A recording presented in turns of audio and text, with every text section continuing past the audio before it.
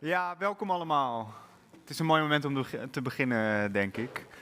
Welkom in het Pesthuis in Leiden.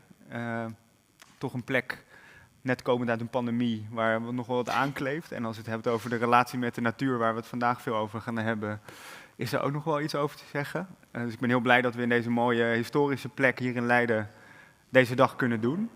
Ik ben Wouter van Noort, ik ben journalist bij NRC. Ik ben Jessica van der Schalk. Ik werk voor een denktank in Amsterdam. Filosofie gestudeerd en samen maken we de podcast Future Affairs. Ja, waar we met pioniers en denkers proberen een glimp op te vangen van wat er de komende jaren nou allemaal zit aan te komen. En zit op te borrelen in al die verschillende takken van wetenschap, kunst, filosofie. En dat gaan we vandaag live doen, Ja. Dus daar ben ik heel blij mee. Wat gaan we eigenlijk hier doen, Jessica? Nou ja, we zitten toch in een hele rare tijd. Dat voelt iedereen, denk ik. En we willen vanmiddag toch ook proberen samen na te denken. Hoe kunnen we daar nou tegenaan kijken? Ja. Wat moeten we nou met deze tijd? Hoe moeten we over onszelf nadenken? Hoe moeten we over onze relatie met de natuur nadenken? Volgens mij hebben we een heel tof programma. Zeker, en we doen dat ter gelegenheid van het Leiden City of Science 2022. Een jaar vol met activiteiten over wetenschap, kunst. Voornamelijk ook het track binnen dat jaar van wetenschap Stadsbauhaus. Dat gaat helemaal over nieuwe manieren van leven, de toekomst, de duurzame transitie die versneld wordt. Ook heel multidisciplinair. Dus toen wij Meta Knol en Roosmarijn van der Velde tegenkwamen, ik denk een halfjaartje geleden, om het over dit event te hebben, was eigenlijk meteen duidelijk, nou, dit gaat het worden, dit gaan we doen. En we hebben ook wel een bijzonder programmaatje, denk ik zo vandaag, toch? Ja, we hebben een hele toffe line-up. Ja. Ook divers, denk ik. Wil jij het programma... Zal ik het even doen? Doe dat maar even. Ja. We beginnen met het panpsychisme. Om maar even licht te beginnen, dachten wij. Wie weet wat dat is? Oh, dat zijn er echt best wel weinig handjes Ja. eigenlijk. Doe nog eens een beetje enthousiast Ja, in je even- handjes dan. Sjoerd, jij weet het ook. Je weet wat dat is. Wil je hand Ja. omhoog? Ja, goed, oké. Oké, nou, daar komen we dus achter, samen met Philip Goff, een filosoof die een vrij radicaal gedachtegoed erop nahoudt. Absoluut. Wel een gedachtegoed dat een beetje op aan het komen is en waarom het toch interessant is om te bespreken, denken wij. Vervolgens gaan we de kwantumfysica in met Cristiane de Morais Smith, hoogleraar Universiteit Utrecht. Die gaat ons meenemen langs de hele rare wereld van de kwantumfysica en ook met name de fractals, de wiskundige patronen, de vormen die overal om ons heen zichtbaar zijn. En ook zij legt een link met bewustzijn. Nou ja, toen ik eerst daarover hoorde, viel ik van mijn stoel. Ik hoop dat het vandaag bij jullie ook weer een beetje gebeurt en bij mijzelf ook. Vervolgens gaan wij een hele mooie film bekijken, een korte film waarin we inzoomen op het allerkleinste leven om daar, je zult het zien wat je daar dan in ziet als je daar echt heel diep op inzoomt. Kleine pauze, gaan we eventjes lekker de zon in als het even kan. Ja. Daarna hebben we een mooi gesprek met Chief Phil Lane, een inheemse leider, Amerikaanse originele bevolking, om het met hem te hebben over hoe zij naar de wereld kijken en met name naar de relatie tot de natuur. Ze hebben een hele andere blik op die natuur en onze relatie daartoe dan wat gewoon is hier in het Westen.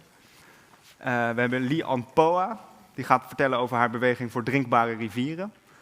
Een ecoloog die ook een hele spannende, verbindende blik heeft op, misschien ook wel dat we op een verkeerde manier kijken soms naar ecologie en die relatie met de natuur. En Leen Gorissen is helemaal uit België gekomen. Leen Gorissen is innovatiedeskundige, is bioloog, doet veel met biomimicry. En haar soort van TED-talk gaat ze hier geven, gaat over natuurlijke intelligentie. Dat de natuur en de miljoenen jaren van evolutie in de natuur misschien wel veel slimmere innovaties voort hebben gebracht dan wij ooit kunnen met kunstmatige intelligentie. Dus het klinkt heel wijd uiteenlopend en breed en misschien een beetje vaag. Dus ik hoop ook dat we af en toe een beetje die voetjes op de grond... Wij gaan er lijn in proberen te brengen. Ja. Het is jullie vast opgevallen dat we daar wilde ik hierachter naartoe. iets heel moois hebben. Het brengt mij een beetje terug naar mijn jeugd, waarin ik op de vrije school ging filten. Een heel ontroerend kunstwerk van Claudy Jongstra. Wouter, waar kijken we naar? Nou, dit is de Guernica de la ecologia. En Claudy gaat dat zelf natuurlijk straks ook helemaal mooi vertellen. Maar het is letterlijk het decor van vandaag. En dat klinkt een beetje oneerbiedig, want het is echt een meesterwerk. Gemaakt van wol van haar eigen schapenkudde. En de titel is de Guernica de la ecologia. Misschien weten jullie wel de Guernica, de oorspronkelijke Guernica van Picasso. Heel doordringend, duister schilderij over de verschrikkingen van oorlog en menselijk leed. En dit werk beeldt een ander soort leed uit. En volgens mij komt dat heel mooi en krachtig naar voren. En we zitten er letterlijk de hele dag voor en in. En ik hoop dat dat ook een beetje het gevoel geeft van een soort van verwevenheid van wat we vandaag proberen te doen. De kunst, de ecologie, de spannende nieuwe ideeën die opkomen, nieuwe manieren van naar de toekomst kijken. Ja. Dus ik wil ook Claudy even vragen om bij ons te komen. Geef maar een groot applaus alsjeblieft.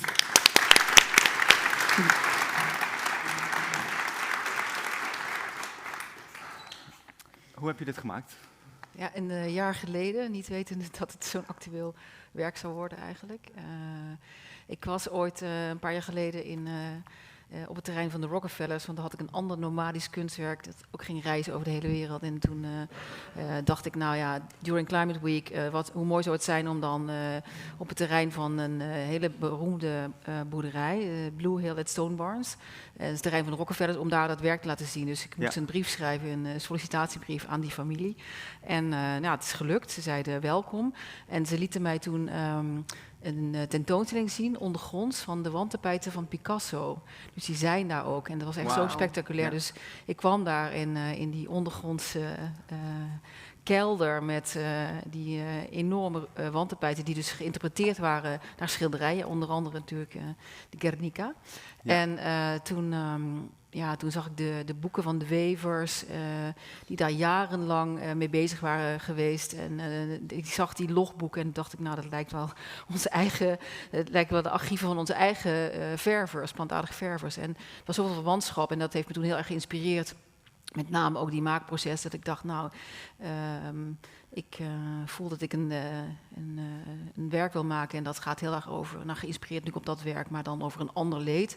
Dat is het aardeleed en dat is wat ik... Niet mensenleed, maar aardeleed. Ja, wat ik elke dag in Friesland ervaar dat het land productieland geworden is en dat de boeren ontzettend in een spagaat zitten. Wat gaan we nou doen? Ja. Hoe gaan we verder? Hoe kunnen we toch die omvorming realiseren? Dus wat heb je willen doen met dit werk? Die Guernica zeg je blijkbaar, ik zei het net verkeerd. Waarom die parallel? Nou ja, dat werk was ook een zwart-wit en dit is ook een kleurloos werk. De paradox is wel dat het zijn plantaardige kleuren waar jullie naar kijken. En de donkere, de zwarte, dat is een Burgundian Black. Dat is de moeilijkste kleur in het plantaardige palet. En daar zitten eigenlijk alle kleuren in verzadigd. Ja. Dus jullie kijken naar een donkerte, maar eigenlijk zit daar heel veel kleuren onder. De meekrap van Rembrandt en de weden van Vermeer, dat zit er allemaal onder. Maar het is eigenlijk een verbeelding van het kleurloze landschap. Dus floraal, maar dan een kleurloos landschap als ik naar het... Ik heb in het Prado wel eens naar de echte Guernica zitten kijken. En dan word je echt overvallen door een soort gevoel van wanhoop. Een beetje angst ook en zo. Dat zie ik ook wel in dit werk. Maar die wanhoop en angst over die ecologie, heb jij daar last van? Is dit hier ook een uiting van of niet? Nou ja, ik merk wel, doordat ik inderdaad veel met boeren in gesprek raak, ook de ongelukkigheid van de boer. Die boer is ook echt niet blij meer. Dat we samen kijken en zoeken naar andere vormen en andere modellen van boer zijn of landbouwer. En één daarvan is de verbouw weer terug te brengen van plantaardige kleurstoffen. Ja. Omdat dat iets is wat in Europa altijd een grote rol heeft gespeeld, maar alle culturen van de wereld hebben altijd planten verbouwd voor kleur en voor medicijnen. En het is altijd een economie geweest. Dus eeuwenlang werd er betaald. Wereldhandel waren specerijen en pigmenten. En als je op die manier die pigmenten tot economisch model weer transformeert, dan is het interessant voor boeren. Naast natuurlijk die ecologische verdieping. En dat zijn we aan het doen. Ja, en kunst, waarom is dat nu dan extra belangrijk, vind jij, om het daarover te hebben, om jezelf in te uiten? Het is natuurlijk een tijd die heel verwarrend kan zijn. Er zijn zoveel verschillende dingen aan de hand. We lopen duidelijk tegen de grenzen van de planeet op. Maar waarom moeten we ons dan bezighouden met kunst? vind jij? Om verschillende redenen. Nou, in ieder geval de kunstvorm waar ik nu al 20, 25 jaar mee bezig ben, dat is toch wel een beetje een verloren goed aan het worden. Heel veel ambachten en kennis, ook inheemse kennis wereldwijd. Nou, dat is toch wel staat behoorlijk onder druk om te verdwijnen. En dus dat is een hele belangrijke reden. En dit is natuurlijk ook de plek van de verbeelding. Je kunt door middel van die kunst, zachte kunst, kun je ook nog het is een gereedschap om heel veel wereld bij elkaar te brengen. Want wat voor verbeelding hebben we nu nodig om eigenlijk dat nieuwe wereldbeeld beter te leren kennen? Ik denk, wat ik zelf heel vaak merk is, wij krijgen heel veel studenten vanuit de hele wereld. En als je bij ons een dag meewerkt of een half jaar meewerkt, dan heb je letterlijk van zaad tot garen. Ja. Dat is een proces van maken wat je in elke stap helemaal kunt volgen. Dus die begrijpelijkheid van de processen, dat vinden mensen heel fijn. Ja. Want door de vervreemding, zeker van productieprocessen, heb je helemaal geen gevoel meer van verbondenheid. En als je het hebt over duurzaamheid of ecologie, wat is dat eigenlijk? En als je je planten zelf verbouwt en als je zorgt voor die aarde en als je oogst en als je de alchemistische betovering wakker maakt, ja, dan is iedereen toch... Zit daar niet toch een soort van vals gevoel van romantiek nog bij? We kunnen gewoon met die wereldbevolking die wij nu hebben natuurlijk niet allemaal van onze eigen schapen in onze eigen regeneratieve boerderijen productiemethoden toepassen, want daar is gewoon te weinig grond voor en dat levert te weinig op misschien wel. Toch? Maar je kunt dit ook in de stad doen. We hebben vorig jaar, ik dacht, we hebben in Friesland nu 20 jaar deze vorm van verbindende gemaakgemeenschap ontwikkeld. En dat ik dacht, als dat hier gelukt is, dan is de uitdaging ook om dat op een moeilijke plek te doen. Nou, toen dacht ik een punaise op de landkaart en dat werd de Bijlmer. En toen hebben we samen met Zef Hemel, die nu die nieuwe leerstoel begint, vooral potenties van rurale gebieden, maar dat kunnen ook plekken zijn langs snelwegen, dat zou ik ook een ruraal gebied noemen, om daar weer kansen te bieden. Ja. Maar ik hoor ook wel niet alleen dat iedereen zijn eigen gewassen verbouwt, maar dat je ook de connectie maakt door te doen in plaats van te denken erover. Dus in plaats van die begrip, in dat werk, ik zei ook dat filter is een heel tastbaar proces, zeg maar. Dat is iets wat je aanraakt, wat je voelt en ook zo'n zaadje tot plant. Dus misschien ook om de verbinding te zoeken en niet alleen maar om te voeden. Ja. Kan ik me voorstellen. Dat soort verbeelding. Activeren, het doen. Ja, het ontwikkelen. Ja. We gaan straks nog veel uitgebreider ook met jou in gesprek in het slotpanel. Ja. Ik ben net in de gauwigheid helemaal vergeten, ook de mensen thuis, dat zijn er toch 200 welkom te heten. Dus bij deze alsnog. Dat is wel zo aardig. En we zorgen er ook voor dat iedereen die in de zaal zit ook vooral bij ons kan komen met vragen. Dus meng je vooral in de discussie. En online kan dat ook. Daar hebben we Meta Knol voor staan in het mooie rood, die vragen aan ons gaat doorspelen. En voor nu denk ik dankjewel Claudy. We zien jou straks nog terug en we zitten de hele dag voor jouw prachtige werk. Dus dankjewel. Dankjewel.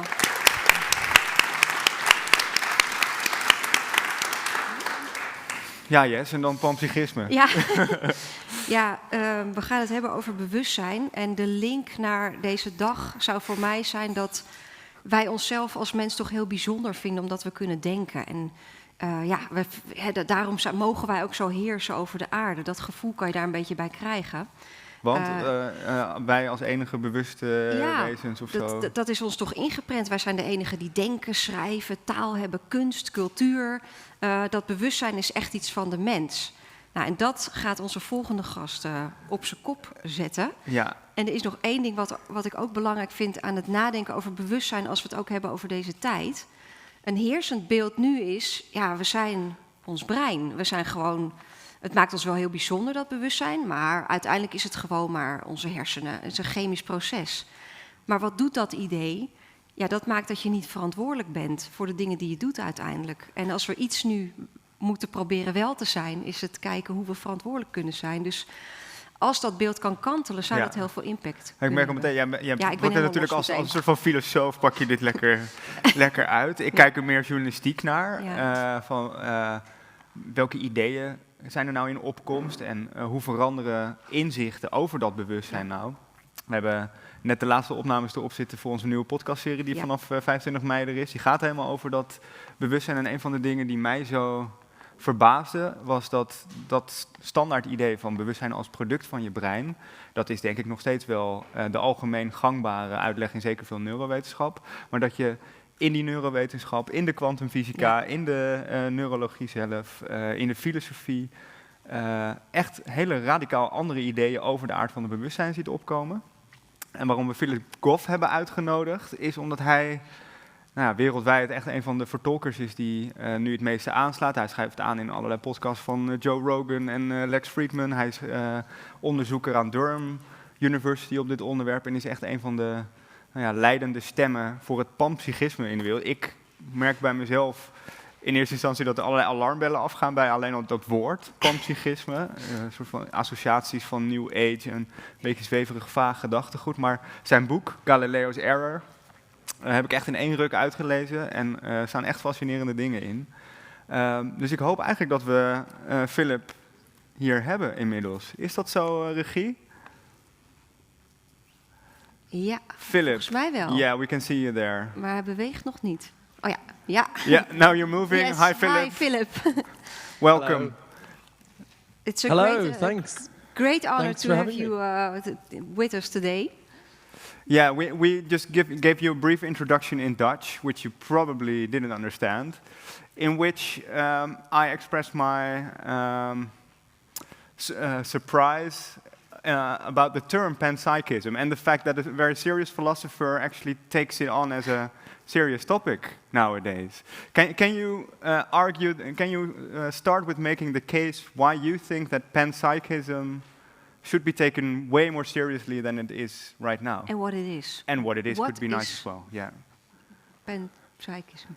Brilliant. Thank you very much. And thanks for inviting me. It's great to be able to be here to speak with you. And I'm curious to know people's thoughts on these very important issues. So, okay, can everyone hear me and see the slides? Yes. We can hear you perfectly. Fantastic.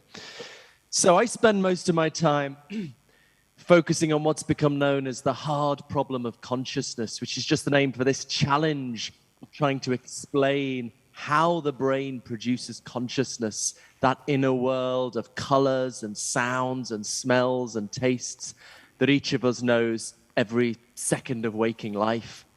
So, despite great scientific progress on our understanding of the brain, we still really lack even the beginnings of an explanation of how the brain manages to do this. Now, although this problem is taken very seriously now, which was not always the case, I think one very common reaction is to say, okay, well, there are a lot of big challenges science faces. This is just one more. We just need to plug away with our standard methods of investigating the brain and we'll one day crack it. I don't think that's right, though. I think it's important to realize that the problem of consciousness is radically different from any of the other challenges science faces. And the reason for that is that consciousness is not publicly observable. I can't look inside your head and see your feelings and experiences. Consciousness isn't something we discovered in a particle collider or looking down a microscope. We know about the existence of consciousness not from observation and experiment, but just from our immediate awareness of our own feelings and experiences. If you're in pain, you're just directly aware of your pain. Now, science is, of course, used to dealing with things that can't be observed. Fundamental particles, quantum wave functions, maybe even other universes. These are all things scientists discuss. But there's a really important difference in the case of consciousness. And that is, in all these other cases, we postulate unobservables to explain what we can observe. But in the unique case of consciousness, the thing we are trying to explain is not publicly observable. We know about it in this very different way. And that's radically unique and makes it a radically different explanatory enterprise.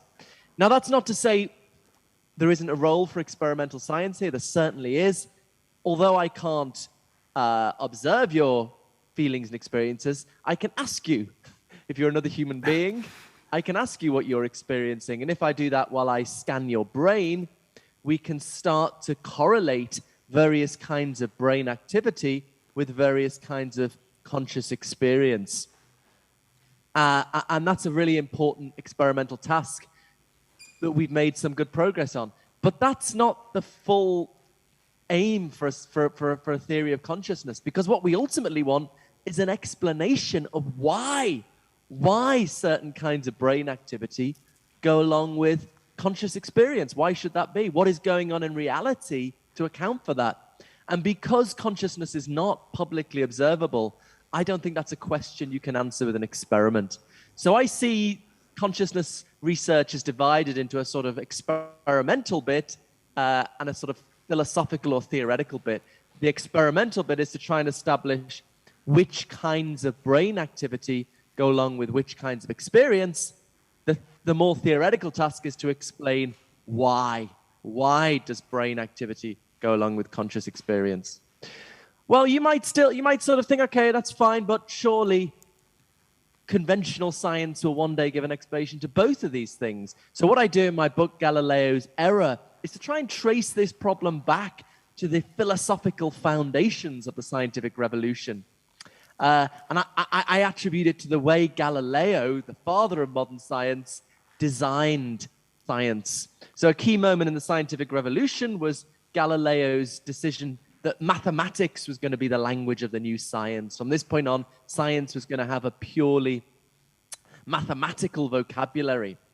But Galileo appreciated that you can't fully capture conscious experience in these terms. And that's because conscious experience involves qualities, colors, sounds, smells, tastes. And these qualities can't be completely conveyed in a purely mathematical vocabulary. You can capture a lot about the structure of our experience, but you can't fully convey in a purely quantitative mathematical vocabulary the redness of a red experience, or the smell of coffee, or the taste of mint. So Galileo said, right, look, if we want science to be mathematical, we have to take these qualities outside of the domain of science. They're kind of in the soul, so that we can capture everything else with mathematics. So in Galileo's worldview, there's this radical division between these two domains: the quantitative domain of science, the physical world with its mathematical quantitative properties, and then the domain of consciousness with its qualities, colors, sounds, smells, tastes. This was a good move because it gave scientists, a more focused task. You could focus just on what can be captured mathematically. This was the start of mathematical physics, which has, of course, gone, just silence my phone, incredibly well. What I think we've forgotten is that whole project was premised on this dividing of nature in such a way that consciousness was put outside the domain of science. So I think if we now want to fully bring consciousness into science, we need to rethink this conception of science bequeathed to us by Galileo. We need to bring together what Galileo separated. Philip, can I briefly interrupt you? Do you also think that thinking differently about consciousness is from the same gravity in terms of paradigms or scientific revolutions as Galileo did? Is our understanding of what it is that our experience is, you think, a revolution that is as big as Galileo's revolution was? Yeah, I wonder, could I just ask that? I can sort of hear the technicians as well, and it's a bit hard to hear you. I wonder, could the technicians mute themselves or something? It doesn't matter if not, but did you understand my question? Say again? Did you understand my question? Yes. So yes and no. I mean, I think what is called for is a rethinking of the philosophical foundations that form the backdrop of science. Mm-hmm. But I'm not necessarily, what I'm calling for is an expansion rather than a revision. I'm not saying we need to do physics any differently. I'm not saying we need to do neuroscience any differently. What I'm suggesting is we need a more expansive conception of how we understand science, because the paradigm we've been working in for the past 400 years was explicitly designed to have a limited focus, to focus on quantitative features that can be captured in mathematics, not these qualitative features we find in human experience. So it's a call for a more expansive conception of science, but certainly that is a radical rethink of the philosophy, I think, that implicitly lies behind our scientific approach. Thank you. Okay, should I carry on? Yes, please. Brilliant. It's a little bit hard to hear you, but it's fine. Okay, so so that's, as it were, my analysis of the problem. This positive proposal, I suggest replacing it with, is this view known as panpsychism. So I guess in our standard way of thinking about things, consciousness exists only in the brains of highly evolved organisms, and so exists only in a tiny part of the universe and only in very recent history. According to panpsychism, in contrast, consciousness pervades the universe and is a fundamental feature of it. So the idea is that consciousness exists at the fundamental level of reality, perhaps fundamental part, controversial exactly what is at the fundamental level of reality, but let's say it's fundamental particles like electrons and quarks. Then the idea would be these things have incredibly simple forms of experience, and that the very complex experience of the human and animal brain is somehow built up from these forms of consciousness at the level of fundamental physics. Can I stop you just right there? Because what you're saying here, for me, is already sort of putting myself on shaky ground. But if you say that electrons and quarks have very simple experience, what do I have to imagine from a quark experience? What's it like to be a quark? Is it possible for the technicians to mute? Because it's just, I can hear a lot of rattling with the technicians. It's a bit hard to hear you. Is that? I don't know. Could you repeat the question, please? Yeah. What's it like to be a quark? You state that electrons and quarks have very simple experience. It makes me wonder what it's like to be a quark. It's a very good question. So, so the important thing to say is that we're not talking about the kind of experience a human being has. You know, experience comes in all shapes and sizes. What it's like to be a human being is incredibly complicated and rich, the result of millions of years of evolution. But consciousness comes in all shapes and sizes. What it's like to be a sheep is simpler still. What it's like to be a mouse is simpler still. And as we move to simpler and simpler forms of life, we find simpler and simpler forms of conscious experience. For the panpsychist, this continues right down to the basic building blocks of matter, which have, on this view, incredibly simple forms of experience to reflect their incredibly simple nature. So you include also non-living objects in your theory? Absolutely. So it doesn't literally mean everything is conscious, despite the etymology of the word. Pan means everything, psyche means experience. But it doesn't literally mean that the basic commitment is that the fundamental building blocks, it could be fundamental particles, or many theoretical physicists are inclined to think the fundamental constituents of reality are fields rather than particles. So it could be these fields at the level of fundamental physics. But in either case, yes, obviously these things are ubiquitous in the universe, not confined to the animate realm. But it doesn't mean that every random combination of particles is conscious. It doesn't mean, as my next slide is going to be, it doesn't mean your socks are conscious. It just means the socks are made up of things which have incredibly simple forms of experience. Should I? Yeah, fascinating. Yes, please do carry on.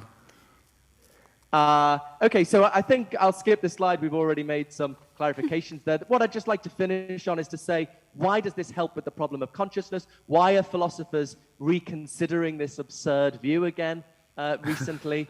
Well, it's partly because of the rediscovery of certain important work from the 1920s by the philosopher Bertrand Russell, and also the scientist Arthur Eddington, who was incidentally the first scientist to experimentally confirm relativity.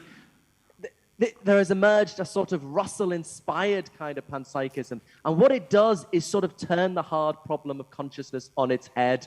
The standard approach to the hard problem is to start with matter, understood through physical science, and say, how do we get consciousness out of that?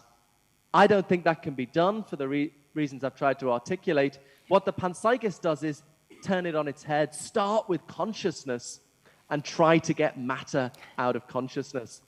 And the reason it looks plausible is because of the purely mathematical nature of science. So in the 1920s, Russell was thinking very hard about what it means for a philosopher that physics is purely mathematical. Obviously, for a working scientist, it's very useful. You can get very precise models, very precise predictions. But what does it mean for a philosopher interested in the fundamental nature of reality, that our fundamental science is purely mathematical? And I think really there are two ways you can go with this. One option is to say, well, maybe that shows that at the fundamental level, our universe is made up of mathematics, made up of numbers, vectors, functions. This is the approach taken by the physicist Max Tegmark. But another approach, which Russell took, is to say, well, maybe there's something that underlies those mathematical structures, something that those mathematical structures are the mathematical structures of. And this level of reality, we have networks of very simple conscious entities, and because they have very simple experiences, they behave in very simple, predictable ways. Through their interactions, they realize certain mathematical structures, and then the thought is, those mathematical structures are. Okay. Well, we seem to have some technical problems here, Philip. That's a real pity, actually. I'm looking at the technicians whether we can fix this soon or not. There's a nodding there, so let's please be a little bit patient with the technical side of stuff. And then we can delve somebody into speaking to me, sorry? Psychism. Yeah, we can hear you. Philip, can you hear us now or not?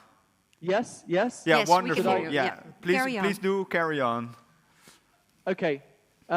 So the idea is, I'm not sure if I cut out then. The idea is that in this way we can get physics emerging from facts about consciousness. And this is possible because physics is purely mathematical, as long as you've got something at the fundamental level, could be networks of simple conscious entities, something that realizes those mathematical structures, we can get physics out of facts about consciousness. Okay, so just to bring all this together, because consciousness is not a publicly observable phenomenon, I don't think we can just solve the hard problem of consciousness with an experiment. It's always going to be a kind of inference to the best explanation.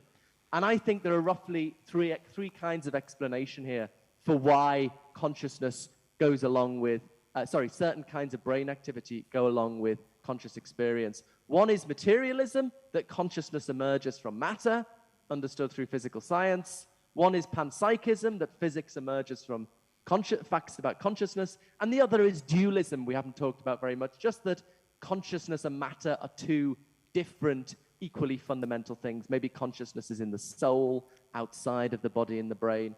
And my own view is that the first option, getting consciousness out of physical science, doesn't work for the reasons I've discussed, that you just can't capture the qualities of experience in this purely quantitative vocabulary. And so if all there was at the fundamental level of reality was this purely quantitative mathematical structure, that I just think there just would not be consciousness. We'd all just be complicated mechanisms. Panpsychism, on the other hand, getting physics out of consciousness, is surprisingly easy to do because of the purely mathematical nature of physics. Dualism, I think, is a coherent possibility, but as scientists and philosophers, we try to respect Occam's razor. We try to have the most simple, parsimonious theory. And this counts in favor, I think, of panpsychism because it's a more simple, parsimonious view. So in conclusion, I think you can't get consciousness from physics, and panpsychism is simpler than dualism. And that looks to be, therefore, the best solution to the hard problem of consciousness. Yeah. So finally, just a quick plug for my book, Galileo's Error, Foundations for a New Science of Consciousness. I already recommended it, Philip. So thank you very much. And my website, philipgoffphilosophy.com, has lots of more resources. I always like to argue about this on Twitter, Philip_Goff, if you want to come and have an argument about this. And finally, I run a podcast, Mind Chat, with somebody, the polar opposite philosophical persuasion, someone who thinks consciousness doesn't exist at all. And we interview scientists and philosophers about consciousness. So I think consciousness is everywhere. Philip. He thinks it's nowhere. But anyway, I'd love to hear your thoughts on this. Yeah, well, we are burning with questions, obviously. Also, probably in this room full of people, there are some questions which we will get to soon. But the notion of panpsychism seems to have quite some implications for how we look at the rest of the world, right? What do you think are these implications of thinking about consciousness in the way you do? I'm sorry, I've muted you by mistake.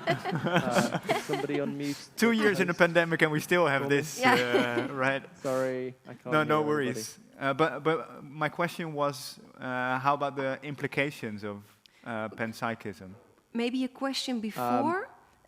How did the view that we are just material beings, how did that influence us first? Yeah. And then should we make a turn somewhere? I think thinking about consciousness in a materialist way shapes behavior because it makes us separate individuals standing aside from nature, and panpsychism seems to do a different thing. But what do you think is the contrast between the two, between the old way of thinking about consciousness and the new way that you propose? Could you just repeat the question one more time? I muted you for a while, and I'm so sorry. Do it. So first, the worldview that we are material beings and that consciousness doesn't really exist. I think in the West that is a very broadly view. Accepted view. That influenced how we deal with nature, how we deal with each other. And now you're proposing a totally different view that actually consciousness is the base of our world.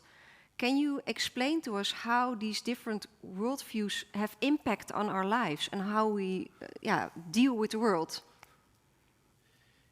Yeah, that's an excellent question. I mean, of course, fundamentally, we should be interested, in what's most likely to be true, not what we'd like to be true. And most of my book is, focused on that, building the scientific philosophical case for the probable truth of panpsychism. But in my final chapter, I do explore the implications for human existence, which are also very important. I think it does have profound implications. For example, thinking about the environment, if you just think of a tree as a mechanism, then you can really only conceive of its value in terms of what it does for us, either looking pretty or sustaining our existence. But if you think of a tree as a conscious organism, albeit of a quite alien kind, then it has value in its own right. It's a locus of moral importance in its own right. Also, I think I am inclined to think that our official scientific worldview, implicitly at least, denies the existence of consciousness. If all that's going on in my head is this purely quantitative story of electrochemical signaling, this can lead to a sense that the qualities I encounter in my experience, the colors, the sounds, the smells, the taste, these things that ultimately make human life of value don't really exist. And I think that can lead to a profound sense of alienation. So I think panpsychism has the potential to accommodate not only the quantitative story of physical science, but also the qualitative reality of human experience. And I think that's very important. Is panpsychism the domain of science? Because as you started with, it's almost by definition, because consciousness is such a first-person affair, whereas a lot of science is about third-person affairs. You have to objectively measure something from the outside. And it seems pretty hard to come with conclusive proof that everything around us has consciousness, right? It's a good question. It depends what you mean by science. The subtitle of my book is Foundations for a New Science of Consciousness. So I think our current conception of science is wholly based around accounting for publicly observable data. Now, if you religiously follow that through, you won't be allowed to believe in consciousness. I mean, Daniel Dennett is someone who, follows this through, follows the implications. If, he knows that his consciousness is not a postulation of third-person empirical science, so he doesn't believe it exists.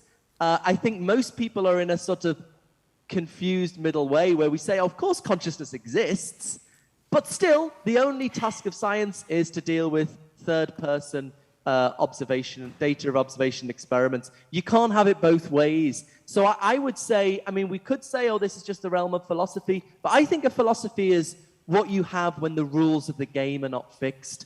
I hope that there will one day be an established methodology for dealing with consciousness, and I think at that point we can call it science, but I think it's going to have to go beyond a narrow experimental focus. Experiments, of course, very important, but I think solving the hard problem of consciousness is always going to be some kind of inference to the best explanation rather than solved by an experiment, because consciousness is not publicly observable. I see some hands popping up in the audience. I think a lot of people want to ask questions. He was the first one. Hey, Marlijn. Yeah, where's a microphone? Maybe it's a good thing if you tell us your question, and we'll translate it to Philip. Yeah. And I remind everybody that a question ends with a question mark and is around a 1 minute long maximum. Yes, we talked about really zooming in to a fundamental level, but what about zooming out? Actually, Philip, didn't you just invent God? Because if you really zoom out, if everything is conscious, like the galaxy, can't we just give this a name? Did you think about that? It does resonate with those kinds of views, right, Philip? That if you say everything around us is conscious, then you conjure up images of religious language like the word God. I think that's a fair question. Well, so there are forms. I've talked about panpsychism as though it's all about conscious particles, but as I say, many theoretical physicists prefer to think that the fundamental building blocks are universe-wide fields. So if you combine that with panpsychism, we have the view that the fundamental forms of consciousness are these universe-wide fields. And so in some sense, the universe is conscious. But still, I don't think you need to think that that means the universe is God, because you might think, well, the kind of consciousness we have, where we can think and we're rational agents, this is the result of millions of years of natural selection, whereas the universe has not evolved. So you might think its consciousness is just a meaningless mess. So I always want to emphasize that panpsychism doesn't necessarily have anything to do with spirituality. A lot of people defending it are total secular atheists. Whereas on the other hand, if for independent reasons you do have certain spiritual convictions, perhaps it's a view that's more consonant with those convictions. I actually think within the panpsychist research community, there's a little bit of a split on this, perhaps reminiscent of the split in the psychoanalytic community between Freud and Jung. You know, Freud was like, oh, the religion's meaningless nonsense, whereas Jung was open to more spiritual ideas. I think there's something of a split there. But certainly it depends what you're trying to explain. If you're just trying to explain mundane human and animal consciousness, I don't think that's going to get you anywhere, anything spiritual. It's just going to get you... Thank you, Philip.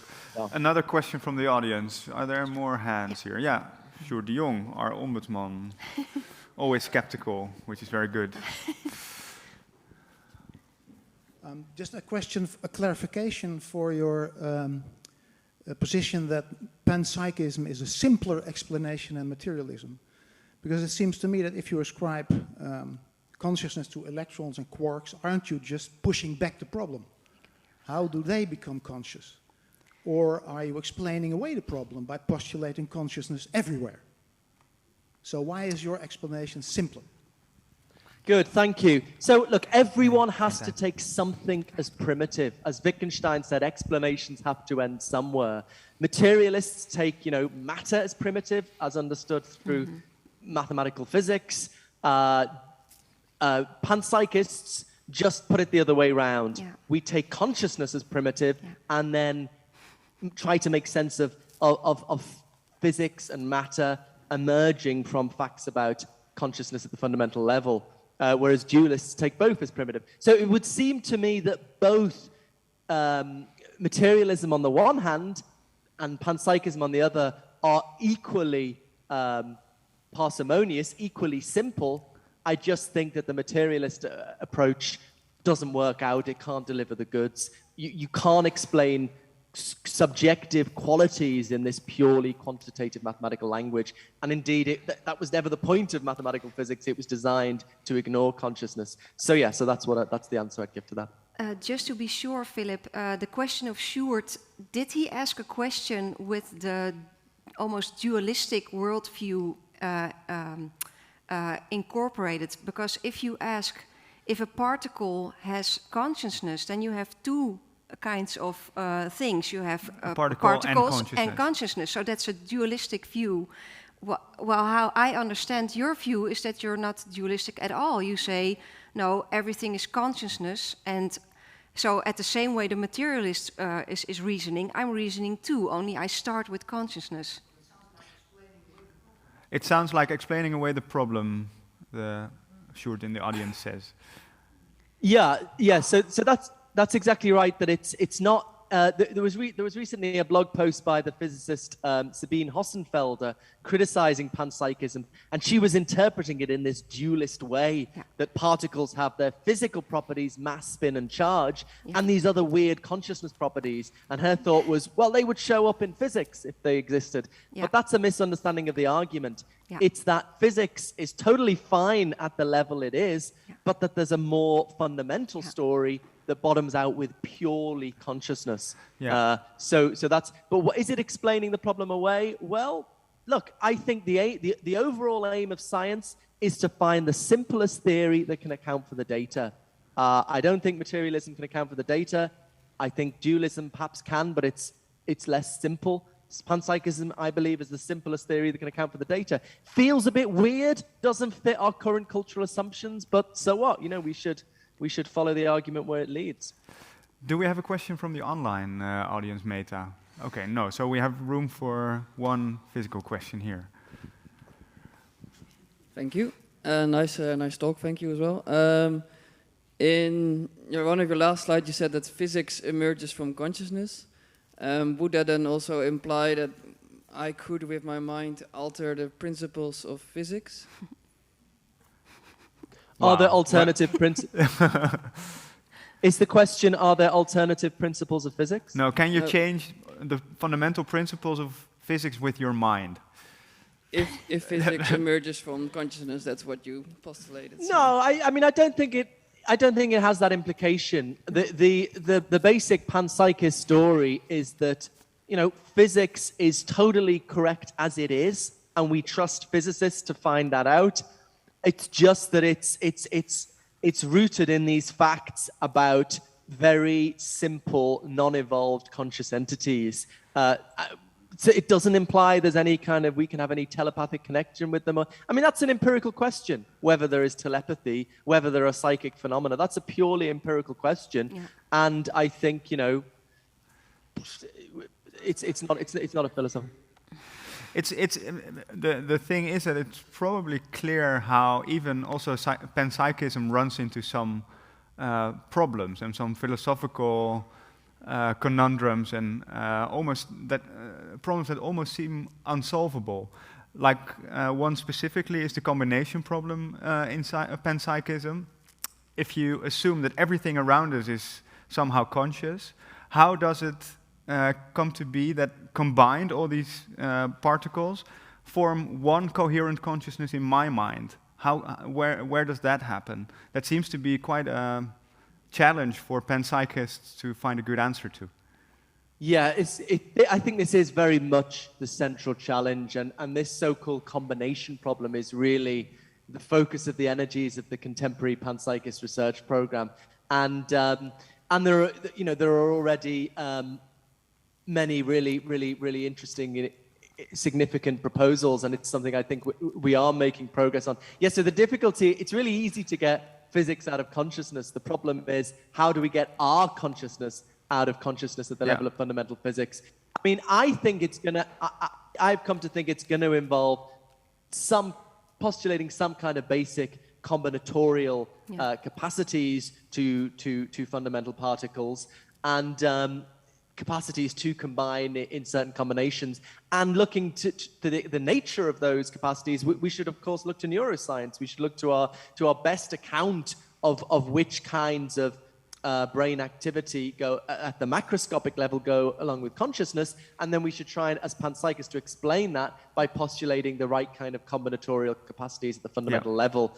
Hedda Hassel-Merck, a very good panpsychist philosopher, spent a year in the lab of Julian Tononi, the founder of the integrated information theory of consciousness, trying to combine that prominent neuroscientific theory of consciousness so there's with clearly, the panpsychist framework. There's clearly a lot of work still to be done and going on, and the mystery remains somehow a mystery, right? I think your view is sort of gaining traction, but is still, can I say it's still a bit on the fringe of thinking about consciousness? Yeah. I mean, no one has a complete theory of consciousness. There's on the experimental level and on the philosophical level. So there's still a lot more work to do. I suppose I think that the problems facing panpsychism look more just like normal tractable scientific problems rather than the deep philosophical almost incoherence about the materialist position. And certainly we've had less time working on it. Among philosophers, we do have stats, actually. There's this huge survey of Anglophone philosophers' opinions on, do we have free will, does God exist, or whatever. On consciousness, roughly 50% are still materialists. So it's just about the biggest position. And then of the people who oppose materialism, half of them are dualists. 2/3 of them are dualists, and 1/3 are panpsychists. Okay. So it's very much the third position, but it's come to be it wasn't even on the map 10 years ago. It's come to be a serious and growing minority position. But that in itself, I think, is fascinating. That a theory that, for me, coming from a very scientific and maybe materialist kind of background, sounds so outlandish, is actually being embraced by around 1/3 of the serious philosophers about this topic. I mean, and I come out of the tradition of analytic philosophy, which is very based on logic, rigor, science, and out of that tradition, very, very slowly has emerged this this new radical position. I think just from understanding the philosophical underpinnings of the problem of consciousness. I see a hand waving there. Is there a question from the online audience, or do we have to round off? Do we have to? There's no more questions from the online audience. But we have to move through to the next bit, and I think it's fair to give Philip a big hand of applause. Thank you so much.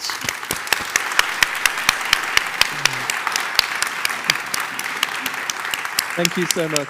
And thanks a lot. And I feel that this discussion is far from over. So please do follow him on Twitter, get his book, and argue with him. Yes. I think that's a good thing. Do that. Okay, thank you, Philip. Have a good day. Thank you so much. Really Bye-bye. great questions. Ja, en dan nog even een lekker luchtig onderwerpje, dachten we. Kwantumfysica. Ja, fantastisch. Kwantumfysica is echt spannend hierin. Toen ik filosofie studeerde, was panpsychisme niet eens op de kaart. Nu wel. En eigenlijk de enige hoek vanuit de wetenschap waaruit, daar is niet bewijs, dat zou ik echt niet durven zeggen, maar waar in ieder geval argumenten zijn om toch iets te voelen voor dat panpsychisme, dat komt uit de kwantumfysica. Dat is de natuurkunde die de allerkleinste deeltjes bestudeert. Nou ja, we hebben in een van de opnames die we hebben gedaan voor onze podcast Bernardo Kastrop gesproken, die een vrij extreme positie kiest, ook in het debat over bewustzijn, en daar ook argumenten bij haalt uit de kwantumfysica. Daar heb ik gewoon een paar dagen slecht van geslapen, van dat gesprek, omdat het zo mijn wereldbeeld en ook mijn blik op mezelf een beetje deed rammelen of zo. Voor jou was het allemaal wat meer gesneden koek. Jij komt meer uit dat denken. Ja, ik kom en uit de andere kant. Ja. Maar we dachten, voor vandaag is het ook even goed om niet alleen maar te filosoferen over de kwantumfysica, maar ook gewoon te horen van een van de grootste fysici van Nederland, Cristiane de Morais Smith, hoogleraar theoretische fysica aan de Universiteit Utrecht. Hoe dat nou zit, leg dat ons eens uit, die ingewikkelde kwantumfysica, en waarom daar ineens een soort van rol voor bewustzijn is weggelegd. Thank you. Thank you. Thank you very much. Do you hear me well? Yeah. It's a great pleasure to be here with you today. And now, after my brain is doing bzzz, after all what we heard from Philip, I will try to get simpler with very complicated concepts. And maybe we at the end manage to understand something, or at least to get some intuition about things. So, I will try to explain something so complicated, like consciousness, using another complicated concept, which is quantum physics. But at least the second one, I understand a bit. Okay, so I will share with you, and I hope you get a glimpse of it. And I will try to explain you today quantum physics with the help of art. So we heard Philip saying that physics is mathematics. It's true. We use lots of equations, not really numbers. We use Greek letters to describe the world around us. But not only. For me, physics is also art. Look, what a beautiful. And just because we were evoking Guernica, I would like to tell you about Picasso. I like this quotation by Willem de Kooning, where he tells us that every so often, a painter has to destroy painting. Cézanne did it, Picasso did it with Cubism, and then Pollock did it. And after destroying, there could be new paintings again, right? So every revolution starts by destroying the existing paradigm and trying to think differently. So let's try to understand a little bit of quantum physics. I will not start with Cézanne, but with Picasso. So what's one of the main things about quantum physics? In the beginning of the 1900s, we had two concepts that were completely different. We knew about particles, like a ping-pong ball. You throw, it moves, it comes back, and if you add two of them, you get two balls. There is no way that you can add two ping-pong balls and get zero. So these were particles. And we had the concept of waves. When you throw a stone in the swimming pool or in the river, you see waves. But waves go up and down. So if you put a wave going up and down, and you put another wave together that's going down and up, when you add the two, you get zero, right? Because they are out of phase. That's how you get silence in a very noisy environment, by putting waves which are dephased. That's your devices for not hear noise. So those were two completely different things. And then, in the beginning of 1900, we discovered that particles are also waves, and waves are also particles.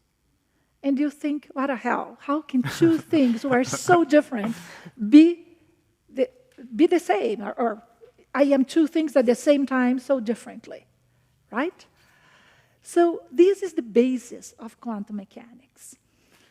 And it's very nice because the old art, the painter would look at reality, would take a very privileged perspective. You look at the art and you choose which angle you are looking at it, and you are going to portray it forever, right? It's the perspective of the painter. And then Picasso comes and superposes many perspectives at the same painting. So it looks like it's confusing because you are seeing Dora from the side and from the front at the same time. But what Picasso is doing, he's reminding us that each object is much more complex than one view that you take at it. Okay? So I am me. If you do an experiment looking at me from the front, you see this. If you look at me from the back, you see this. Looks very different, but I am both. I am the front and the back.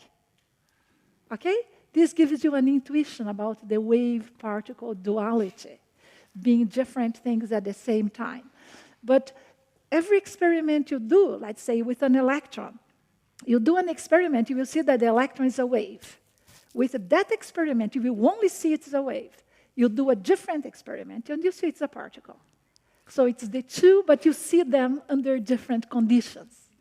Okay?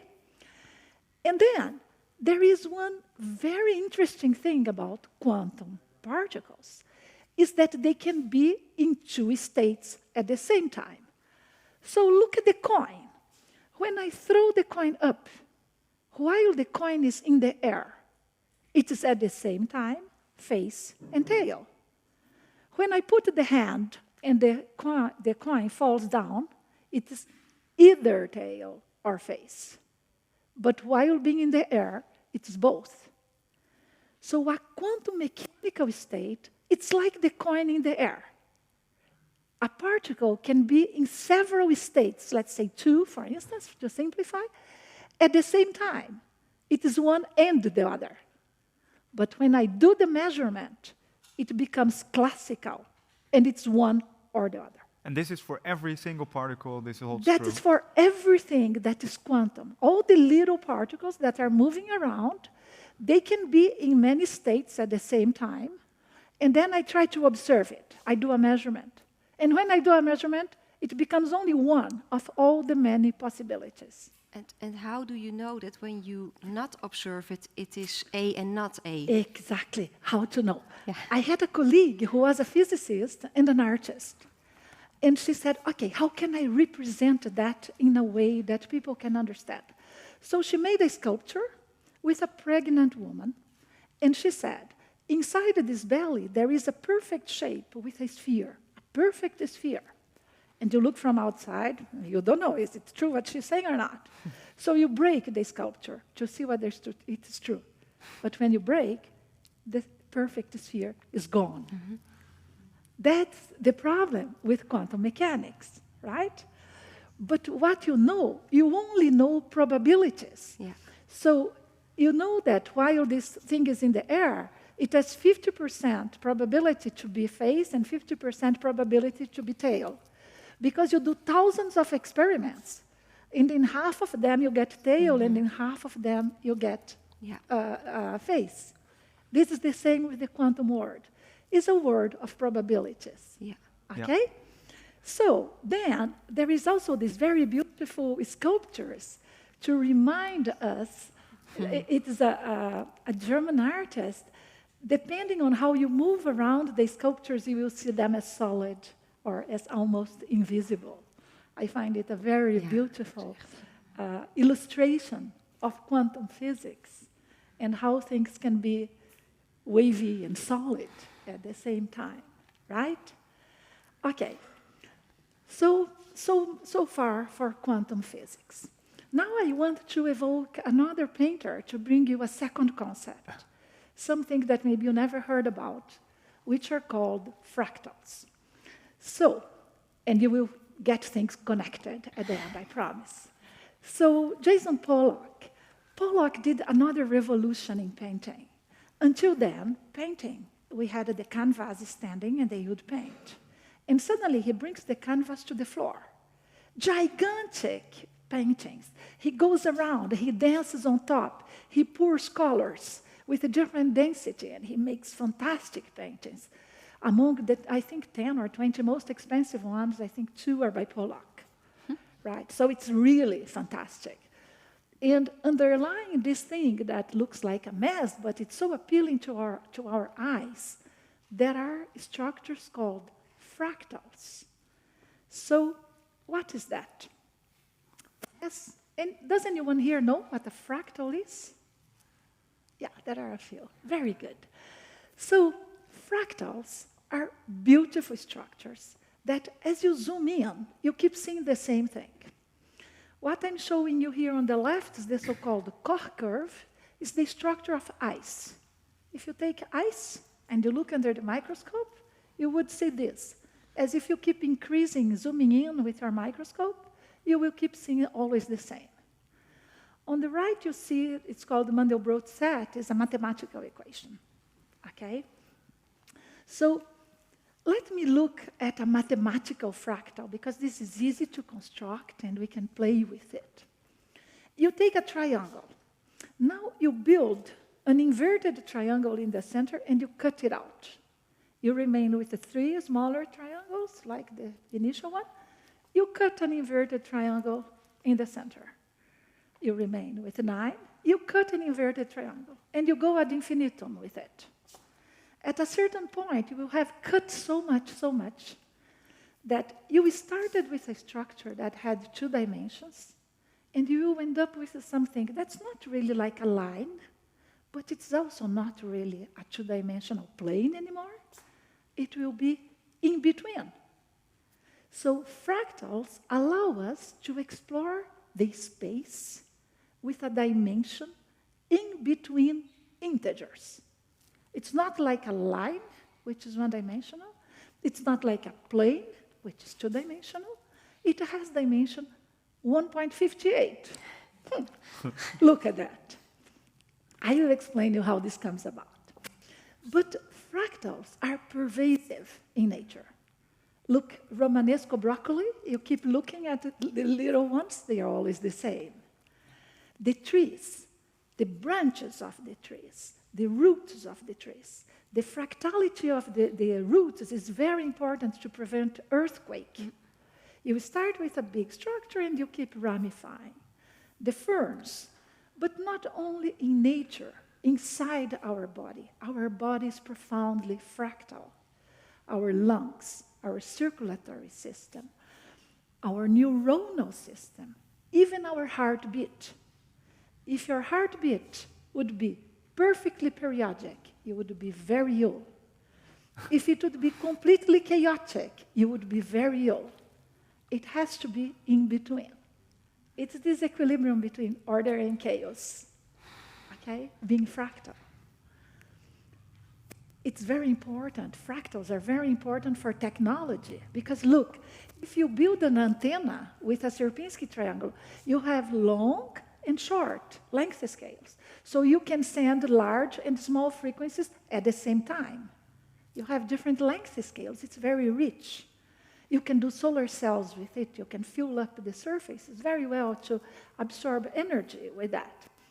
And of course, they are very important in art. This is from the 1100th century. It's a church in Rome. Of course, they didn't know what a fractal is. Mandelbrot was not yet there, but they could already draw them and use it for decoration. Escher has been doing lots of fractals. As you approach the surface, the structure is always the same and gets smaller and smaller. And that one is a painting by Pollock.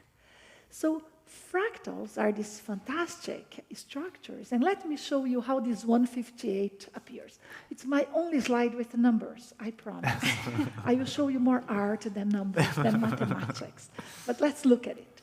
Suppose you have a straight line here, and now you do a scale by 2.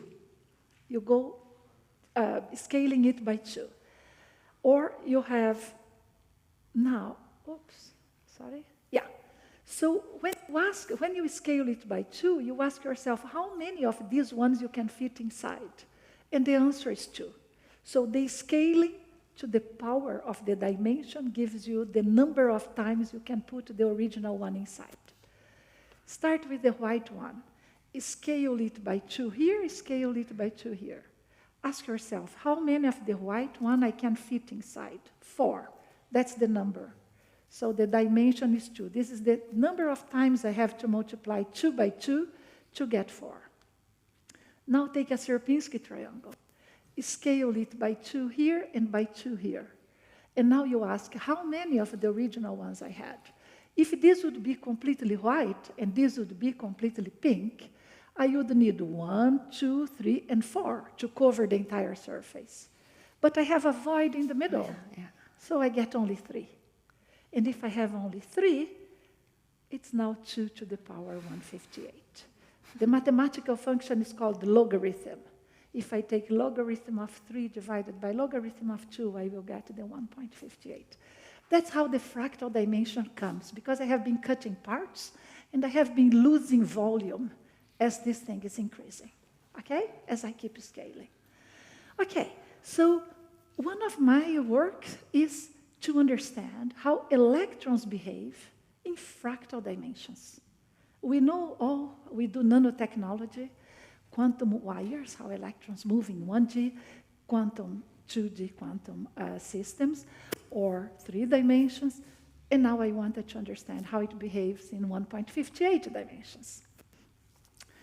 This research comes in the context of a proposal made by a physicist called Richard Feynman. So we heard that physics is mathematics. This man has shown how to write horrible equations, quantum field theory, pages of equations, in terms of the simplest possible drawings that are called Feynman diagrams.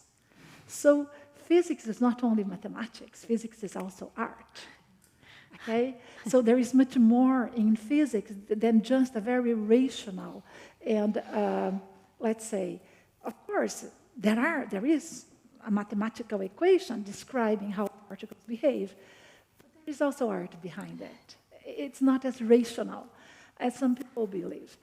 Okay, and what he was proposing to us is, when you have a very complex reality that you don't understand, one of the things that you can do, you can simulate it.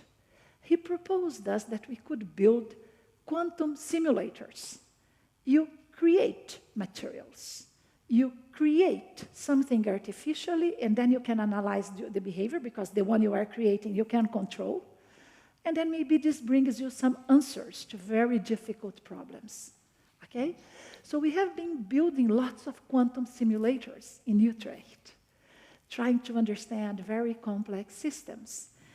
And one of them that we built, we have built the first quantum fractal of the world. It is inspired on the work of the group of Don Eigler in the US. So you see, this was in '93. You see here, on top of copper, if you cut a surface of copper, there will be electrons forming like a sea of electrons. And then he's putting here, each of these yellow things is one atom of iron. And he makes a little circle. The separation between these two is 0,0000 8 zeros, number 1 of the meter. It's 1 nanometer. It's very, very tiny. And he made this quantum corral, and the waves that you are seeing here in blue are electron waves. So I told you that every particle is also a wave. The electron has a wave, and here you are seeing the waves of the electrons. Isn't it beautiful? So inspired by this work, there was then this little movie. You can watch it on YouTube. It's the smallest video ever made. Each pixel here is separated by 1 nanometer, 0,008 times and 1. And it's a very, very nice movie. Each pixel is 1 atom, basically. But then this was used in Stanford in 2012 to build something that was called artificial graphene. You see here, the brown ones are the atoms. Before it was iron, now it's carbon monoxide. And the white ones are the electrons that are forced to move like in a honeycomb array. Okay? So inspired by that work, we have built the first quantum fractal. And we could show that the waves of the electron live in dimension 1.58. So it was a very important work. It was selected by Nature Physics in 2020 as one of the most important for the 15 years, when they were celebrating 15 years of existence. They selected 15 works, and ours was one of them. But here, everything is static. So I wanted to see how electrons move, or quantum particles move, in a fractal. So for that, I have joined efforts with the group of Professor Shanmin Jin, and she was the PhD student doing the work, in Shanghai. And what we built, you build with the laser on a chip many wave guides. Each of these rose things, it's a guide where light can go through. And you build many of them, and in the cross-section, you have a fractal. And now when you inject electrons here, not electrons, you inject light. This means photons, that's the little particle of light. The photons will hop by quantum process from here to here to here and so on. So you can measure how a quantum particle diffuses by quantum processes in this artificial structure. And you can take photos, and you can get the complete law of how this behaves. You get a mathematical equation. That was not known. Nobody had ever built a quantum dynamics in a fractal. Okay? So I am showing you how the photons, the little unities of light, are moving through this fractal. And we got an equation for it. So now, here you see if it would be a complete triangle. Now this is the Sierpinski triangle. We did also for other types of fractals, like the Sierpinski carpet, because now it has a different dimension. It's 1.89. It's a square that you take out parts. And we got an equation.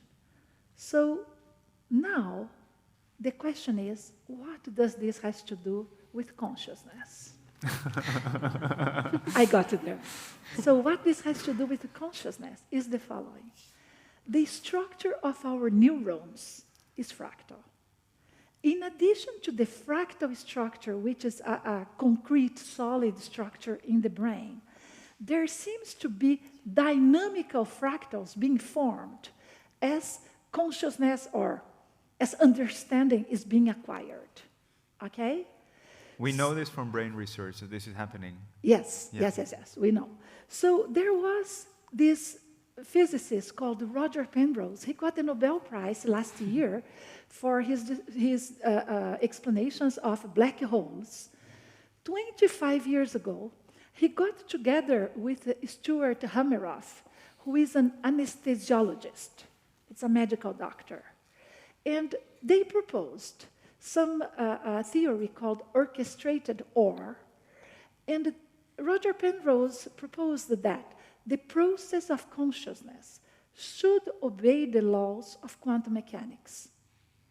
So it would be something like you have particles, quantum particles, moving through your brain, and they are not in one state. They are in many states at the same time. Like the coin. When the coin is in the air, its face and tail at the same time. Many things. But this is unstable. So suddenly it collapses, like when the coin comes to my hand. And the moment when it collapses, this is the moment of consciousness. Then you are aware of something. Before, it could have collapsed in many different states. You had many thoughts at the same time, and suddenly it collapsed, okay? It looks so intuitive and so interesting, right? At least to me. But many physicists have been criticizing it very heavily because they thought it's at room temperature, it's too difficult, it's too unstable. There were lots of criticism. They are doing lots of experiments with that. But so many years after, what I say is, we have been, so this is fractal, right? Until now, we know the brain is fractal. If it is a quantum process, we have measured how a quantum particle moves through a fractal. We know the laws that are governing that. So my very modest contribution is, go and measure. If you get the same laws that we measured here in our artificial system, then we know it's quantum, right? And if we find out that it's quantum, then we already know lots of things about it. Yeah. We know that it's probabilistic, right? So I don't know if I still have the time to play this short movie. Yeah, right. Can I? So that is now a teaser for you, because Einstein has been saying that God doesn't play dice with the universe. That was during the elaboration of quantum mechanics. But I have now a little movie that I find it so amazing.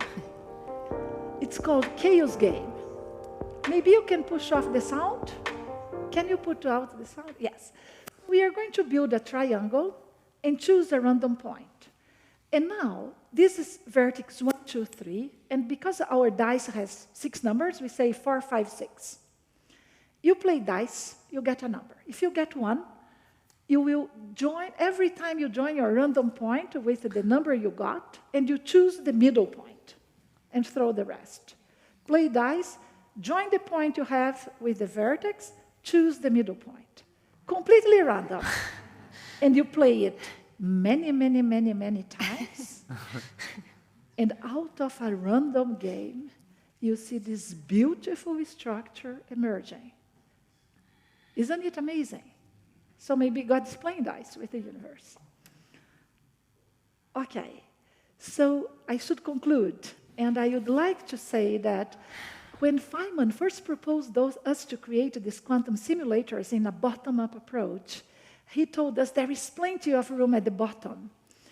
And that was his way to convince us to go to the bottom, to build matter and to control matter in our hands. And I would say, indeed, there is plenty of room at the bottom, but there is even more in a fractal. Yeah. And I would like to let you with the image of my collaborators for some of these works, Ingmar Svart, who is the experimentalist in Utrecht, leading the STM group who did the first quantum fractal. And Marlu was measuring, and Sander, my student, was calculating. And the Chinese ones that I have shown, Chen Mingjin and Xiaoyan Shu.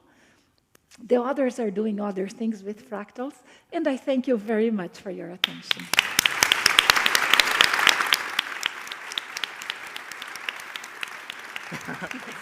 Yeah. Okay. Yeah. I'm still sort of thinking of questions while processing a lot of information. Can I start with just one comment course, that for me what's so amazing about your story is that in philosophy, when we argue for consciousness, we always do so by referring to things that we experience. Yes. And your story is about something we never experience, namely being in between. Yeah. So for me, the hardest thing is our whole thinking is always in yes or no, black or white, A or not A. And you are telling us about reality that contains contradictions. And even with my best imagination, I could never imagine A and not A, a yes and no at the same time, compressed. So for me, that's already mind-blowing, and I just had to say that. But I do struggle with the link with consciousness. Yes. Do your ideas suggest that consciousness is a quantum effect? I think so. And what does that mean? I know with my very limited knowledge of physics that in quantum physics you also have a phenomenon called entanglement. Exactly. In which particles can be entangled through vast stretches of time and space, farther away than the speed of light. So there's a mystery of how these two particles can be connected. Yes. But could quantum mechanics provide an explanation for consciousness in that sense? Could consciousness be an entanglement with something else? Absolutely. So Okay. there are measurements, there are recent measurements, there are recent measurements of human activity in the brain and the waves in the brain of people playing together in an orchestra, and the waves are synchronized. Normally, the waves are completely different. People kissing, the waves are synchronized. And the pilots, they took pilots and co-pilots in a plane. During the flight, the waves are independent. But for going up and coming down, the waves get synchronized. So apparently, human brains, when you have to perform joint activities, they are able to synchronize. How in the hell can I synchronize my being with yours if it's not quantum mechanics? But for you, then, consciousness has something to do with synchronize. Can you maybe give a small definition of what you think is consciousness? By synchronizing. Yeah, okay. So one of the beautiful phenomena we know that was discovered in Leiden, 1911, superconductivity by Kamerlingh Onnes. He got the Nobel Prize afterwards. Sorry, I think it was 1908, and he got the Nobel Prize in 1911. It was in Leiden but anyway. Okay, yeah. It was in Leiden in any case. He was filling up the floor with mercury. But what is superconductivity? This is the property to carry electricity without losses, okay? The electrons form couples. And these couples, they dance like in a ballet. They synchronize, and they don't bump into each other.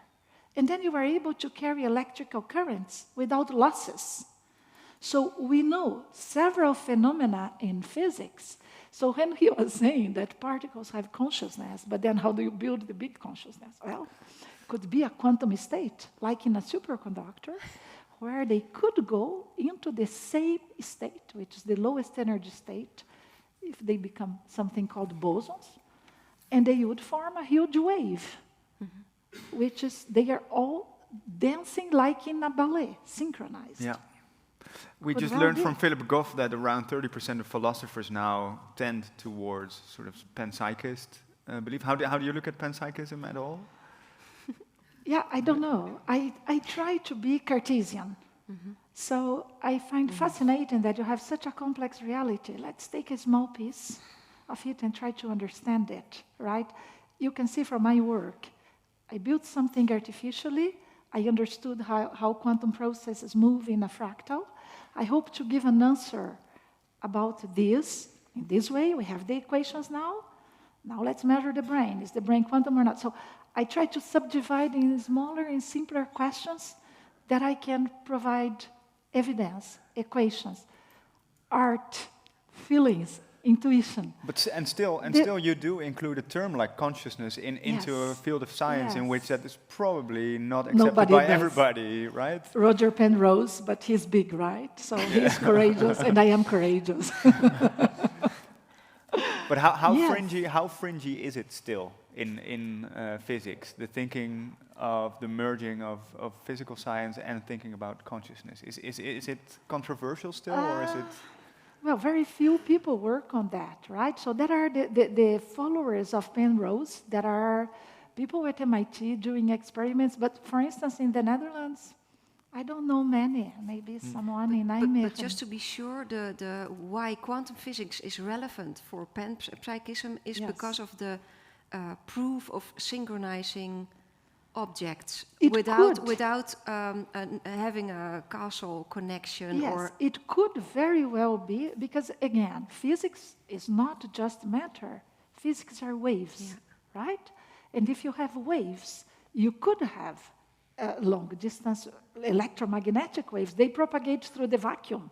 You don't even have matter, and they are propagating. So if our thoughts are then quantum, and they are waves, they can synchronize. They can travel from one place to the other, through the air, through the vacuum, through whatever. They could. I don't know. I don't know if they are. What I do keep struggling with is the term consciousness in this. Yes. Because it carries so much other meaning. Yeah. And it's a term that is, one could also say, quite tainted by religious belief. And why would you call it consciousness and not something else? Is it really consciousness? Because for me, it draws an association with my own consciousness.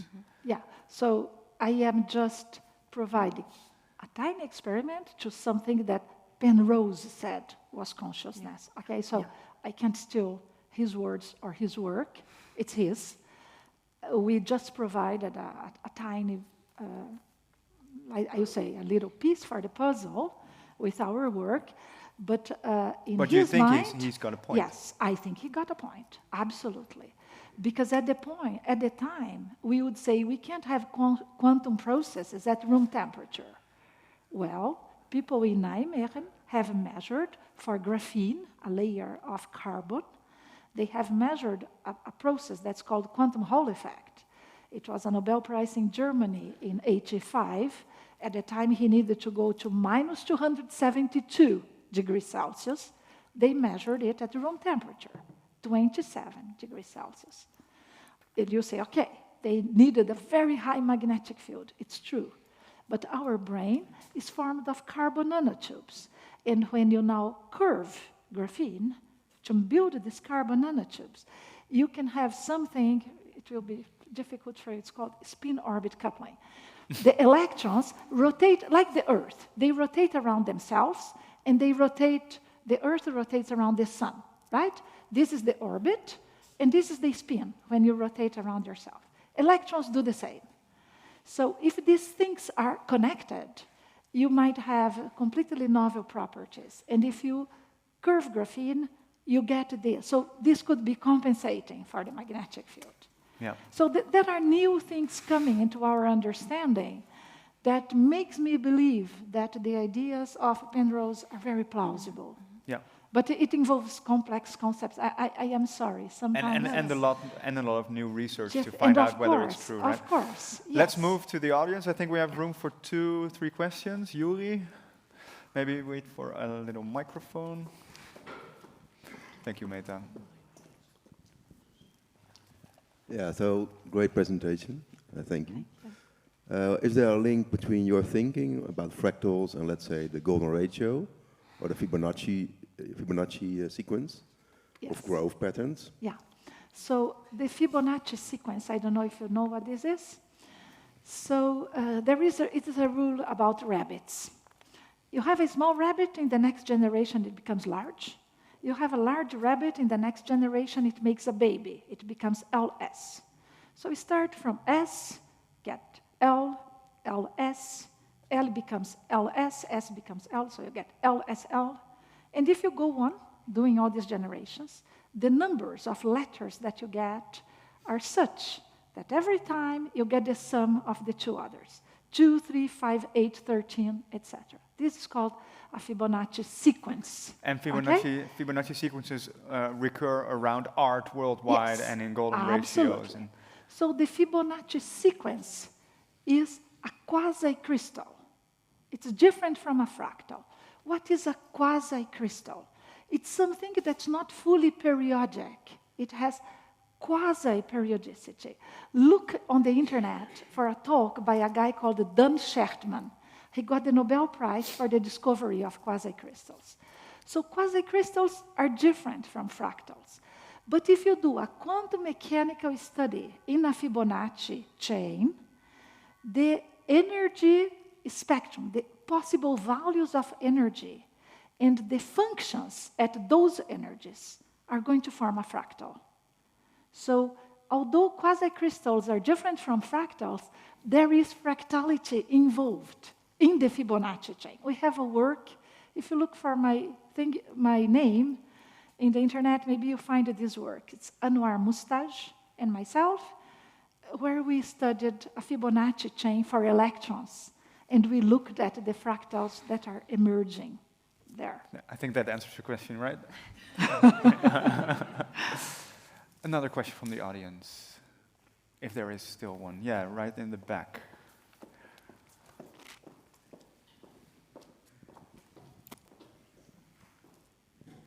Thank you very much for your presentation.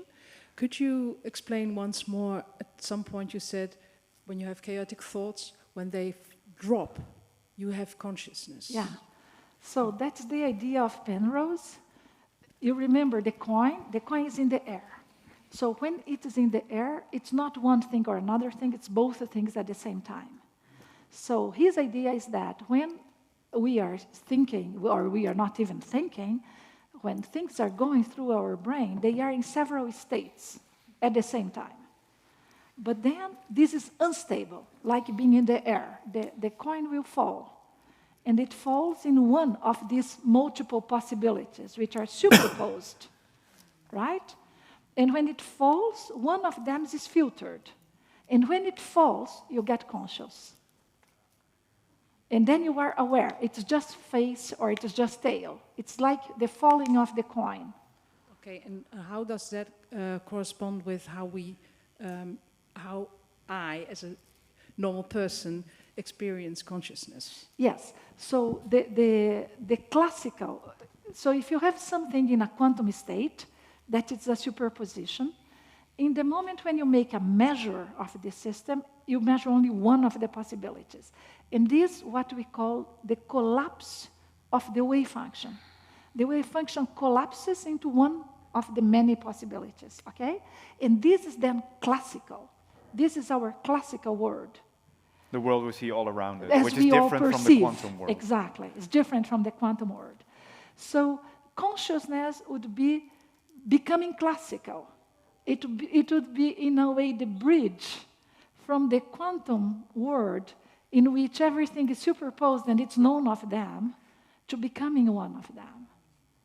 It could be one of the possible definitions for consciousness. Yeah. The collapse of your thoughts into one that you are aware of. Thank you, Cristiane. Yeah, one more question, I think, from the online audience. There is one here. Yeah, but let's go to the online audience, please. Yes, thank you, Wouter. We do have a question from Martijn online. And it is fractals, as seen in the human brain, are equally seen in the brain of other animals, correct? Yes. If so, can you comment on how you then explain higher levels of consciousness in humans based on fractals, when there is no difference in the fractal nature compared to, say, mice? Yeah, so I can't explain. That is very clear, but I can say some things about it. I mean, I'm not bringing answers, I'm bringing questions and inspiration to you. That's my aim, right? I don't have final answers. They have been measuring something very interesting. They put many people under a magnetic resonance machine, and they tell them a story. And they keep seeing which parts of their brain gets illuminated as they are hearing the story. So first, as they hear the story, it goes to the mouth, the part connected to talking in the brain. Then, as it evolves, it goes to the ears, the part connected to the hearing. Then, as it moves, it goes to the part connected to the visual cortex. And then it goes to the part connected to understanding. So the motion of the things which are getting illuminated in the brain as they hear the story forms a fractal. Each part is smaller, it's a bifurcation, okay? In that way. And now they scramble the text. They scramble one part of the text, they change the words. It doesn't make sense anymore. So the fractality stops. It goes from the mouth to the ear, doesn't reach the brain, the eye. So as you lose understanding, the fractals that are being formed in your brain are more incomplete. So I don't know whether animals could have a more incomplete fractality, whether humans with a deeper understanding, because the last part is the understanding. And the understanding modifies your brain. So I don't know, but it's a possibility. Great. Thank you so much. Thank you so much, Cristiane. A warm hand of applause.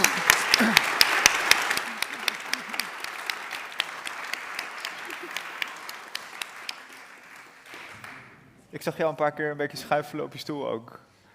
Ja, dat komt omdat die contradictie, daar kan ik gewoon niks aan doen. Ik kom uit filosofie, analytische filosofie. En die contradictie die is zo fundamenteel voor ons denken. Dat niet iets tegelijkertijd iets anders kan zijn. Nee, maar ja.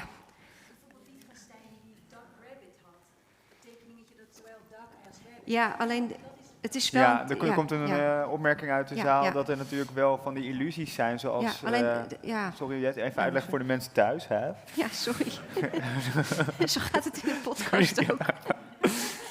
Er komt een opmerking uit de zaal dat we natuurlijk wel kennen dingen die iets anders tegelijk kunnen zijn, namelijk optische illusies bijvoorbeeld. Een plaatje van een eend dat ook een konijn kan zijn. Ja, dus dat is een niet diep genoeg tegenstelling.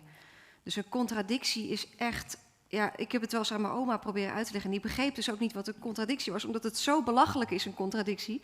Maar het is dat iets wel en niet op hetzelfde moment is. En die voorstelling die je hebt, die kan gewoon twee verschillende dingen uitbeelden. Dat spreekt elkaar niet tegen. Maar bijvoorbeeld een rond vierkant, dat is niet... Nee, dat gaat niet. Dus dat is de tegenstelling in de contradictie is zo diep dat wij dat niet eens met onze verbeelding kunnen. We kunnen het wel uitspreken, maar niet ons verbeelden. En wat jij daar zo aan verbaast is dat als je inzoomt op de materie, helemaal inzoomt op de kleinste deeltjes, dan ontstaan er dus allemaal van die rare... Ja, maar ik wijd het eerder aan mijn eigen beperking, dat de grenzen van ons denken, dat is die contradictie, dan dat jij niet gelijk zou hebben. Dus het is een heel beperkte zicht misschien op de werkelijkheid. Ja. Nou ja, dus daar word ik helemaal raar van. Ja, gaan we lekker filosofisch worden. Ja. En ik denk dat we ook veel informatie tot ons hebben genomen. We hebben nog één heel mooi onderdeel voor de pauze. Ik denk dat het slim is als we even met Jan van Eycken gaan praten. Waar ben je, Jan? Jij zit daar zo. Ja. Welkom. Jan van Eycken. Weet ik niet eens. Jij bent filmmaker, je maakt hele bijzondere dingen. Ik stuitte op jouw werk, denk een maandje of 4, 5 geleden, dat ik echt zo helemaal gehypnotiseerd raakte door wat ik daarvan zag. Maar jij zei van tevoren, ik moet het wel een beetje inleiden, want als mensen hier zomaar naar gaan kijken, dan weten ze niet hoe bijzonder het is. Misschien. Nou, het kan natuurlijk, maar ja, misschien even in 2 zinnen waar de film over gaat. En dan kunnen we het best even gaan kijken. Ja. Ik ben fotograaf, filmmaker in Leiden. En ik heb 3 jaar gewerkt aan een project over plankton. Dus microscopisch plankton. En het is een film en een fotoserie geworden. Ook in de NRC gestaan? Sorry? Ook in de NRC gestaan met die foto's, hè? Inderdaad, spread. Ja. De beelden die je ziet zijn echt, de kleuren zijn echt. Dus niks, geen trucage, geen animatie. En de geluiden in de film, dat wou ik nog even zeggen, die zijn gemaakt door een Noorse geluidskunstenares, Jana Winderen. En die is al 20 jaar bezig met het opnemen van onderwatergeluiden. Dus ja, dat varieert van geknisper in ijsbergen tot walvissen, tot, zij zegt vissen die huilen tegen de maan. Ik heb haar benaderd zo van, de montage is af van de film. Zou je voor mij een geluidstrek daarbij willen maken? Heeft ze gedaan. Ja. Dus ja, ze heeft een hele mooie onderwaterschap gemaakt. En je zoomt helemaal in op het allerkleinste plankton, dus de allerkleinste micro-organismen. En ik zou vooral even letten op de fractals. Ja, dit is dus de 3 minuten versie. De originele film is een kwartier, maar dit is een korte versie.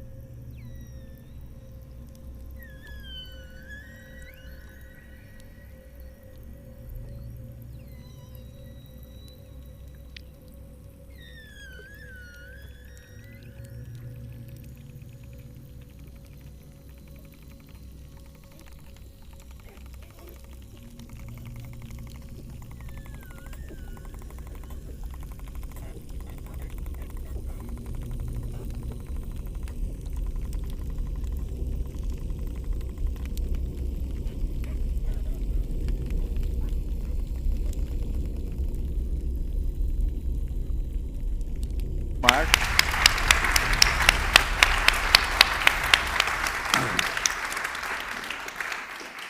voordat ik hier allemaal zelf ga zitten invullen wat ik nou zelf daarin zie, wat zie jij daarin?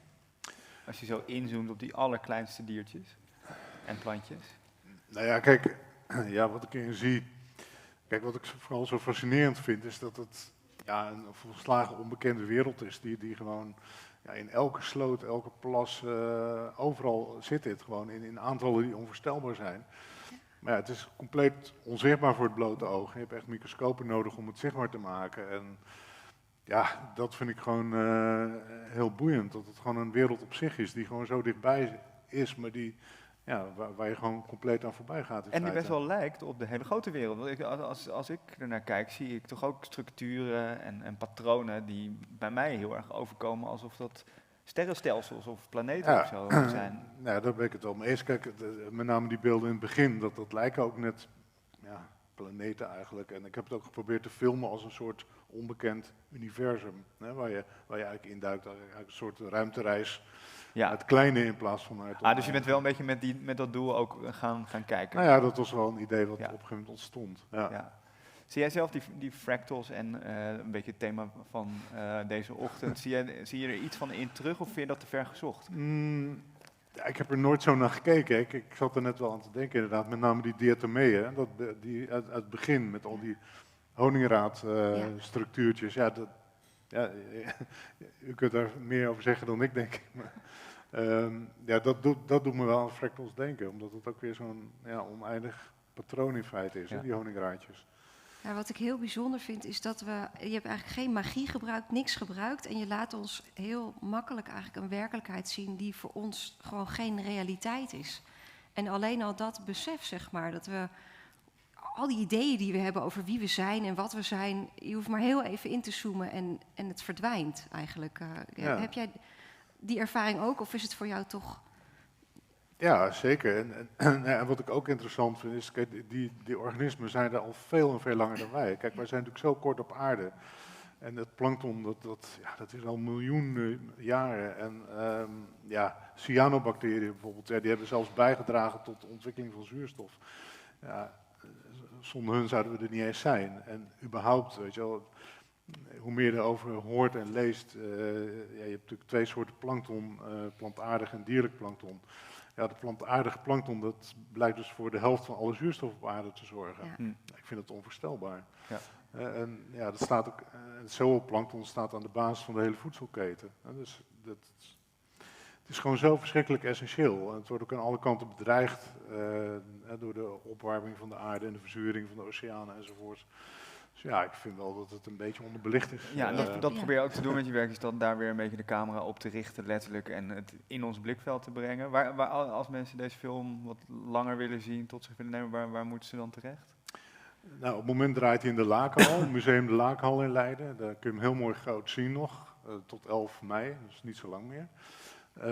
Of via mijn website kun je hem ook online bekijken. Mooi hoor. Is er nog wat voelen we zelf of wat zien we zelf in deze beelden? Is daar nog iets over te zeggen? Of willen we gewoon lekker, of willen we gewoon nog heel even een drankje drinken buiten in de zon? Roept het bij iemand iets bijzonders op? Schoonheid, zegt iemand. Ja. Levenslust. Ja? Levenslust, dat zie jij erin. Waarom? Ja, je ziet toch een soort feest eigenlijk. Je ziet een soort feest. Ja. Het doet jou denken aan Coachella, groot festival. Ja.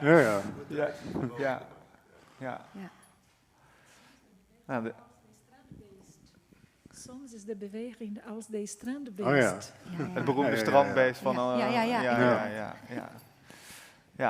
Nou, ik heb ervan genoten en dank dat je ons zo ook naar deze kleine wereld laat kijken. En laten wij lekker aan de borrel gaan eventjes. Heel en dan bijzonder. komen we om 5:45 komen we ongeveer terug. Zullen we dat doen? Dankjewel. Ja.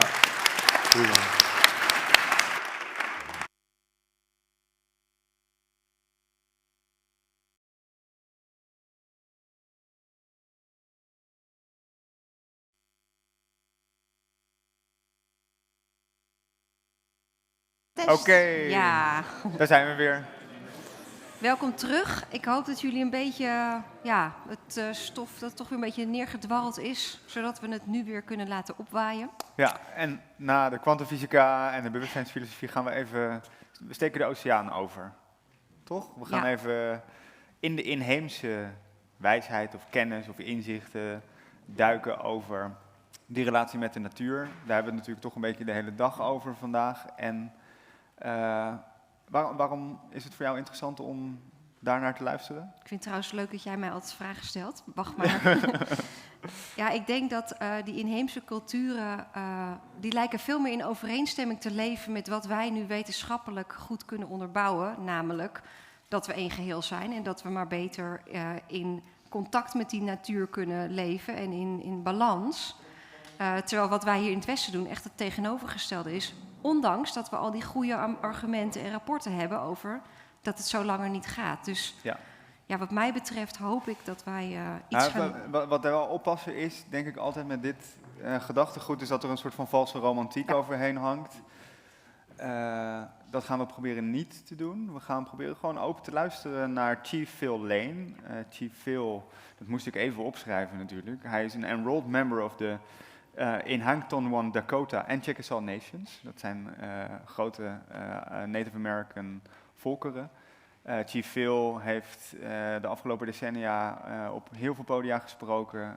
Is een hele prominente stem in het ook wat bekender maken van dat inheemse gedachtegoed. En ik denk dat het heel relevant is inderdaad voor het nadenken over die nieuwe manieren van leven. En het tot ons laten doordringen dat de manier waarop wij hier in het Westen naar de wereld kijken, heeft heel veel gebracht, maar is ook maar een manier om naar de wereld te kijken. Dus ik hoop dat we dat perspectief nu een beetje open kunnen breken. Dus ik zou zeggen, Chief Phil, are you there? There you are.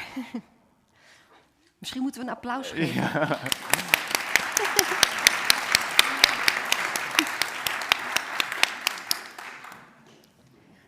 Hi Phil. Can you hear us? Can you hear us all right? I think we cannot hear you yet. Staat u op mute? I think you're on mute, Phil. I should yes. not. Yeah, no, there you are. Welcome in Leiden, virtually. We've been discussing a lot actually this morning. I think a common thread to our discussions was our relationship to nature and the nature of consciousness. And what strikes us, and we're very happy that you're here, what strikes us is that your tradition seems to look at that quite differently from our tradition, right? Do you agree?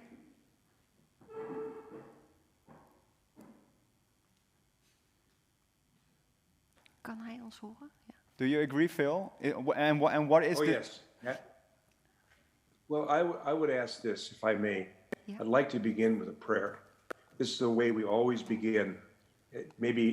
One of the differences we have. We believe that we are spiritual as well as physical beings. And this universe has a spiritual dimension as well as a physical dimension. There's a seen, unseen worlds. So what I'd like to do at this time, to begin, in our way we do, is to share a prayer. And so you can kind of see from our spiritual heart how we feel about this world we live in, if I may. Yes, you may. O Tunkashna Wakantaga, Creator of the universe, most beloved one, all powerful one, most kind one, most compassionate one, ever forgiving one. O Ancient of Days, O Blessed Beauty, we call upon your holy power at this time. We ask that we might awaken our hearts and minds together with our beautiful relatives from the Netherlands, our beautiful indigenous relatives from the Netherlands. We ask we might put our hearts and minds together this morning, this afternoon, this evening, so we might understand our sacred relationship between ourselves and between all living things. Ikashawa Kantaga, Creator of the universe, most beloved one, all powerful one. We call upon all the tribes of the nation of the East that may come together in unity and harmony. That red sunrise, the south from where comes new life, we call upon all those tribes and nations to come together in unity and harmony, in oneness. We call upon all those tribes and nations of the west from where comes thunder, lightning, and rain to come together in lightning, unity, in oneness, in kindness and compassion. To Kashta, we call upon all the tribes and nations of the north from where comes the white snow to purify our hearts and minds, so we might truly see the true reality of this beautiful world we live in and understand that we must have peace between us. In Kashlawakantak, we call upon the powers of Father Sky and we ask forgiveness. The masculine elements of life have brought us almost to complete destruction upon Mother Earth. We ask, Creator, and give great honor and respect to Mother Earth, to our mothers who brought us forth into this world through their suffering. We ask that humanity might awaken to the spiritual reality. The eagle has two wings. One is woman and one is man. Until both wings of that eagle have equal power and respect and honor, the eagle of humanity will never fly its highest. And so I'd like to finish with this prayer for unity from the Christian Judaic tradition. Oh my God, unite the hearts of thy servants and reveal unto them thy great purpose. May they follow thy commandments and abide in thy law. Help them, O God, in their endeavor and grant them strength to serve thee. O God, leave them not to themselves, but guide their steps with a light of knowledge and share their hearts by thy love. Verily thou art the help of the Lord. Howli michante washtelo, shinkmano hemeado, chinupasapa hemeado, howli michante washtelo. Oh. Wow. Okay. Thank you, Chief Phil. In this prayer, I hear you repeat the theme of oneness, right? Do you think that is the key to the contrast in between your worldview and the one prevailing in the West now? Yes, absolutely. And what I'd like to do, so that I can share this with you, you know, at about 950 AD, an incredible spiritual teacher came. We call her the White Buffalo Calf Woman. And she left behind our sacred teachings.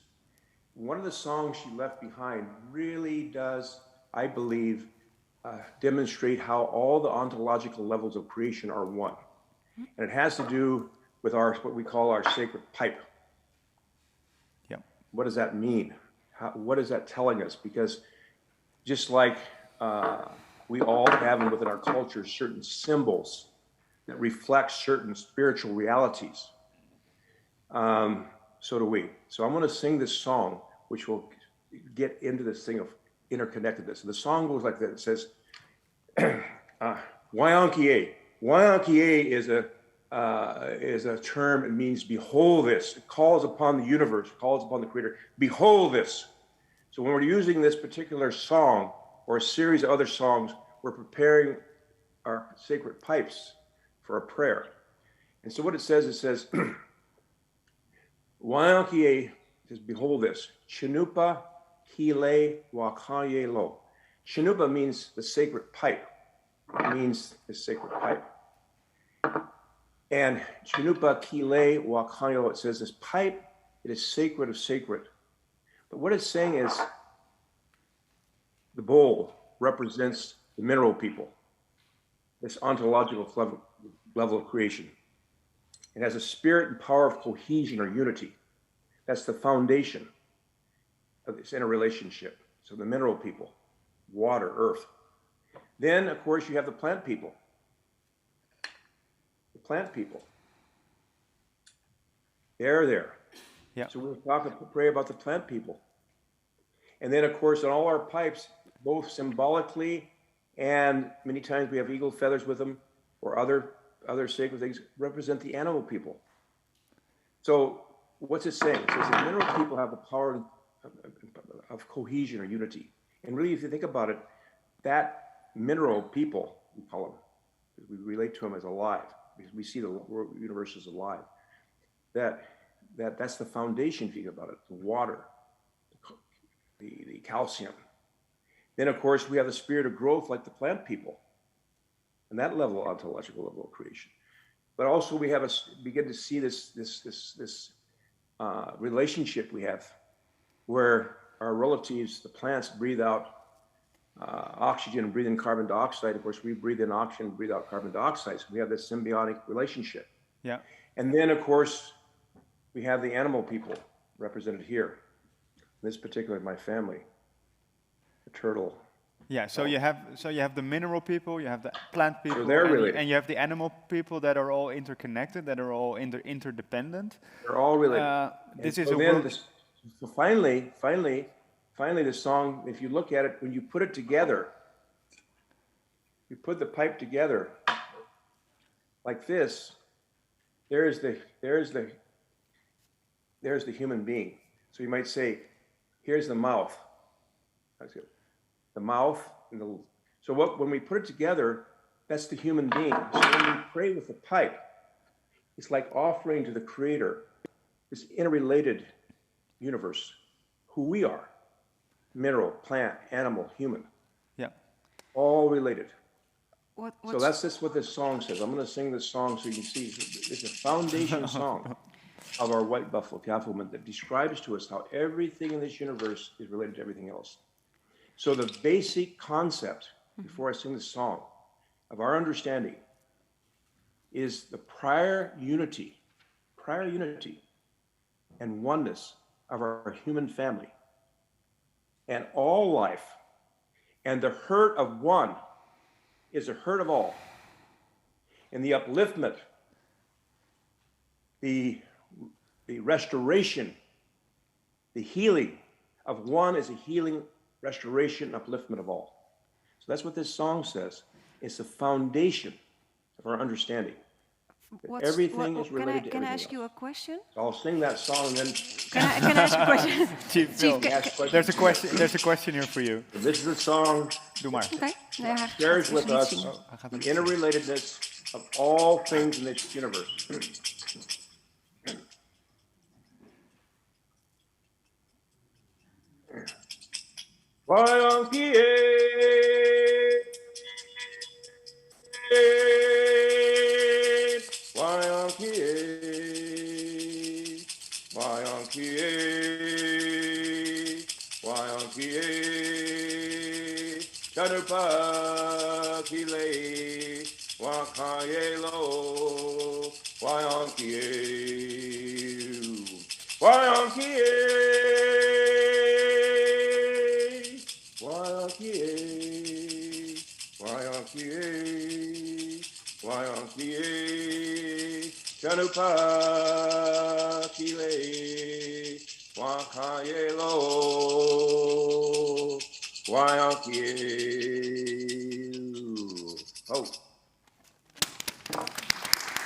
Okay, now Jessica. Chief, can I ask you a question? What strikes me is that when you speak to us, you come with song and prayer.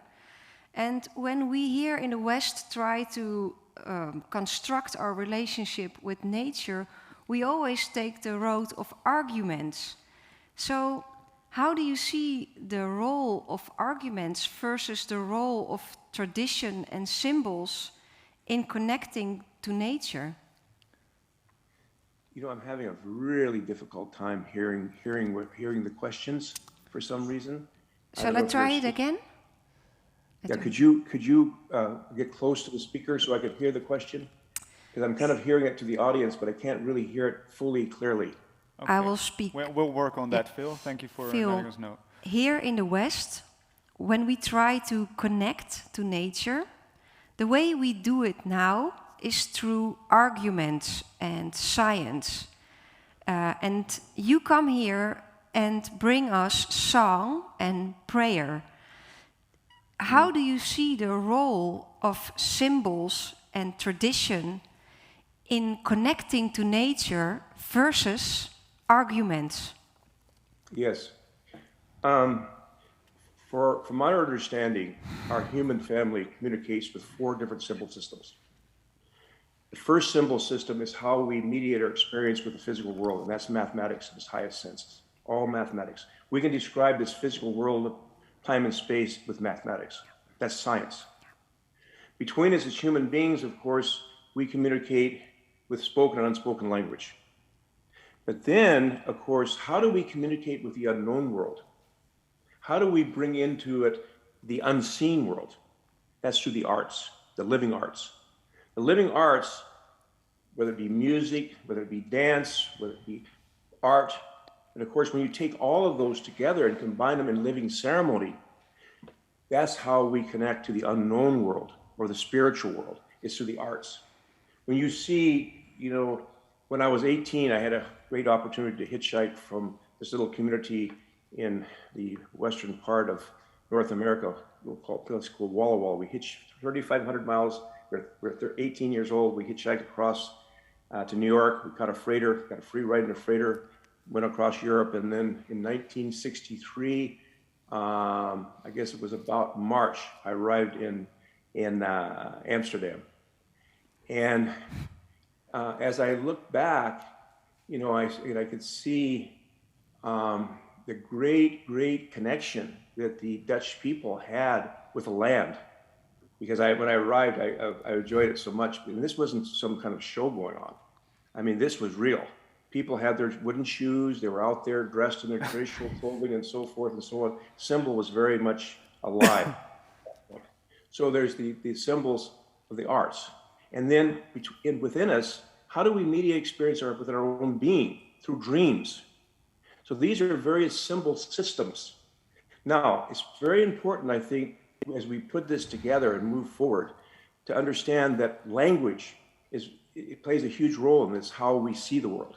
For instance, our indigenous, this research was done in the late 1960s, and I thought, after I read it, it said indigenous people are left brain. meaning that we see the world as a motion picture. Our languages see the world as a motion. They're alive. It's a motion picture. Now, of course, Dutch, English, French, those related Romance languages, they're noun-dominated languages. They see the world as a snapshot. Now, when you see the world as a snapshot, you're able to then develop tremendous scientific understanding because you're able to stop and examine. Of course, we see the world as a motion picture moving like this.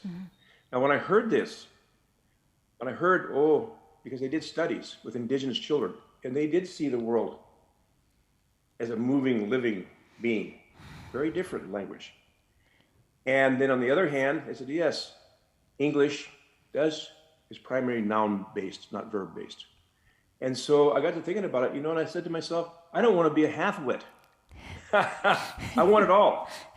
I want to be able to see the world as a motion picture. And a snapshot. And see it alive, and I want to see it as a snapshot, so I can get down and examine it. We need both. And so what I see is what's going on right here. In fact, as we discuss this, is how do we bring these different gifts we have as a human being together so they're in balance, they're in harmony. And where do you see... Because science without spirituality becomes a Frankenstein, literally. Chief Phil, when we don't have morals and values. Where do you see? Sorry to interrupt you, Phil, but where do you see? On the other hand, spirituality or religion without reason becomes fanaticism. That can be very, very, very destructive. Yeah. And so we have to think about these two most potent forces in human society. One's the spiritual dimension or religion. I hate to use the word religion because it becomes so. The word actually means to reunite, to bring together, to bring unity, harmony. Yeah. If it doesn't do that, we're better without it, from my perspective. Where do we see the snapshot thinking the most clearly, you think? What does it lead to? If it's true that you say that we here in the West have a tendency to more snapshot and reductionist thinking, exactly. Where does that lead to? Maybe it's good to use an example. If you look at the pandemic, we've just exited quite a heavy time all around the world. Would handling a pandemic be different with a snapshot kind of view of the world as opposed to a more holistic view of the world? Well, the indigenous people of the Americas have very, very, very deep experiences with these pandemics. Yes. Most people don't realize that, and this is research I did when I was an associate professor at the University of Lethbridge. I was tenured there for 16 years, and we did a lot of research in terms of the numbers of indigenous people across the Americas. At that time, that's in the 1980s, early 90s, our estimates were around 100 million indigenous people lived here across the Americas, 100 million. Now, later research, we're at about 108 million indigenous people lived across the Americas in relative, by the way, in relative peace and harmony. Relative peace and harmony. Yeah. Not that we didn't have conflict, but by and large, across the Americas, the worldview and languages, by the way, were these verb-dominated languages. You saw the world as a motion picture, which means that you can see how everything's related to everything else. Now, if you don't see that, you just see them as disparate parts. You don't see this spirit, this flow that's within all things. You see the world in a very different way. You relate to people in a different way. But how would it change a handling of a pandemic, you think? Do you think it would change anything at all? Well, that's in terms of the pandemic. I would say this, that one thing about our communities is that our communities really are about. I'll give you one example. Okay, this whole question about wearing masks or not wearing masks. In our communities, we don't really think about so much of wearing a mask to protect ourselves. We think about it protecting others. Because the hurt of one is the hurt of all, then our thing is to protect all those around us. So one thing is you'll find in our communities, nobody, we understand all the different questions about the pandemic that are going on and where it came from, all those things. We're not putting our energy there, other than to say that we protect our family members by wearing a mask. Not so much for ourselves. We don't see it as a takeaway, but what can we do for our families? What can we do for our communities? Because this is, especially as you get to be an elder's responsibility is to really care for and in a kind and loving way to help the people understand this life we live in. And so part of that is understanding our number one responsibility is to be a good relative. That's my grandmother, Ella Deloria, who wrote many books like in those early days in the late 1800s, early part of this century, said our highest goal as a Dakota is to be a good relative. Yep. And so that's why they say you must not rest until you make everybody you know, a brother, mother, father, son, niece, nephew, grandson, granddaughter, cousin, because then you'll know exactly how to treat them. So this whole idea that we're related to each other, that we're all related, that each one of us is responsible for our children. Phil, all our children. Can I ask you a question Therefore, about this? we want to protect them. Sorry. Thank you. In your background and the culture you display to us, celebrating unity, celebrating nature is a very vivid part of how you shape your lives. In our tradition, we don't celebrate nature, I guess, anywhere. We just had King's Day, we celebrate Christmas. Our traditions and celebrations are never about nature. Do you think that matters in a way that it influences how we deal with nature? Yes, I think that when we go out into nature and really have relationship with nature, your sense and feeling about it is completely different than if you're just living in a city. Mm-hmm. Our elders say the cities are a place of the body. The country, the natural world is a place of the spirit. So I think we have to balance those. I mean, to balance that understanding. I think as well, we have to really look deeply here at what happened to our wonderful European tribes and nations when you read Caesar's diary, because the indigenous people there in the Netherlands, their practices, I've gotten to know, I've had, by the way, the first time I had interaction with your beloved people of the Netherlands was back in 1953. You had a big flood there. Yep. Big flood, and it overwhelmed Rotterdam, broke down the dikes and so forth.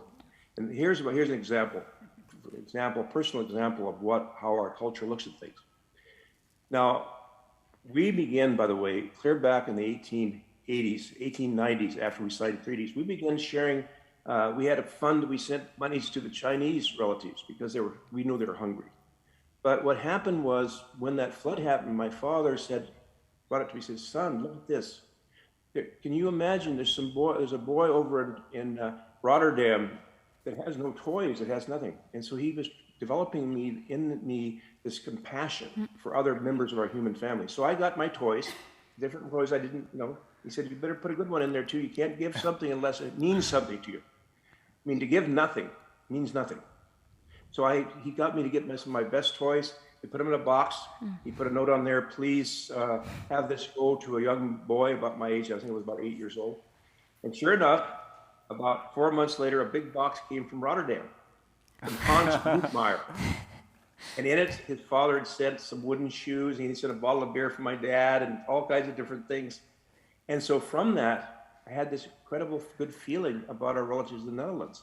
And so literally, when I got out of high school, a friend and I worked all summer. I worked every summer since I was 12, because we didn't have very much money, and worked in the harvest. We hitchhiked 3,500 miles to New York City, caught a freighter, landed in Bremerhaven, Germany, eventually, of course, hitchhiked across down through Germany, Italy, north through Spain, and back up through France. Thank you, Phil. Over to Stuttgart, where we worked. You clearly You clearly put your money where your mouth is, Berlin, Phil. and then finally I think it's a good idea to go to the audience with some questions. And who has a question for Chief Phil? Father built sorry, for me. Phil, By sorry. reaching out to that young boy, Hans Gutmeier. That helped me understand we're all members of one human family. Every one of us, every one of the relatives sitting there, we're relatives. We're relatives. And we're only here for a short time. Let's listen to our relatives a little bit, Phil. Who has a question for Chief Phil? Please. Dark silence here now. No, there. Yeah, let's get a mic towards you. Wouter en Jessica, we zijn er even uit geweest, livestream, heel kort, maar hij is weer gefixt. Oké, gelukkig. Dus Mensen thuis zijn er weer.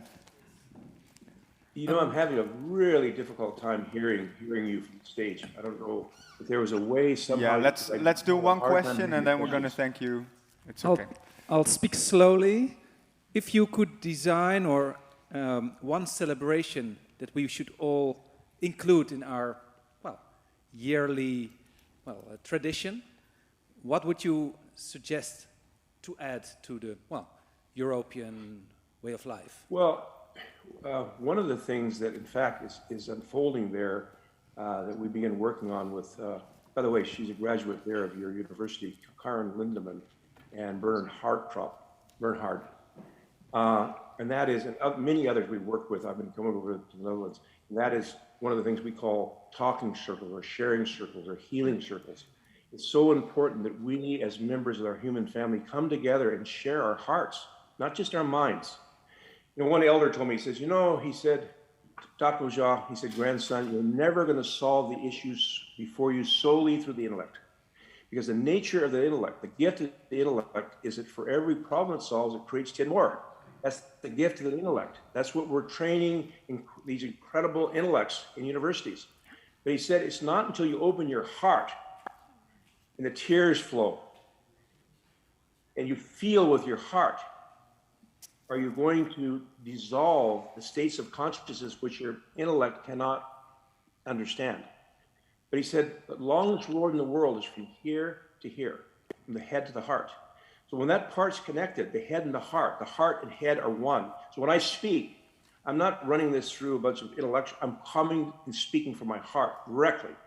Yeah. No, nothing between us except from here to here.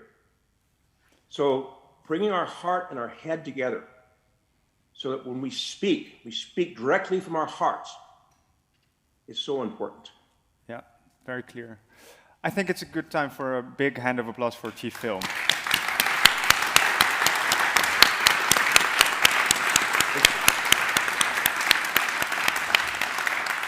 Thank you so much for sharing your wisdom with us, Chief Phil. Thank you so much. Have a great morning there. And we're going to continue the show here in Leiden. So thank you very much. Have a good day. Thank you. Zo. Het was hard werken. Ja, ook wat ik heel gaaf vind, is dat het gewoon heel anders is dan hoe wij het doen. Ja. Dus daar kan ik dan ook wel van genieten. Ja, maar je zag ook een beetje de worsteling van proberen techniek. het in vragen te vatten wat dan niet goed overkomt of zo. Ja. Ik heb een vraag. Ja. Nou, maar dat moet eventjes met microfoon graag voor de mensen thuis. Ja. Kan onze microfoon iets zachter of vinden jullie dat wel fijn? Oké, goed. Ja. Jessica, ben je toch? Ja. Jessica, ik snapte jouw opmerking niet dat wij hier geen natuurfeesten vieren. Ja. En je komt van een vrije school. Ja, nee, oké. Point taken. En Marlijn geeft net nee, dat aan... klopt. Maar de nationale plankton dingen... is een levensfeest. Dat klopt, maar de nationale feesten die wij hebben en de dingen die we vieren, het overgrote deel is toch over onze eigen accomplishments. Dingen die wij bereikt hebben. En nee, absoluut, op de vrije school leef je met de seizoenen. Dus ik ben daar heel bekend mee. Maar in onze kalender, als je kalender opent en de feestdagen die daarin staan... Maar het Pasen is ook het feest van, en dat heeft allerlei religies hebben dat... feest van het voorjaar, van maar de lente. Maar u bent het met mij eens? Maar dat doe je toch zelf? Maar dat hebben ze in Amerika ook niet. Precies. Nee, het Jawel gaat hoor, dat doe je zelf. Met je hoofd en je hart. Nee, maar ik ben het met u eens, dus dat is ook een eigen keus. Maar in het verhaal, in het programma wat we onszelf vertellen, is het niet dominant. Is het nog steeds, misschien niet voor u, maar breed gedragen... vieren we niet de dag van de zuurstof? Of de dag van de bomen die er de dag van de bomen. Nee, het is er wel, natuurlijk. Maar ja, prima. Dit punt is wel duidelijk, denk ik. Er is er nog één mevrouw met een vraag hier. Ja. Meta, heb jij de microfoon? Ja, één momentje, want de microfoon komt eraan. Ja. Nou, eigenlijk een opmerking, want ik vond het eigenlijk wel mooi wat Verleen probeerde te doen. Het kwam niet helemaal uit de verf, vond ik. Een paar jaar geleden was ik in Standing Rock. Ja. Het gebedskamp, zeg maar, tegen de oliepijplijn die door Dakota-gebied werd geslagen. Ja. En iets wat mij heel bijzonder raakte, was dat daar, voordat men zeg maar, naar de plek ging waar die pijplijn werd geslagen, een waterceremonie deed. En die waterceremonie, dat was het verbinden van wie jij bent met het water. Voortdurend werd ook gezegd, mini wekoni, van water is leven. En een van de dingen die ik het meest bijzonder vond, is dat de vrouw die dat deed, zei van, kijk, jullie Westerlingen, jullie gaan hier, dan ben je in gebed en dan ga je daar voortdurend staan protesteren. Maar dat is niet wat het is. Dit is gebed. Ja. Ja. Dus alles wat je doet, is een gebed. Ja. Dus die heelheid die jij probeerde uit te leggen, die is er heel erg tot mij doorgedrongen daar. Dat wij, zeg maar, omdat we niet meer verbonden zijn met dat geheel, zulke gekke dingen kunnen doen met het klimaat of met dieren of met andere mensen. Nou, dat is een heel terecht punt en daar hadden we het eigenlijk ook nog iets meer met Chief over willen hebben, maar dat voor obvious reasons lukte dat niet. Het is heel moeilijk over te dragen, want hij probeert dat wel te doen door in gebed te gaan en doordat de connectie dan een beetje weg is. Ja. Ervaar je dat niet echt, maar dat heb ik daar voortdurend ervaren. Dat hij zegt, ja, je kunt wel nu naar mij gaan luisteren, maar als wij niet op elkaar zijn afgestemd, dan komt het minder goed over. Ja, ik ben het helemaal met je eens. En tegelijkertijd lukt dat niet helemaal, terwijl we het doen. Dat was dankjewel. Ja. Nog één laatste vraagje misschien, of een opmerking, als mensen nog iets willen delen over dit gesprek met Chief Will. Achter in de zaal, die mevrouw. Misschien een beetje een pijnlijke constatering, maar om te onderschrijven wat net werd gezegd. Dat is echt de essentie. En ook de mate waarin je dat probeert kort te houden, hoort daarbij. Absoluut. Wou ik even toevoegen. Ja, maar ik merkte die worsteling precies hetzelfde. Maar ja, je wilt toch ook wat vragen stellen en in een gesprek treden. Maar ik merkte, het kwam minder goed uit de verf dan we hadden gehoopt, kunnen we rustig zeggen. Ja, nee, ik vind het mooi dat we dat verschil zien. En het klopt dat het niet in ons tijdpad past. En dat is ook oké. Ja. Dat is eigenlijk exact wat nu gebeurt. Ja. Het is exemplarisch. Dit is precies. Ja, ik denk dat je gelijk hebt. Jullie proberen iets westers te doen. Ja. Nee, u heeft... Ja. Ja. Ja. Ja. Ja. Ja. Gelijk. Ja, nee, gelijk. Eigenlijk heel erg pijnlijk. Ja, ik vind het ook heel jammer. Ik had het ook liever anders gezien. Ja, ik begrijp het. Maar mevrouw, laten we wel ook nu dan even... Dit punt is gemaakt. En we vinden dat zelf ook jammer dat dit wat minder uit de verf kwam. We hebben gelukkig ook nog andere gasten vandaag die zeker weten heel mooi uit de verf gaan komen. En de volgende is Leen Gorissen. Ja, intelligentie van de natuur. Ja, waar is Leen? Waar zit ze? Misschien kan jij ons hier uitredden. Hoi Leen. Ja, welkom. Jij gaat hier een soort van try-out geven van jouw TED-talk. Die jij gaat geven. Dus wij hebben een soort van primeurtje ook met jouw presentatie. Ja. Ik kwam jouw boek 2 jaar geleden tegen. En het is, ik kan het echt zeggen, een van de beste boeken die ik heb gelezen over dit onderwerp. Natuurlijke intelligentie. Hoe die intelligentie die overal om ons heen is in de evolutie, in de natuur. Eigenlijk veel slimmere dingen voortbrengt dan wij met onze menselijke intelligentie en met onze kunstmatige intelligentie kunnen. Dus ik zou zeggen, take it away. En dan gaan we straks nog even met elkaar in gesprek. Ja. Dankjewel, Leen. Is dit de klikker? Yes. Ja. Goedemiddag allemaal.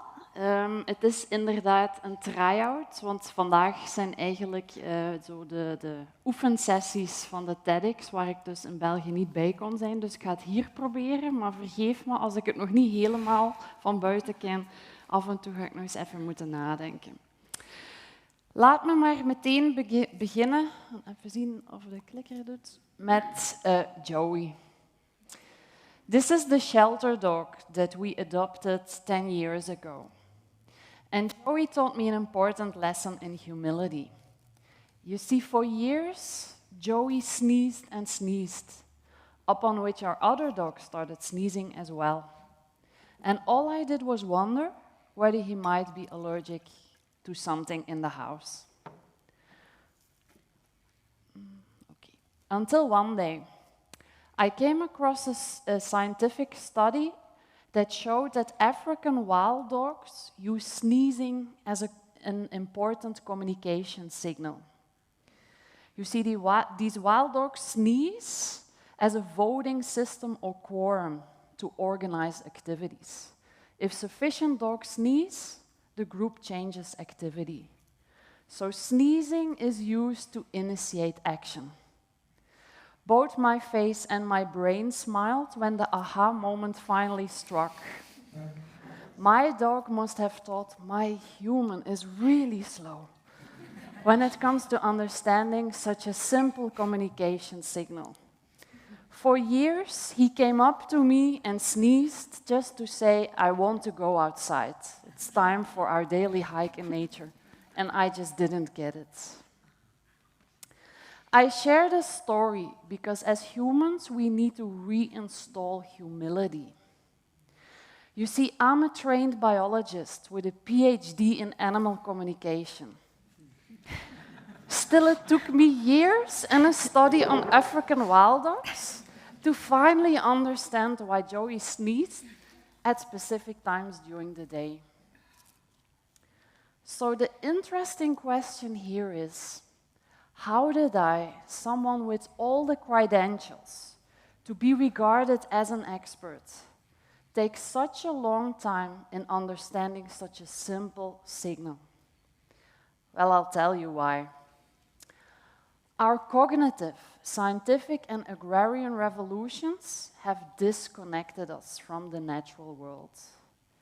It has made us believe that we're separate from and better than nature. And so we no longer understand the communication signals shared by organisms other than humans. But the separateness and false sense of superiority are illusions. We are nature, and we're not superior to it. In fact, nature is far more clever than we humans realize. If you're not convinced, meet Otto. Otto is an octopus that kept the entire aquarium in the dark, literally for days. You see, the Sea Star Aquarium in Germany was getting power failures during the night. And it took a highly educated staff 3 days to figure out it was Otto who was responsible for the repeated power failures. Evidently, Otto had learned to balance on the edge of his tank and shoot out the annoying spotlight above with a carefully directed jet of water. This made me think of marine biologist Mark Nolan, a leading scientist in the field, who pointedly stated that most of the tests on octopus intelligence actually demonstrate the lack of intelligence in the researchers. An insight that's probably true for most of our quests to understand cleverness in organisms other than ourselves. So these stories illustrate that we're not so smart as we think we are. Just look at the state of the world today. Our so-called sapiens logic of value creation leads to degradation because it is out of sync with the way life works. So what if we came down from our self-made pedestal? What if we broadened our concept of intelligence to include natural intelligence? The combination of all success factors that have allowed life to endure despite millions of years of change, disruption, and major upheaval. It is the kind of intelligence that's deeply embedded in all the survival heroes that have learned what works, what can last, and most importantly, what contributes to life on Earth. This matters because science is finally catching up and uncovering just how sophisticated the natural world works. For instance, did you know that these guys are our most efficient and effective solution to curb climate change? Scientists have discovered that whales play a crucial role in climate regulation. You see, whales feed at depth and they return to the surface area to breathe and poo. These poonamis are rich in iron and nitrogen, elements that are vital for phytoplankton to grow. Now, phytoplankton, you have seen it in the movie before, are tiny microscopic organisms that live only in the upper layer of the water, because this is the only place where they can photosynthesize. Now, these tiny microscopic organisms cannot live without the help of the whales. They are the foundation on which the entire ocean ecosystem depends. You might think, how is this related to the climate? Well, through this process of photosynthesis, phytoplankton draw down billions of tons of carbon from the atmosphere every year and transport it deep into the ocean, where it is stored for centuries. In doing so, they produce almost half of all the oxygen in the world. So phytoplankton are not just the powerhouses of the oceans, they're one of Earth's main oxygen-producing manufacturers.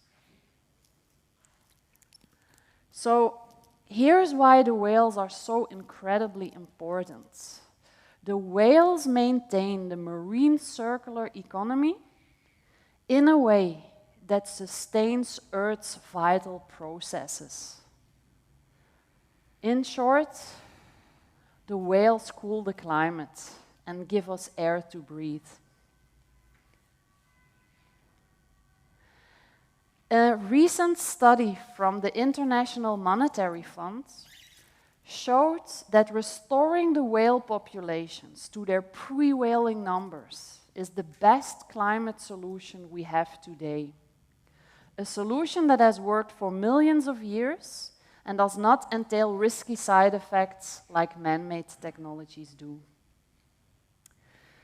And the whales are not alone when it comes to leaving a beneficial impact. Astounding scientific evidence shows that reintroducing wolves enables the restoration of degraded ecosystems.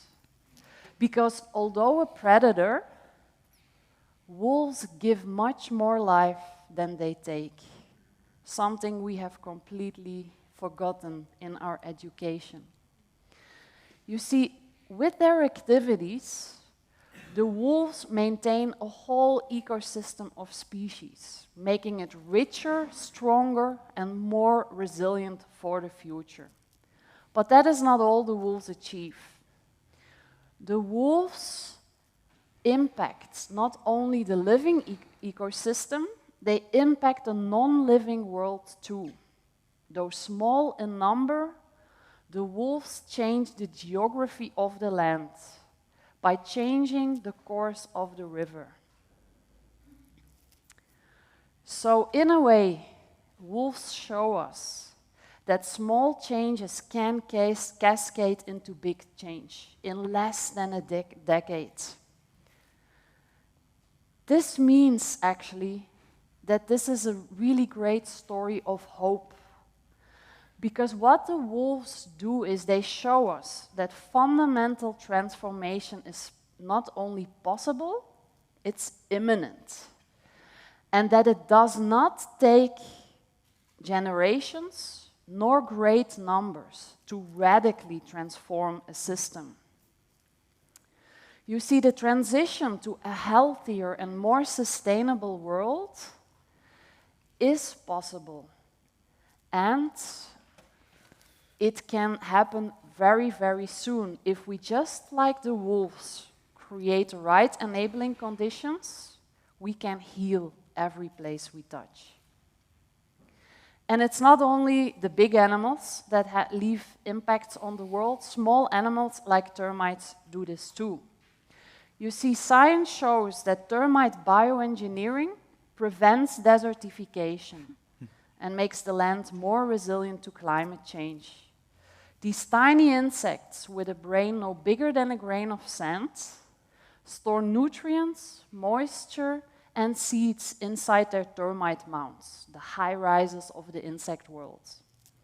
In doing so, they create little oases that can sustain vegetation with less rain than environments without termites.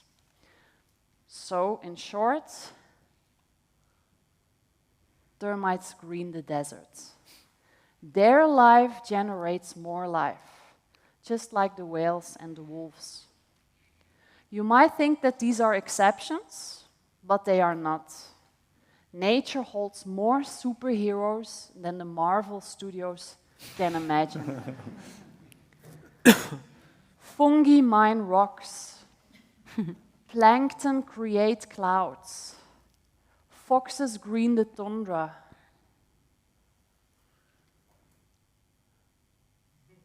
And then the battery went flat? Okay. Mushrooms make rain. Forests foster community.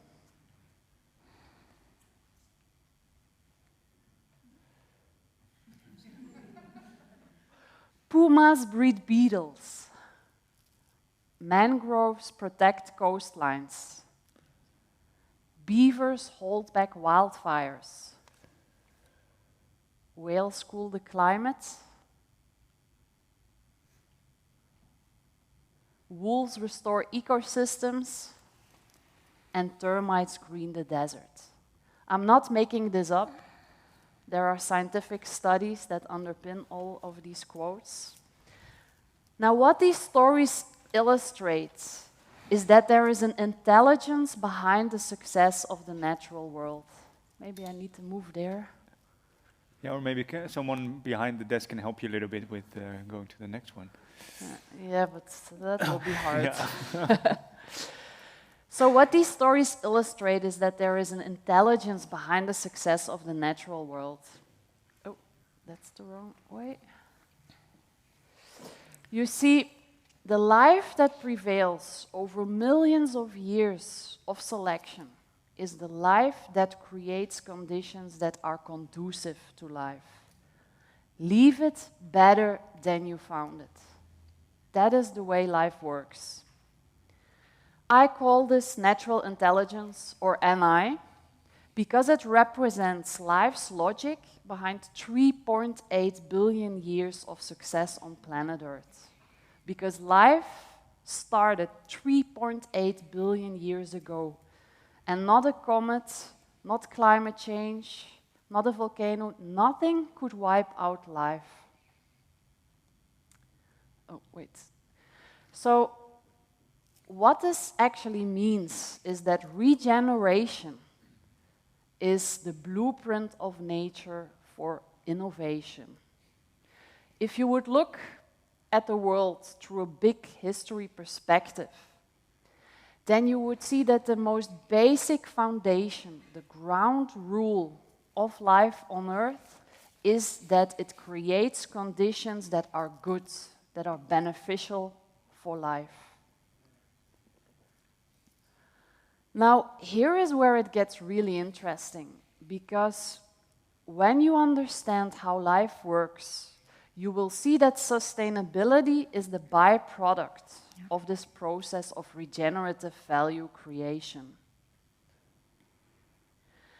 And I wonder whether this insight has repercussions for biology, or maybe it's even more interesting for economy. How did that happen? We all know that our current economic situation leads to degradation, a process of decline and deterioration, while nature's primordial trade system leads to regeneration, which is a process of renewal and revitalization that leaves the world healthier, wealthier and more alive than before.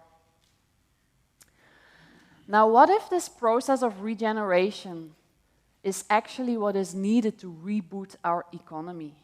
Because its essence is about value creation, the very activity that drives our economy. The economists in the room, I don't know if there are any, they might feel a little bit unease at this moment, but consider this. Trees and fungi established the first trade association already 400 million years ago. Well, one of the first trade associations. You see, trees are sugar daddies that trade their sun-derived sugars for soil-bound nutrients produced by fungal mineral mamas. Now, this alliance between the trees and the fungi means that together they can access far more resources than they could on their own, but that is not the main thing. The main thing is that the symbiosis between the fungi and the trees leaves the ecosystem wealthier, healthier, and more capable to respond to change and disruption. In other words, the trade system that drives forest growth is a trade system that leaves the planet better off than before.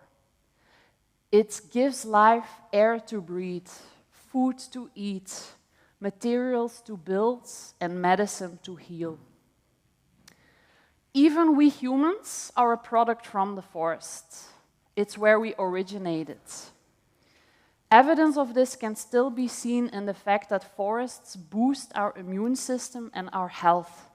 More than 1,000 scientific studies attest to this.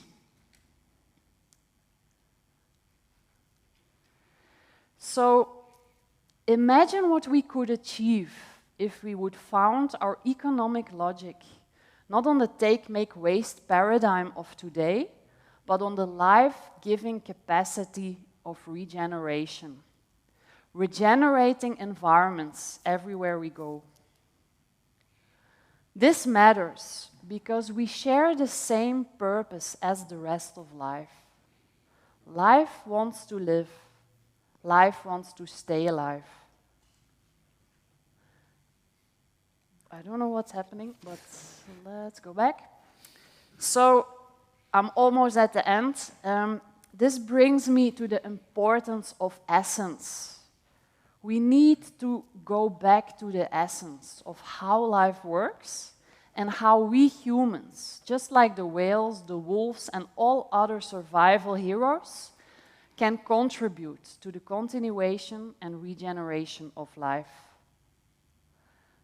So I think it's time we expand our concept of intelligence to include natural intelligence, the art and science of surviving and thriving on a continuously changing planet with limited resources.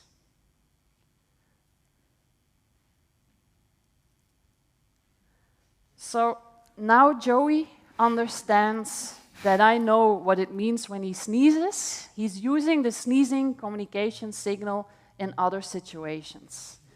In fact, he's now training me to give him a treat every time he sneezes. And with a smile like that, who can resist? It goes to show that we are not the only ones teaching. Nature teaches us too. So I invite you to think, how are you learning from nature? And most importantly, how will you leave the planet better off than you found her? Thank you.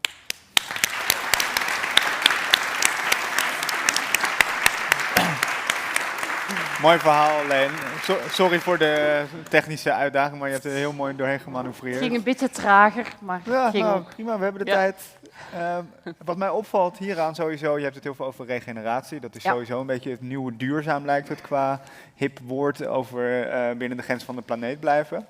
Maar wat ik hier heel erg uithaal, is dat het eigenlijk niet eens gaat om nieuwe dingen doen of oplossingen bedenken. Het is stoppen met dingen doen en gewoon de natuur zijn gang laten gaan, zeg jij. Ja. Voor een groot deel wel. Ja, ik denk alle twee. We moeten zowel de natuur de ruimte geven om het op te lossen, maar we moeten ook wel ingrijpen. We weten hoe belangrijk de walvissen nu zijn voor ons klimaat. Ja. Er zijn wetenschappelijke studies die voorspellen dat het volledig ecosysteem in de oceanen binnen dit en 10 jaar volledig in elkaar kan storten. Dus ik denk dat we daar als mens een heel grote rol in te spelen hebben om te zorgen dat dat niet gaat gebeuren. Ja, maar hoe dan? Want dat is natuurlijk dan de hamvraag. Wij zitten hier nu, het zijn hele grote vraagstukken. Het is een heel aantrekkelijk gedachtegoed, maar ik vind het ook best moeilijk om mijn hoofd eromheen te krijgen hoe je dit dan doet. Hoe je dan inderdaad die natuurlijke intelligentie laat groeien en bloeien in je dagelijkse leven. Maar wat zou jij daarvoor aanraden?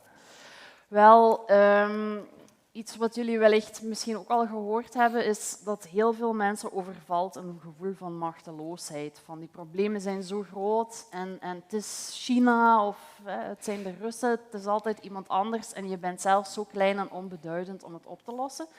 Maar als je kijkt met die logica van natuurlijke intelligentie, dan zie je dat alles begint bottom-up. Van het allerkleinste niveau. Van onderaf groeit het naar omhoog. Er is geen top-down directie in de natuur. En dat wil eigenlijk zeggen dat je als consument een enorm grote impact hebt. Ja. Wat je voor de oceaan zou kunnen doen, is bijvoorbeeld zo weinig mogelijk wegwerpplastic nog gebruiken. Ja. En andere mensen proberen ook daarmee... Ook daar een beetje mee stoppen. Dus niet extra dingen doen, maar stoppen met bijvoorbeeld dingen zoals plastic gebruiken. Ja, maar dat brengt mij wel op de vraag, je liet heel mooi foto's zien van welke dieren welke rol hebben in het grote systeem. In jouw visie, stel dat we nu wel in een uitgebalanceerde, goede wereld leefden waarin de natuur, waar het allemaal goed gaat. En je zou een foto laten zien van de mens. Welke rol heeft de mens in dit geheel? Als je meeneemt dat wij dat denken hebben en allerlei verlangens en alles abstraheren en zo, met die eigenschappen. Welke rol, je laat die foto's zien van die mens. Wie zijn wij in dat rijtje? Ja, ik hoop dat wij net gelijk de wolven terug alle ecosystemen gaan kunnen herstellen. We hebben die grote breinen voor iets gekregen, maar we gebruiken ze nu om de wereld uit te hollen. Er is een grote ondernemer die zei, if it's not sustainable, it's terminal. Voor mij is dat heel mooi samengevat in de notendop. Wat we nu doen, is terminaal. Het gaat de afgrond in op deze manier. Ja, alleen mijn vraag, ik heb hem expres zo geponeerd dat we niet bezig hoeven te zijn met het herstellen. Oké. Dus maar het is al gebeurd. Het is al allemaal goed. Wie zijn wij dan? Ik snap heel goed dat wij nu een grote verantwoordelijkheid hebben en dat wij iets moeten gaan doen. Maar wie zijn wij als het wel in balans is, volgens jou, met die denkfaculteit? Ja. We hebben toch wel een aparte rol als mens. Nee, precies. Hebben wij wel een plek of zijn wij eigenlijk, horen wij hier niet? Misschien dat het klinkt zo dramatisch, maar als we kunnen niet terug naar een wezens zijn die onbewust zijn en gewoon leven met die dieren die reageren ook heel mooi op de natuur. Wij hebben die denkfaculteit. In een perfect goede natuurwereld, wat is onze plek?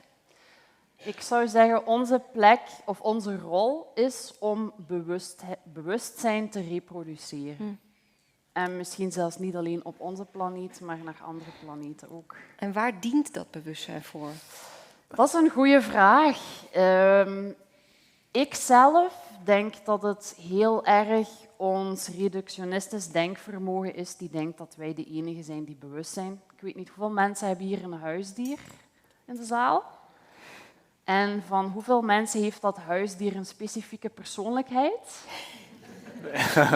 En bij wie weet het huisdier precies als er iets gebeurd is wat niet eerlijk is? Dus ik leun helemaal aan bij de theorie van Frans de Waal. Die zegt, bewustzijn komt niet uit het niets ploep bij ons mensen binnen. Dat is een evolutieproces. Ja. En dat is gaande. En het coole is, evolutie loopt door. Dus misschien heeft die kip ondertussen ook een bewustzijn. Misschien 500 miljoen jaar geleden niet, maar ondertussen wel. Maar ik vraag er ook naar, omdat het heeft ons hier gebracht, die disconnect.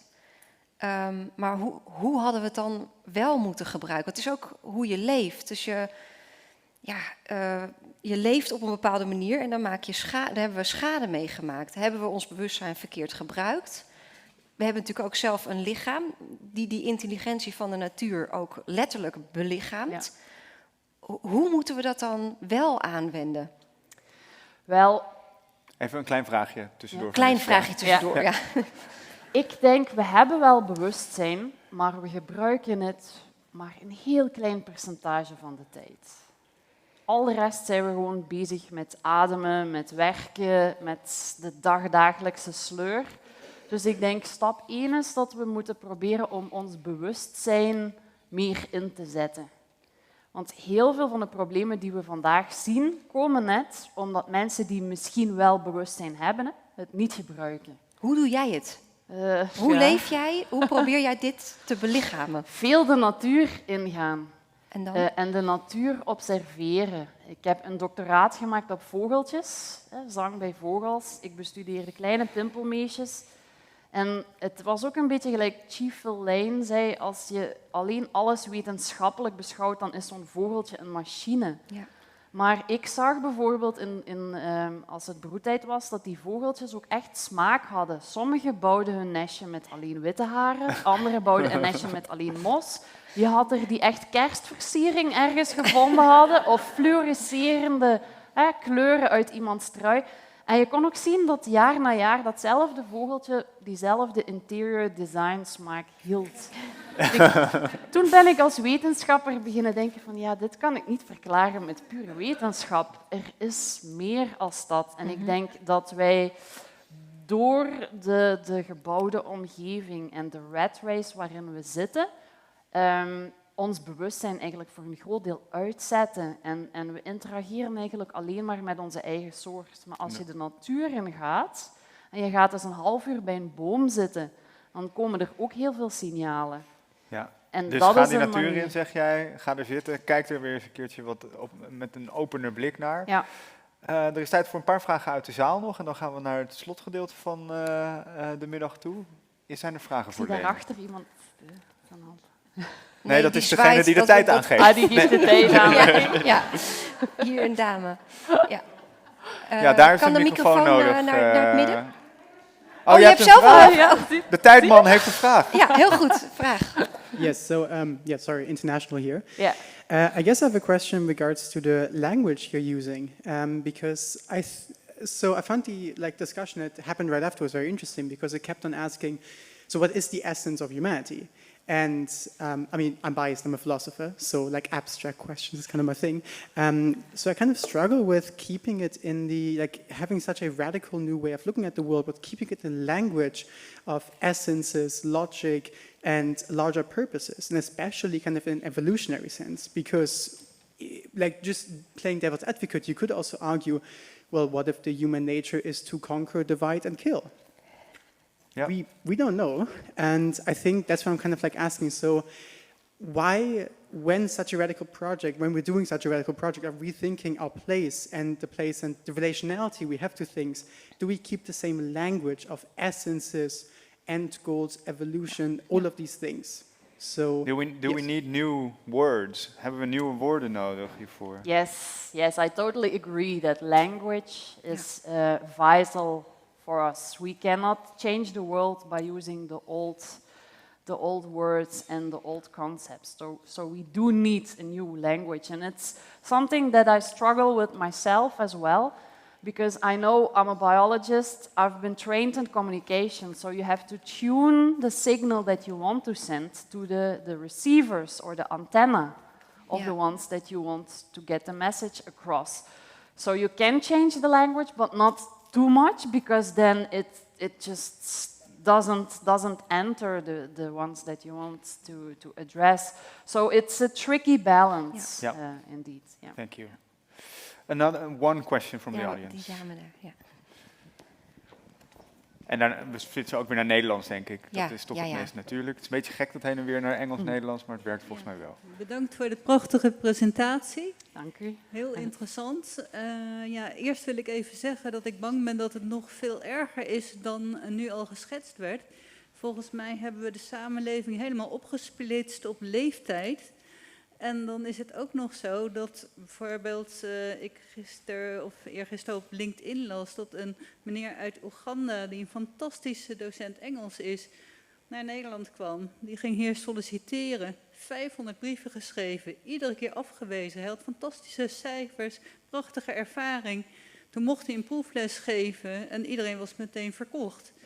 Dus zo erg is het dus eigenlijk al. We zijn niet alleen los van de natuur, we zijn ook al los van andere leeftijden en los van andere etniciteiten, geloven. Ja. En mensen uit Syrië hebben we veel minder geholpen dan uit Oekraïne. Dus dat even terzijde. Ben je het daarmee eens? Ja, die separatie van de natuur is eigenlijk misschien wel een soort symptoom van veel bredere afscheiding. Ja, eigenlijk wel. Ik heb echt het gevoel dat we onszelf verloren zijn. We rennen en we weten niet waar naartoe. Dus ja, inderdaad. We komen straks nog bij je terug bij het eindpanel. Ik zag nog één. Ja, ik wou nog graag een vraag stellen. Oh, de vraag komt nog. Oh, sorry. Ja, ik zat helemaal alweer hier in het gesprek. Dit was geen vraag. Oh. Nee, maar ik had toch gewoon gezegd dat een vraag op een vraagteken moest eindigen, dacht ik. Ja.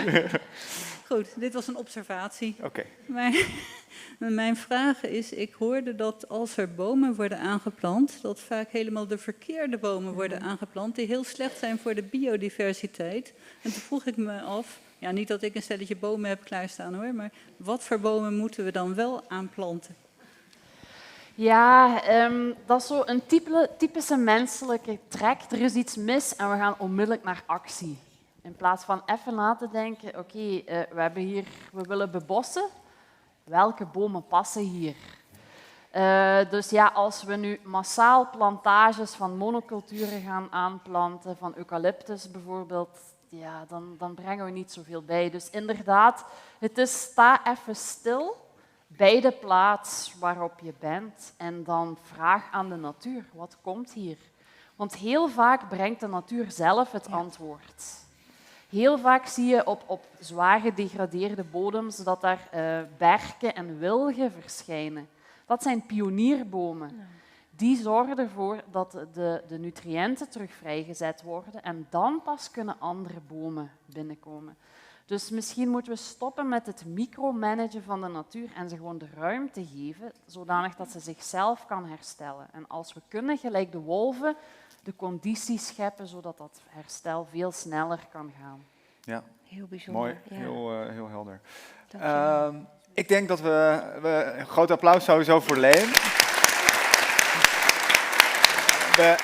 Wij spreken jou zo nog in het slotpanel. Ja. En daarvoor gaan we naar Li An Phoa. Ik zou zeggen, kom erbij. Ja.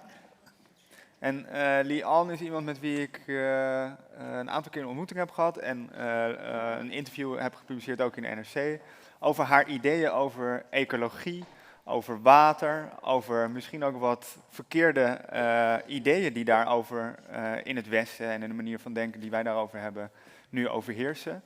Jij bent schrijver van het boek Drinkable Rivers, waar je nu over heel mooi gaat vertellen. En wat ik interessant aan jouw werk vind is dat jij combineert cutting edge wetenschap vanuit de ecologie met toch ook wel iets van activisme. En dat vind ik een spannende combinatie. Dus we gaan nu naar jou luisteren. Dankjewel. Ja, en ik zou bijna zeggen, ik gooi deze ook weg. En eigenlijk ook dit ook helemaal weg. Want er is al zoveel nu op al die vragen en al deze onderwerpen waar ik met deze gedeelde ervaring die we zojuist hebben gehad, dat we helemaal vol borrelen. Dus ik zou bijna helemaal zo in gesprek willen gaan. Maar misschien voor degenen die dit verhaal helemaal niet kennen, moet ik toch eventjes terug. Dus ik zal een paar minuten even een context schetsen van wat ik noem mijn levenswerk. En waar mijn zusjes van zeggen, dat kan je nog niet zeggen, want je bent nog geen 90. Maar ik weet wel dat ik hier mijn hele leven voor wil inzetten. Met heel veel redenen eigenlijk. En ik denk dat de voorgaande sprekers dat eigenlijk al hebben gebouwd. Want veel van die elementen, die draden die we net hebben gehoord, heb ik eigenlijk in dit levenswerk gewoven. En dat metafoor, dat zit natuurlijk niet helemaal hier, dus dat zit helemaal erin. Hou nog even vol, de laatste spreker. Ik stel dit voor dus, een drinkbare rivier als ons kompas. In plaats van bijvoorbeeld economische groei, Juist omdat dat de omstandigheden zijn die conducive to life zijn. Nou goed, daar ga ik nog wel meer uitleggen. Oh ja, dat moest ik zo doen, hè? Misschien helpt het als je een beetje naar die kant moet het loopt. ook leren. Dat hielp bij Leen. Ik weet, Zo. Oké, die kant. Helpt het jou misschien als je even zwaait, gewoon naar de regie, zodat daar op een knopje maar nu weet wordt? ik welk knopje. Ik ging op een verkeerde druk. Daar. Dus ik moet hem waarschijnlijk zo draaien. Nee, zo zegt hij toch wel. Dan lijkt dit misschien erg droomachtig. En we zitten juist nu in de science jaar. En utopisch wellicht. Maar als we dan ook weer terug naar de kunsten gaan, dat is wel leuk dat dat toch... mooi rood draadje. Ja, art en science blijken toch heel dicht bij elkaar te zijn. Dan zie je hier al een getuige, die snapshot, van wat we hebben gehoord, uit 1826, waar John Constable, en deze hangt in Londen, waar je ziet dat de herder even op zijn buik ligt en direct drinkt uit de beek.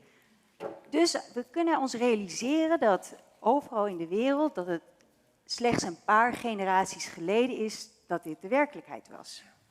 En dan is het toch wel erg shocking dat het nu bijna nergens meer is. Wat doen we? Wat doen we verkeerd? Nou, dat is een beetje de onderliggende vraag natuurlijk aan vandaag. Ja. Zelf begon dit bij mij als een ervaring. En dit was in de Rupertrivier in het noorden van Canada. Een maand lang kon ik direct drinken uit de rivier. En de eerste keer dat ik dat deed, parallel aan die slok kwam die traan. Chief Phil Lane had het er ook over, hè? De tranen.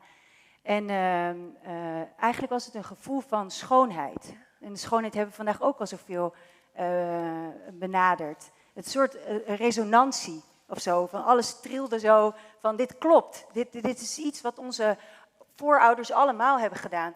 En ik ben het helemaal vergeten. Ik heb het wel eens nog in de bergen gedaan, bij bronnetjes.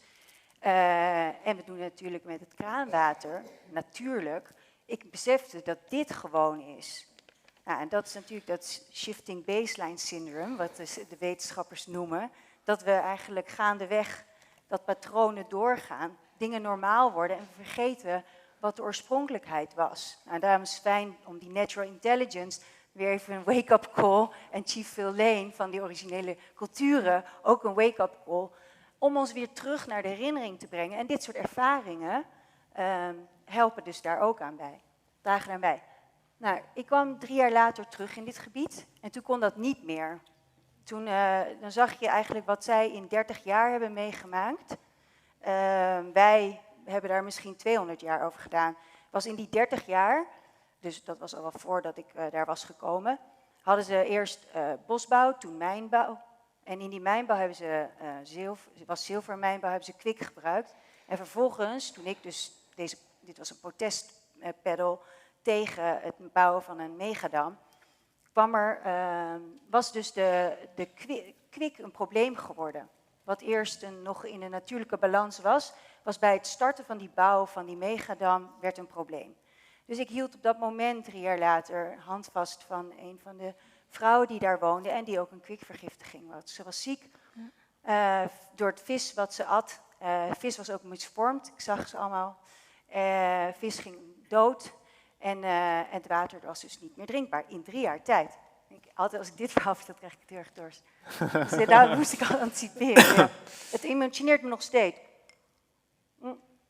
En dat is ook iets goed, want daar hebben we het nog niet veel over gehad, maar veel Leen wel een beetje. Maar dat gevoel, ook als wetenschappers, gewoon altijd aanzetten. Ja. Gewoon die volumeknop heel hard aan. En dat mag niet op de een of andere manier. Ja. Maar daar sluiten we al dingen af natuurlijk. Ja. Want ik denk dus dat we hier, dat menselijk zijn, het feit dat je levend bent, is groter dan dat je wetenschapper bent, toch? Dus dat moeten we allebei aanhouden. Dat is zo logisch. Ja. Dus die emotie heeft mij gerealiseerd. Ik kan niet meer drinken uit mijn eigen rivier. Ik ben dat zelfs vergeten. Die verbeelding is er niet eens meer. Maar ik wil dit eigenlijk weer terug. En toen was ik zelf 24. Bij die vorige foto, deze niet meer. En toen heb ik besloten, ik wil hier mijn levenswerk van maken. Eigenlijk wil ik hier mijn persoonlijke kompas. Dat mijn keuzes bijdragen naar een wereld met drinkbare rivieren. Een beetje waar Leen ook mee eindigde net. En toen ging ik begon met de rivier te wandelen die mij mijn hele leven van drinkwater heeft voorzien. Oppervlaktewater van de Maas. Ik groeide op ten oosten van Rotterdam en dronk dus direct Maaswater. En ik ben die hele Maas af gaan lopen, 60 dagen, 1000 kilometer. En tegen het einde, toen ik in de delta kwam, dit is even een hoopvol verhaaltje, even spoiler, zei dus de boer tegen mij, ja, je kan dit gewoon drinken. Ik zei, ja, je bent gek. Want hij zei van nee, maar ik weet precies hoe het land bewerkt is. Ik weet ook precies, dit is een heel klein beetje, wat er bovenstrooms gebeurt. Je kan het drinken. Nou, ik heb alleen maar 1 kopje genomen. Maar voor mij was dat wel van, ook lokaal kan je dus dingen gaan oplossen. Ook al lijkt het zo groot. Dat is eigenlijk wat ik voelde van, oh ja, en zelfs helemaal in de delta kan het dus ook. Maar goed, liefst van bron tot monding. We hebben het over verwovenheid. Dus dan zie je, aan de ene kant zijn we dit gewend al, dit indicatordenken. Van als de zalm terug is, dan gaat het weer goed. Als de patrijs terug in het landschap is, als de grutto er weer is. Weet je, ze zijn indicatoren van dat waardesysteem en van die verwovenheid. Dat zij kunnen ontstaan als die relaties gezond zijn.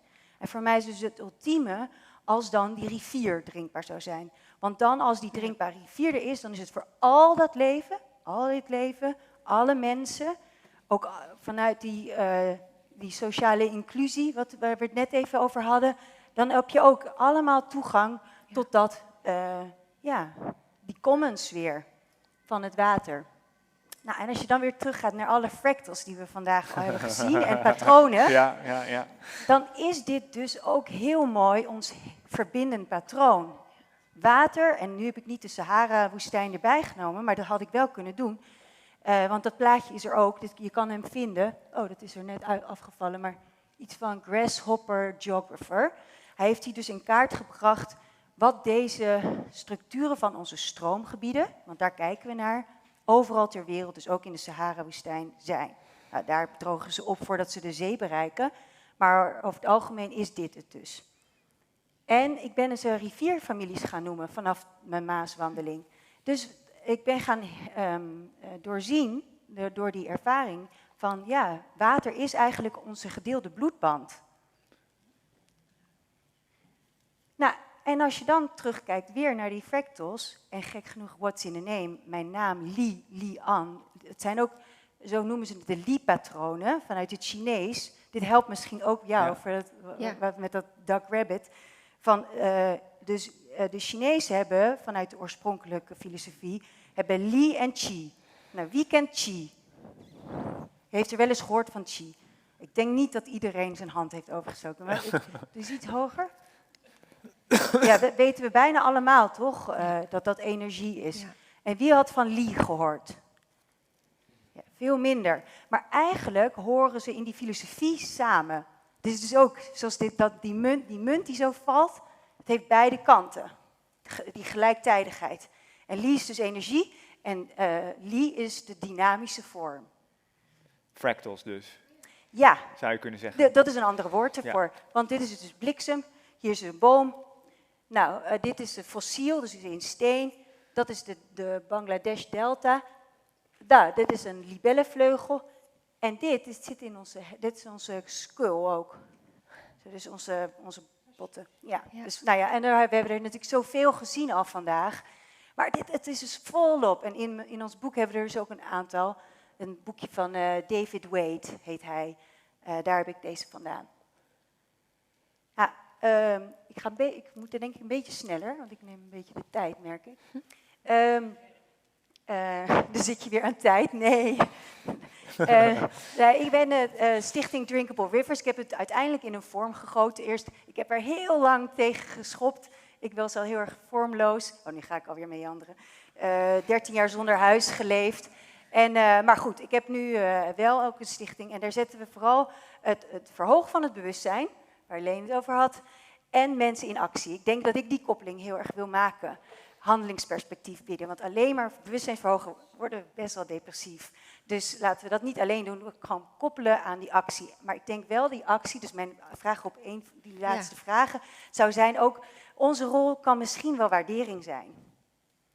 Dat wij die beauty, zeg maar zo, dat lijkt weinig, maar dat is heel veel. En daar worden we allemaal heel blij van. Dus wij zijn denk ik een soort van de antennes die waardering tot ons kunnen laten komen en dan weer delen. Maar goed, dus de grootste stroomgebieden zie je dan hier en die rivierfamilies. Dus we kunnen onszelf heel anders gaan organiseren. Nou, als we dus dan naar ons land kijken en even gewoon vanuit de andere grens kijken dan onze landlens. Als we vanuit watergrens kijken, ziet ons land er zo uit. We zijn 4 stroomgebieden rijk en hier beginnen we dus, onze 4 rivierfamilies. We hadden de mineral people, nou, dit is de river people. En dit zijn we ook allemaal. En nou, even cirkeltjes waar ik dus opgroeide. Laagste punten van Nederland, 8,8 meter below sea level, wou ik weer zeggen. Nou, maar dat is wel een beetje het thema, hè, dat we Nederlands-Engels. De 60 dagen wandeling zie je hier. Dus vorig jaar langs de IJssel. Ik ben nu de Vecht aan het voorbereiden die in Duitsland start. Tijdens die wandeling zijn er heel veel ontmoetingen van die rivierfamilie. Wat het leuke is dat lokale mensen die allemaal daaraan werken, elkaar toch leren kennen tijdens die wandeling. Maar ook allerlei lokale mensen haken aan. Ik logeer dus bij Jan en Alleman. Dat is heel gezellig. En dan breng ik letterlijk de Maas naar de dinner table. Hier met groep bestuurders. Dus je hebt iemand van, zij is van Rijkswaterstaat, zij van de provincie Gelderland en hij is dijkgraaf van het waterschap. Oh ja, dat is mijn vriend Maarten en dat is Wim Eikelboom die rivierverhalen maakt van de IJssel. Maar waarom ik het zeg, van dit is gewoon een snapshot van zo'n wandeling. Ja, we zijn over de motive. Ik probeer nu al een beetje in onze gedeelde taal te praten. Maar wat je dus hebt, het is 40 graden hier. Snikheet, 1 boom. Zien ze dus ook wat een nadeel het is om maar 1 boom te hebben langs de oever. Gras tot hier. We strijken neer allemaal. Dus het is bijna werd het een soort ceremonie om het gras eerst plat te maken. En je hebt dan hele andere gesprekken. Zijn veel persoonlijker, veel diepgaander, veel gewaagder. Je durft veel meer te zeggen. Je verkent veel meer. Je maakt andere keuzes. Dus aan het eind van dat gesprek dit is ook mijn tip van, ga vaker dit soort gesprekken hier houden. Maak belangrijke beslissingen aan het water. Het liefst zelfs met kinderen erbij. Durf hen in hun ogen te vertellen wat je gaat besluiten doen. Nou, dan zie je dus ook dat iets kleins kan big cascading effect hebben, omdat allerlei journalisten aanhaken. Een filmmaker was erbij, wist ik veel, hij kende me helemaal niet. Hij vroeg, mag ik een film maken? Ik zei, ja, zinnig. Nou, er is een film op tv, 2 keer op tv gekomen. Dus er is nu zelfs ook een internationale film. Oké, tijdens de wandelingen doen we ook, als ik dan toch loop, kan je best kijken naar, oké, hoe gaat het met het water? En hier wou ik toch ook dat qualitative en quantitative element die Philip Goff gaf. Even weer, kunnen we hem nog herinneren? Jij pakt het allemaal mooi samen. Ja, ik probeer alles even te integreren. Die komen dus ook hier samen. Dus je kan gewoon heel concreet kijken, een nulmeting maken en kijken ook vervolgens, gaat het beter? Gaan we richting die drinkbare rivier, richting een zwembare rivier of niet? Als je dingen weet. Dus hier kan je het kwantificeren, maar ook kwalificeren. We gebruiken ook al onze zintuigen en zo. Je gaat ook weer even aan als mens en niet alleen maar meten met apparatuur. We starten het onderzoek met de rivier te bedanken. En dat nemen we ook op. En dan, we delen ook een anekdote met het water. En dat is dan ook zo universeel. Dan hebben we zoveel mooie herinneringen. Eigenlijk een van onze lievelingsherinneringen zijn eigenlijk allemaal, onze lievelingsplekken zijn allemaal buiten. En ook al onze lievelingsherinneringen zijn ook vaak aan het water. Nou ja, dus dat komt dan ook, die waardering. Die kan je dus samen doen, ook een hele andere manier van onderzoek doen, om dat bij elkaar te brengen. Om niet te denken, we doen nu ceremonie en prayer en dan gaan we aan de slag. Nee, waarom niet gewoon samenbrengen? En nou ja, dat zijn we, als ik het dan toch heb gedaan, kan je het ook weer verbeteren. De meetkit verbeteren. Allerlei handleidingen geschreven, instructiefilmpjes gemaakt.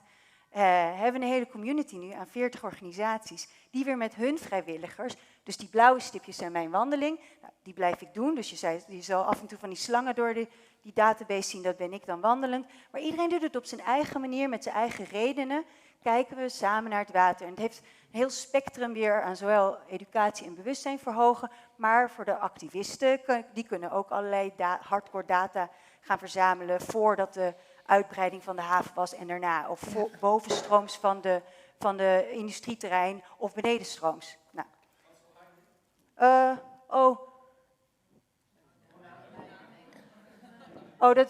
Dat weet ik even niet. Maar dit is ook eigenlijk nu de oude database. We hebben nu inmiddels ook echt waanzinnig een nieuwe database. En er zit ook rode stipje, oranje. Dit is een oude foto eigenlijk, oude screenshot. Er zijn er veel meer nu. Zelfs in Oekraïne zijn ze nog bezig. Nou, het is echt bijzonder. Ze zeggen dus echt dat dat hoop geeft in deze tijd om te werken dan aan zoiets anders. Maar er zijn ook roze stipjes en die zijn dan gemaakt bijvoorbeeld door allemaal scholen. We hebben een keertje met alle, nou ja, ze konden alle basisscholen, maar er hebben 100 basisscholen door Nederland meegedaan. Nou, als je loopt, kan je dan ook zeggen dat je eigenlijk gaat bevestigen van, we zijn allemaal afhankelijk van het water. We zijn er ook allemaal verantwoordelijk voor het water. En dus willen we een eerste stap zetten om onze verantwoordelijkheid te nemen en de drinkbare rivier helpt daarbij. Nou, daar hebben we dat bij de IJssel in een vorm van een manifest gedaan. En we is deze groep helemaal. We zijn dus met 20 partijen die allemaal nu zeggen, we dromen en werken richting een drinkbare IJssel in 30 jaar. Dus 2051. 30 jaar dus al. Dat moeten ze al in, in één 2050. generatie. Ja, en het mooie dan is dat, we hadden het net kort ook even over de boeren.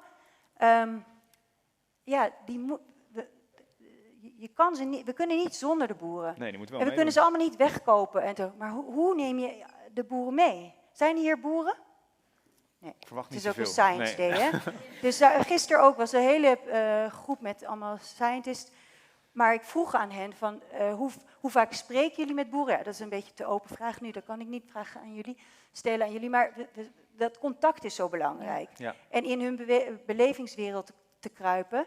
En ook te weten, hoe neem je hen mee? En de drinkbare rivier is over het algemeen, en ik heb honderden gesproken, dat raakt hen. Ze zeggen, het is duidelijk, het is helder wat je van ons vraagt. We weten heel goed wat we moeten laten en wat we moeten doen.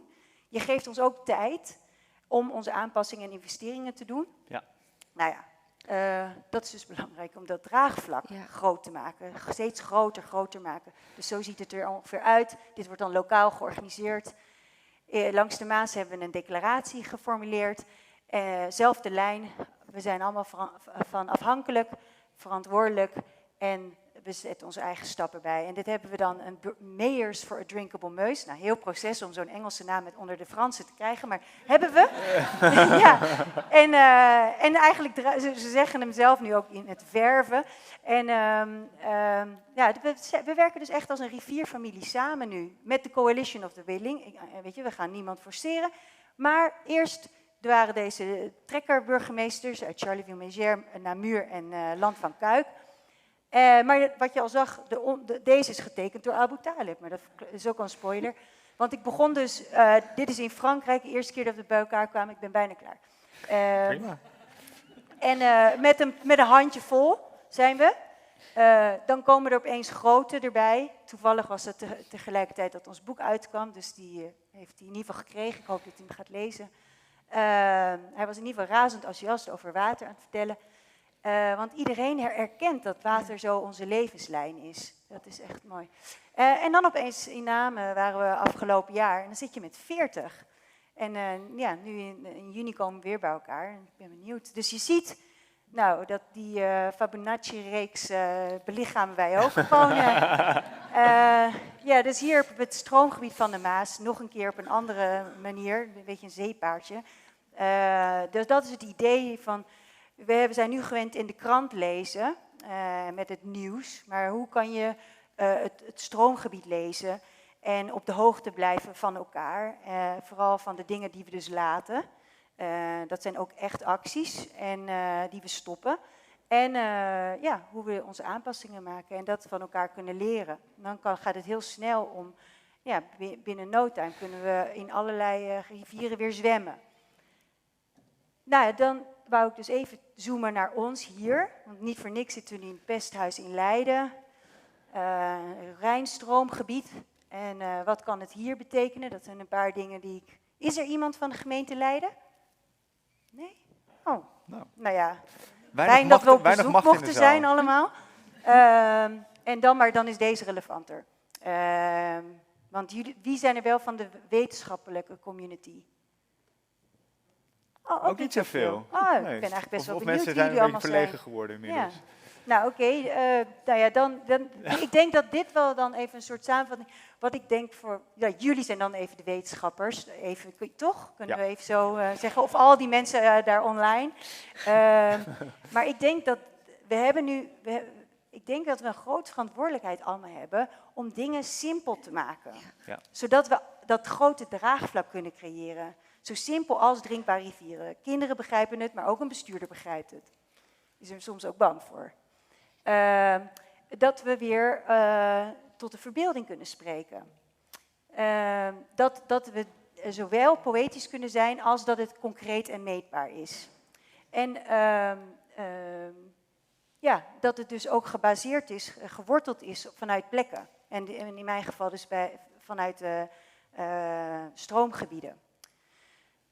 En dat het handelingsperspectief biedt. Ik denk als dat soort elementen erin gaan zitten, dan kunnen we een heel andere wetenschap en heel andere ontdekkingen ook weer gaan doen. Ja. Nou, dat help ik je hopen.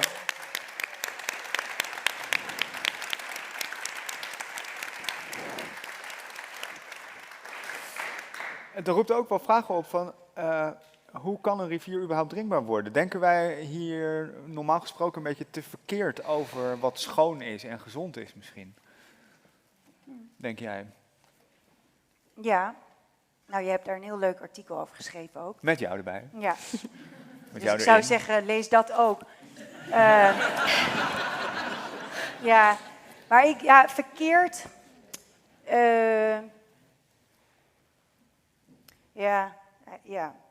Ik denk dat we wel vaak de plank een beetje misslaan, ja.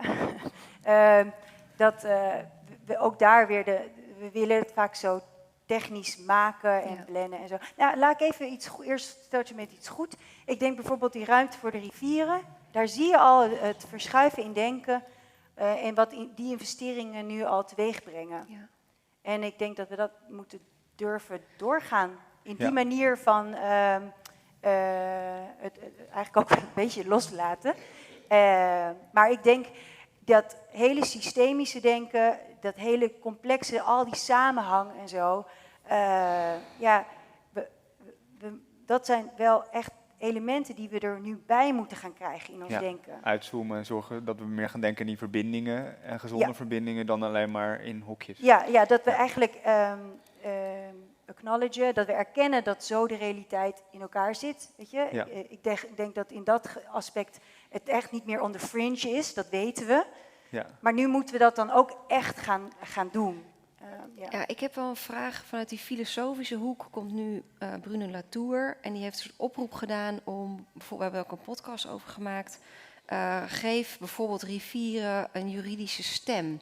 En natuurlijk juich ik dat toe.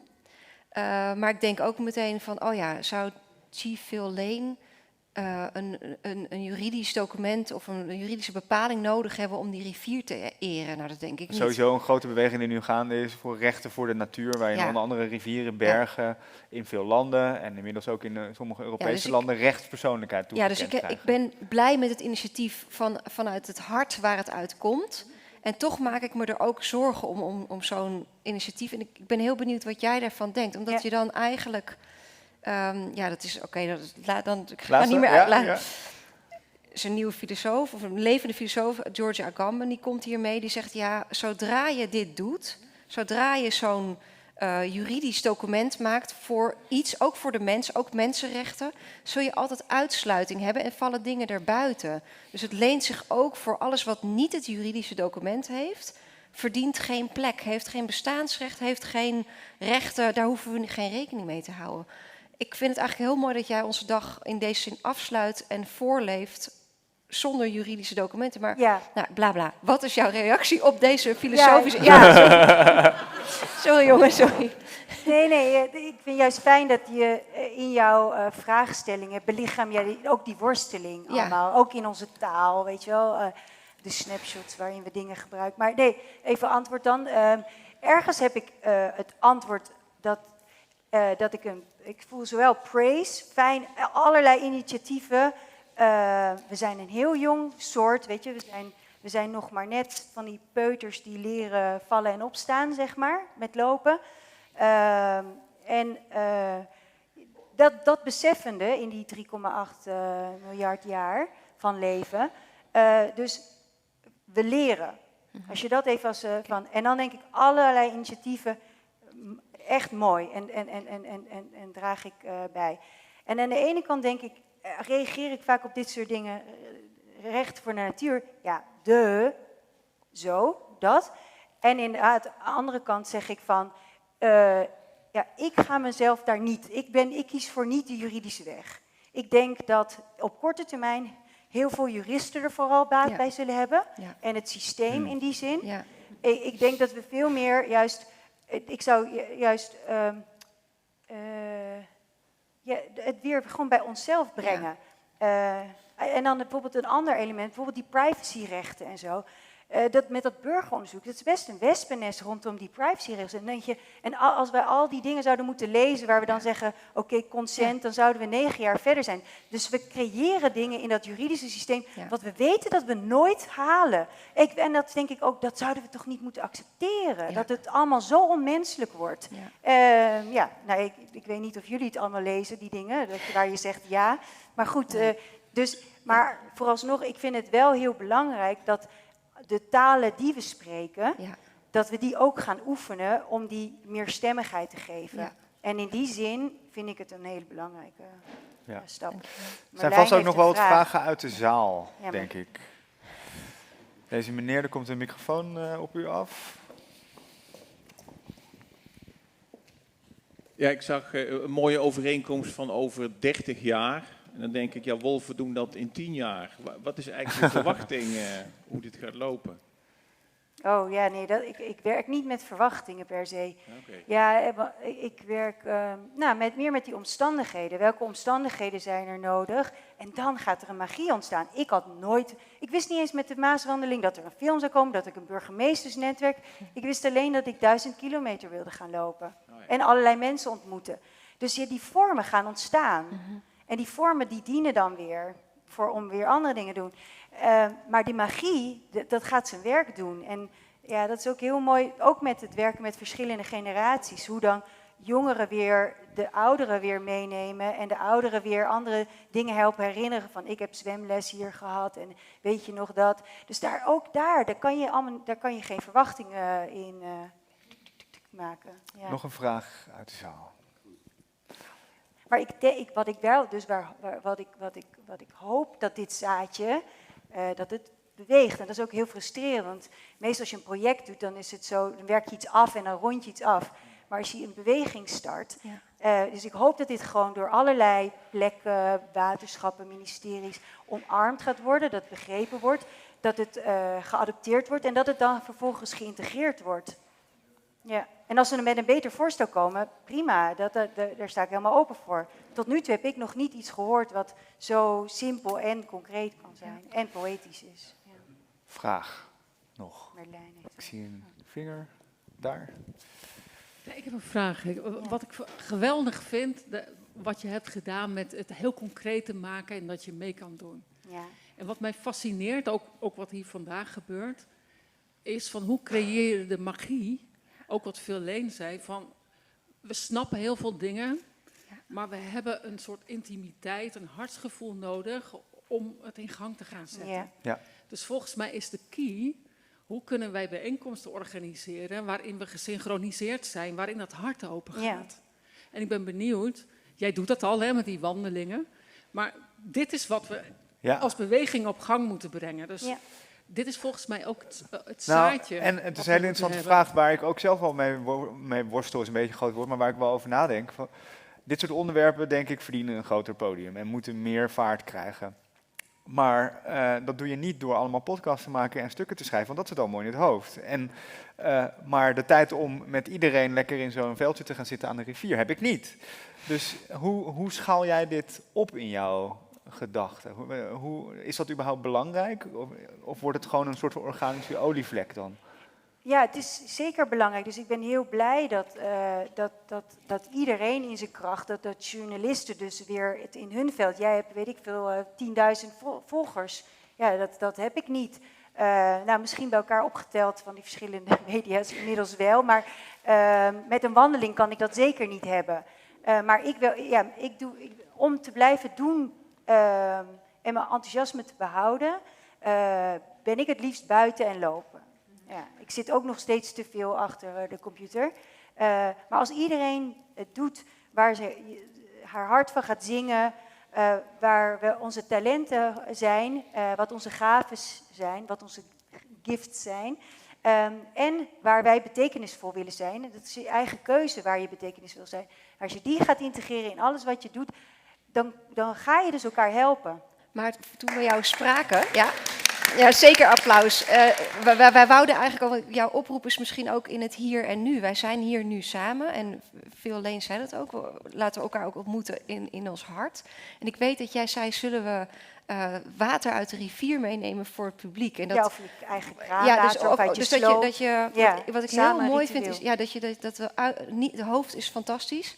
Maar dat je een ervaring erbij doet die we allemaal kunnen ervaren, ook buiten de woorden die we hebben. Misschien is dat ook wel jouw oproep van hoe gaan we dat ook doen als we zoals we nu samen zijn, dat doen. Dat is volgens mij de missing link. Ja.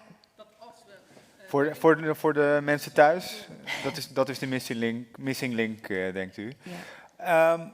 We gaan naar de afsluitende panel maar, denk ik, toch? Dan gaan we even een wrap-up maken van de dag. Ik zie nog één vinger van een online vraag misschien bij Roosmarijn. Ja, klopt, Wouter.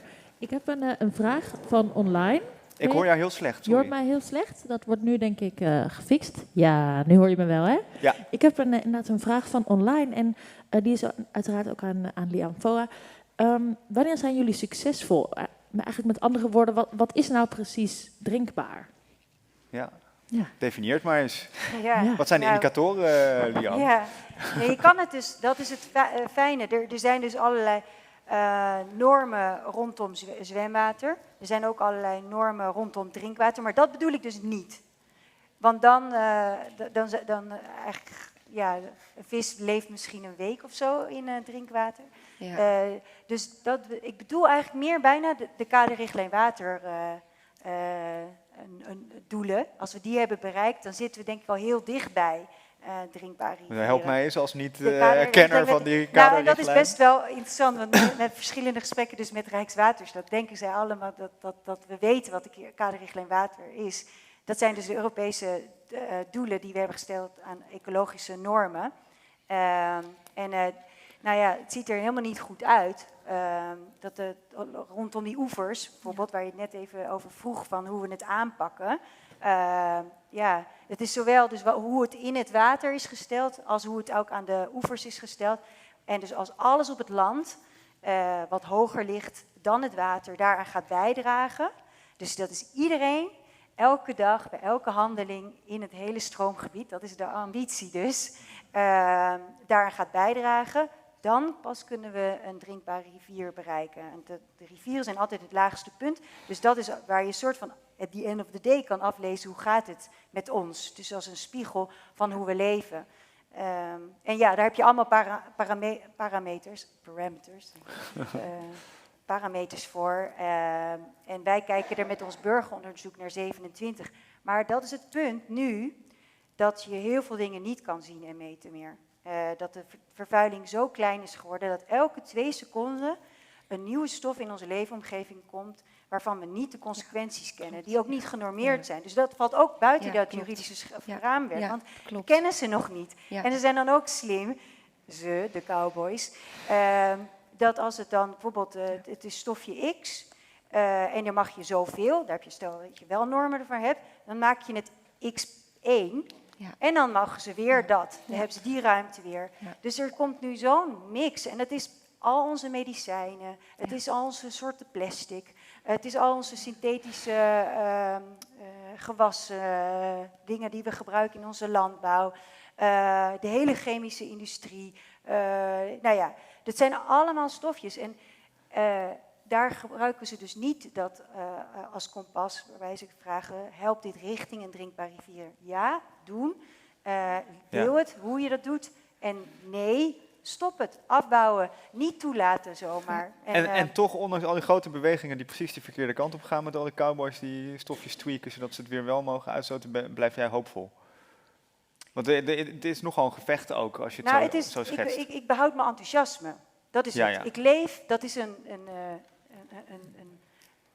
gegeven en een gift. Het is het beide. En daar wil ik mee doen wat ik kan doen. Ja. En ik probeer eigenlijk dus hoop en wanhoop eigenlijk te ontstijgen. En nou, dan weer terug naar Chief Phil Lane. Inderdaad, healing circles of zo, of hoe je het maar wil noemen. Maar gewoon delen. Daar Joanna Macy's werk is bijvoorbeeld heel fijn. Waarbij je tegenover elkaar gaat staan en gewoon de een praat, de ander luistert. Je gaat niet reageren op elkaar. En je zegt gewoon, je spuit even 2 minuten van al jouw pijn voor de wereld. Nou, en dat kan er gewoon zijn de zieken in je familie, de overledenen, wat er weggegaan is. Maar ook waar je alle andere dingen waarvoor je rouwt. Maar dat je dat ook weer als een practice maakt om daarmee te dealen. Want dan... ik heb zowel hoop als wanhoop. Beide weer. Die contradictie, die leven we toch elke dag. Ja. Maar die moet ik dan eigenlijk weer ontstijgen. Maar ik voel soms alsof ik inderdaad surf op dat ik depressief zou kunnen zijn. Ja. Maar doordat ik de hele tijd hard werk aan mezelf weer enthousiast maken, weten dus hoe ik mijn zingend hart blijf voeden, dus dat ik veel naar buiten ga, dan kan je elke keer weer, weer verder gaan. Ja. En dan vooral met kleine kinderen ook zijn. Dat je daar ook... hen nog net zo dat enthousiasme en de ontdekking van de zeester en dingen, die dieren die zij misschien nooit kunnen zien of zo, die wij wel nog hebben beleefd, geef hen ook heel veel luisterend oor vooral. Mooi hoor. Ja. Dankjewel Li An. Laten we ook Claudy Jongstra weer even op het podium halen. En Leen Gorissen. Dan gaan we nog even... Dan gaan we nog even... Om weer energie te krijgen. Ga lekker zitten, dames. Ja, wij staan. En we gaan nog even met een paar korte vragen een beetje reflecteren op wat hebben we nou vandaag geleerd en gehoord en voor nieuwe dingen tot ons genomen. Een soort ceremonie, een soort buiging om ons te laten zitten. Ja, vond ik wel... Nou, dan moet ik dan op mijn knieën of... Oké. Ja, jij gaf aan, je wil een beetje voorbij hoop en wanhoop. Hoe sta jij erin na zo'n dag met allemaal praatjes over bewustzijn en de intelligentie van de natuur? Ben jij hoopvoller of minder hoopvol geworden? Ook voorbij wanhoop, want jouw connector is zeg maar water en ik zoek het in de wol en in pigment. En we doen eigenlijk precies hetzelfde, ook op plekken waar nog dat wol-DNA ontzettend leeft en de gemeenschap echt liet floreren. Maar natuurlijk ook goed was voor landschap, de natuurkuddes die beheerden het landschap. En zorgde voor een balans in ecosystemen. Maar we proberen daar weer vitaliteit te brengen en de mensen weer toe te verbinden en mogelijkheden te laten zien waarop je heel blij en vrolijk wordt. Want als je de kleuren van de natuur ziet uit planten ontgonnen, dan is dat een diepe ontroering. Dus dezelfde manier betovering altijd. Ja, ik proef die betovering bij jou ook een beetje. Hè? Als je kijkt naar je hond en überhaupt naar de natuur, daar zit ook iets van... Die kinderlijke verwondering ook haast in, toch? Ja, ik heb heel veel geluk gehad dat ik dat nooit ben verleerd. Ze hebben dat in de academische wereld er proberen uit te bonjouren. En dat is even een heel korte tijd gelukt en daarna was het gelukkig terug. En ik krijg ook hoop van dingen doen. Dus ik doe dit wel voor mijn werk deeltijds, maar de andere tijd ben ik ook bezig met land te herbebossen en te herstellen. Oh ja. Een beetje de rol van de wolven proberen te spelen. en als er dan zo heel veel negatief nieuws is, dan laat je toch wel enorm op als je gewoon zo terug een boom in de grond kunt steken of je bouwt een hotel voor reptielen en 5 minuten later zit er al ene op en dan denk je, kijk, de natuur spreekt. Dus we zijn goed bezig. Ik weet dat jij bezig bent met onderwijs. En we hadden net al over dat die vrije school werd genoemd.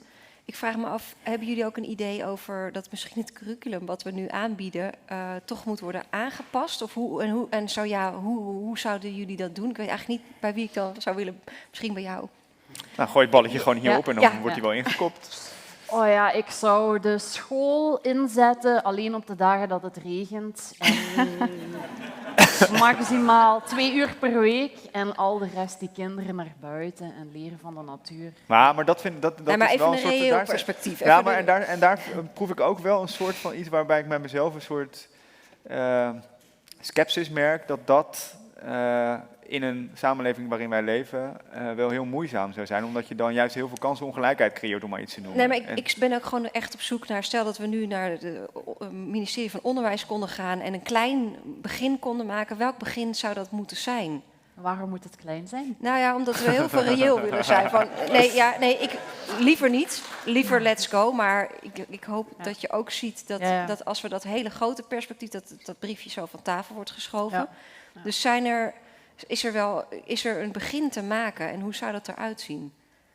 Nou ja, wij hadden op een gegeven moment, dit is mijn brood, maar we hadden op een gegeven moment de laatste jaren zoveel aanvragen van scholen uit heel Nederland naar buiten. We beginnen dus nu in september met onze eigen school. Ja. Het moet iets heten, we noemen het maar school, maar uiteindelijk past het niet. Want wat leer je daar? Ja, we hadden een groep jonge mensen uit Leiden, pas 2 weken geleden, autistische jongeren, 1,5 dag. En de aanname was met een iPad, daar wordt die cognitieve ontwikkeling enorm gestimuleerd en die potentie wordt er echt uitgehaald. Mm-hmm. Ouders om de hoek in hotels, want de kinderen waren buiten het gebaande pad, wol, het ruikt niet lekker en wat nu? Ja, na die 1,5 dag hoorden we van de docenten dat ze meer hadden geleerd in die 1,5 dag dan in die 3 jaar op die school. Dus er zit heel veel in die materialiteit, die sensitiviteit, de taal waarin je elkaar uitdrukt, samenwerken met een spindel. Je kunt zien hoe iemand, je kan in een draad kun je alles zien. Dat is zo leesbaar als wat. En in dat maken, daar gebeurt dus iets in. Het is super concreet. Het is ook niet duur. Je hebt die natuur, je gaat naar buiten, je plant een zaadje en je hebt een kleur en je hebt een garen. En je ziet dus meteen een resultaat. Het geeft trotsheid, het geeft eigenheid. Nou, ik kan heel lang doorgaan, maar het is heel klein, maar het is ook heel groot. neem ik ook wel heel erg mee van vandaag zelf, dat tastbare. En concreet. En dat zag je inderdaad ook juist door dat virtuele contact met Chief Phil, denk ik, ook een beetje misgaan of zo. Dat juist dat tastbare element een beetje ontbrak. Maar wat... Ja, zeker. Ik denk wat ik nog toevoegen, bijvoorbeeld heel veel meer soft skills. Leren over naar je gevoelens te luisteren en je gevoelens uitspreken. Maar ook bijvoorbeeld allerlei kunde rondom non-violent communication. En dan naast natuurlijk die natuurlijke intelligentie te leren. En ik denk dat is vooral inderdaad veel meer buitenlessen. Ik geef nu 15 jaar les, ik doe alles buiten. Ja. En je merkt gewoon dat iedereen geconcentreerder is en beter dingen onthouden. Dus zou je ook oproepen tot dat we hebben allerlei vakken en dat je die dan koppelt aan iets doen buiten. Ja, dus je kan wiskunde ook prima buiten leren. Ja, wat Claudy denk ik zegt. Dat je het zo kan koppelen aan concrete dingen. Maar het is zowel wat we leren, maar ook hoe we leren. Daar beide. Is er nog iets anders dat achterblijft bij vandaag? Jullie zijn alle 3 de hele dag bij geweest. Wat blijft plakken na vandaag? Is er iets wat jullie hebben geleerd of een inzicht wat jullie hebben gehad waarvan je denkt van nou, het heeft me toch net weer anders leren kijken of zo. Jij zit natuurlijk heel goed in deze materie. Ja, ik ben niet per se wat we anders... Ik denk dat we ook... ik vond het gewoon heel grappig wat er gebeurde. Dit was ook heel ergens pijnlijk, maar ik denk niet dat veel Leen zo dat voelde. Maar ik vond het een heel grappig contrast. Ja, dat was het. Het is bijna alsof jullie dat als toneelstuk hebben zo hebben geprobeerd. Nee, helaas was dit echt. Ja, maar ik vind dat... Nou, niet helaas. Ik zou dat dus niet... Zo plakt hij dus niet bij mij. Ik vond dat eigenlijk wel... mooi als een soort uitroepteken van, dat gaan we dus niet meer doen. Dat weten jullie ook. En dat is ook waarom jullie hem ook geïntegreerd hebben in dit programma. Van, we voelen dat we dat steeds meer aan het integreren zijn. En ik denk dus dat hij dat helemaal niet erg vindt. Hij heeft dat altijd sowieso niet eens door. Maar hij hoorde het niet. Maar nee. Dus zo, die ervaring die we dan delen samen blijft me bij. En voor de rest gewoon echt, het is mooi wat Van Eyck ook dan in die beelden. Die gevoelens, we kennen het allemaal. En nu dan echt van hoe kunnen we dat in elke dag, in elke woord, in elke gedachte. Ik denk nog even Bruce Lipton, even belangrijk om zijn naam te noemen. Een bioloog. Ja, celbioloog. Dat al onze, en emoten natuurlijk ook, al onze gedachtes en wensen en zo hebben ook effect in de materiële wereld. Dus op celniveau en op het watermolecuulniveau. En dat weet de wetenschap, dat hebben we allemaal gezien. Dus dat we ook al dat soort acties niet onderschatten en dat we dat dus ook in ons dagelijks leven meenemen. Je ziet bij zo iemand als Bruce Lipton, dat is ook wel een vrij controversiële bioloog, dat dit gedachtegoed nog heel onaf is. En soms ook net een beetje de grens overgaat van, ik weet niet hoe erg dat is, maar dat het een beetje buiten het domein van de serieus genomen wetenschap gaat en meer richting de spiritualiteit en dat soort ideeën. Maar wat ik in jouw antwoorden proef, is dat het juist draait om misschien ook wat meer het verenigen van die twee domeinen die zo... Ja, zeker. En ook je vraag stellen van, in hoeverre is dat andere domein, dat heeft zichzelf dan afgezien of zo. Hoe bedoel je? Nou, je zegt dat het nog onaf is, toch? Ja. Maar dan het andere domein, wat we meer geaccepteerd lijken te hebben we een soort van meer afgezien. Maar daar zien we alles. Maar elke wetenschapper eindigt toch met, nou, dat biedt ons weer meer vragen en meer onderzoek. Ja, toch? Dus dat is toch gewoon ook de beweging van wetenschap om dat te erkennen dan. Ja. Dus het is ook dat durven dan te omarmen, Ja. En ik denk wel, dat is ook van, we willen zoveel zeggen, hè, maar in de bewegelijkheid, om daar dus deeltjes, die snapshots te bestuderen. Waarom weten we zo weinig van water, wat dus in al onze vormen zijn, dat het zo beweegt? En als je het stil wil houden en je wil er naar kijken, je maakt er een foto van of zo, dan verander je de properties, de eigenschappen. de eigenschappen. Dus je kan het letterlijk niet met de lens die we nu hebben leren kennen. Nee, dus daar zien we al van, daar hebben we de arts voor nodig en daar hebben we dit voor nodig. Nou, daar zie je dus al de verbreding van dat wat we eerst zo in een soort grens noemden wetenschap. Maar Ja, mooi hoor. Zijn er nog vragen uit de zaal? Of ideeën, reflecties uit de zaal, opmerkingen? Wat bleef er bij jullie achter? Deze meneer hier vooraan heeft een... achter ook, dan gaan we dan naar gaan we eerst eventjes naar Gijsbert. Ja, dank jullie wel voor een hele inspirerende middag. En ik maak een beetje voor mezelf een samenvattende vraag. Ik heb ontzettend veel om over na te denken en aantekeningen gemaakt. En ik heb veel geleerd over de mens als een zoekend wezen en de mens als een vragend wezen en de mens als een falend wezen. Maar ik voel ook een zekere urgentie dat er iets moet veranderen. En nu is mijn vraag aan jullie. Wij mensen zijn ook een verhalend wezen. We vertellen elkaar verhalen en jullie kunnen dat als geen ander. Maar als ik nou thuis kom en hier nu de vraag ga stellen die ik thuis wil navertellen. Wat is eigenlijk jullie slogan? De Franse Revolutie had als slogan, het was een strijd voor vrijheid, gelijkheid en broederschap. En wat is nou het verhaal dat jullie vertellen in een paar woorden om deze wereld de goede kant op te duwen? Ik kan wel merken dat hij journalist is, hè? Deze man. Durven jullie dit aan? Ligt dit zo in je hoofd? Ik zie Leen al knikken. Ik zal beginnen. De natuur werkt. De natuur werkt. Biografie van ingrediënten. Sorry? Biografie van ingrediënten. Biografie van... Waarom dan? Kan je dat uitleggen? Of als je naar dit werk kijkt, is dat een biografie van ingrediënten. Het zweet van de boeren en de schapen die we getrokken hebben. En het pastorale beeld. En de kennis van de alchemisten en de wetenschappers. En de toekomst. En dus ook al die verbindingen tussen die verschillende ingrediënten. En het samenkomen in één zo'n werk. Ja, voor mij was de titel Drinkbare rivieren als kompas voor de 21ste eeuw. Ja. Sorry dat ik zeg, ik wist niet dat jullie dat allemaal konden horen. Deze meneer hiervoor heeft een vraag. Kijk, ben ik alweer te horen? Jazeker. Ja. Praat het over allerlei dingen van deze wereld die veranderen kunnen. Zou het niet helpen als we beginnen te beseffen dat we zelf een ecologisch systeem zijn? Ja. Wij zijn zelf gewoon ook ecologische systemen natuurlijk. Ja. Daar begint. Ja, dat is een hele mooie en dat vergeet iedereen. Wij zijn echt een ecosysteem. Hè? Nou, en wat dat betreft is het ook interessant, die fractals. Fractals zijn namelijk ook vormen die miniatuurversies van zichzelf in zich hebben. Het bekendste voorbeeld is een varen, bestaat uit kleine blaadjes, En we hebben het hier over ecosystemen, waar wij ook een soort van miniatuurversie van zijn. En volgens mij hebben we dat ook in die mooie film van Jan van Eycken gezien, hoe die fractals en die verbindingen toch wel overal doorheen lopen. En zo zijn we deel van alle andere ecosystemen. Ja, laten we het hopen, ja. Eigenlijk zijn wij miniatuur aardekjes allemaal.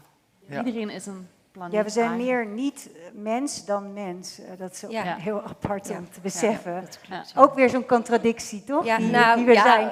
Nou, weet je wel, ergens... Het is een prachtige tegenstelling, daar ben ik het mee eens. Thomas. Nee, ja, wat Jan zegt, daar zat ik eigenlijk ook over door te denken. Wolven zijn wolven, doen wolvendingen.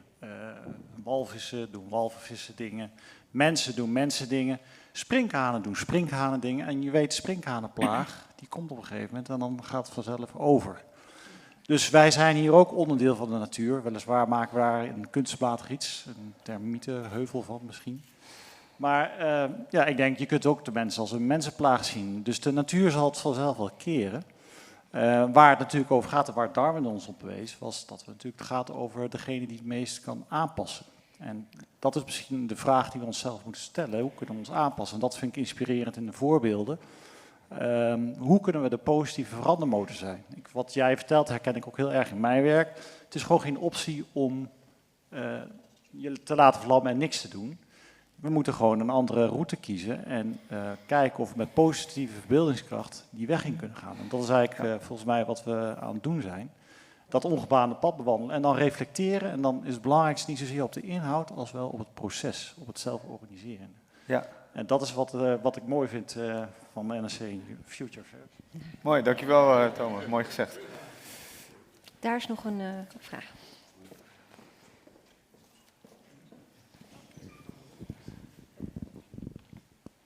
Hi. Wat ik meeneem vanuit deze bijeenkomst zijn meerdere dingen, hele mooie wetenschappelijke dingen. En ik hoop ook dat meer het gedachtegoed van Li An en Chief Phil Lane gaan spelen. Want ik vond het een heel mooi voorbeeld ook, dankjewel. Want je zegt van het kwam niet goed uit de verf. En ik had een beetje het idee dat het of ging om de techniek, zullen we maar zeggen, of om Phil Lane dat hij het niet helemaal meekreeg of snapte.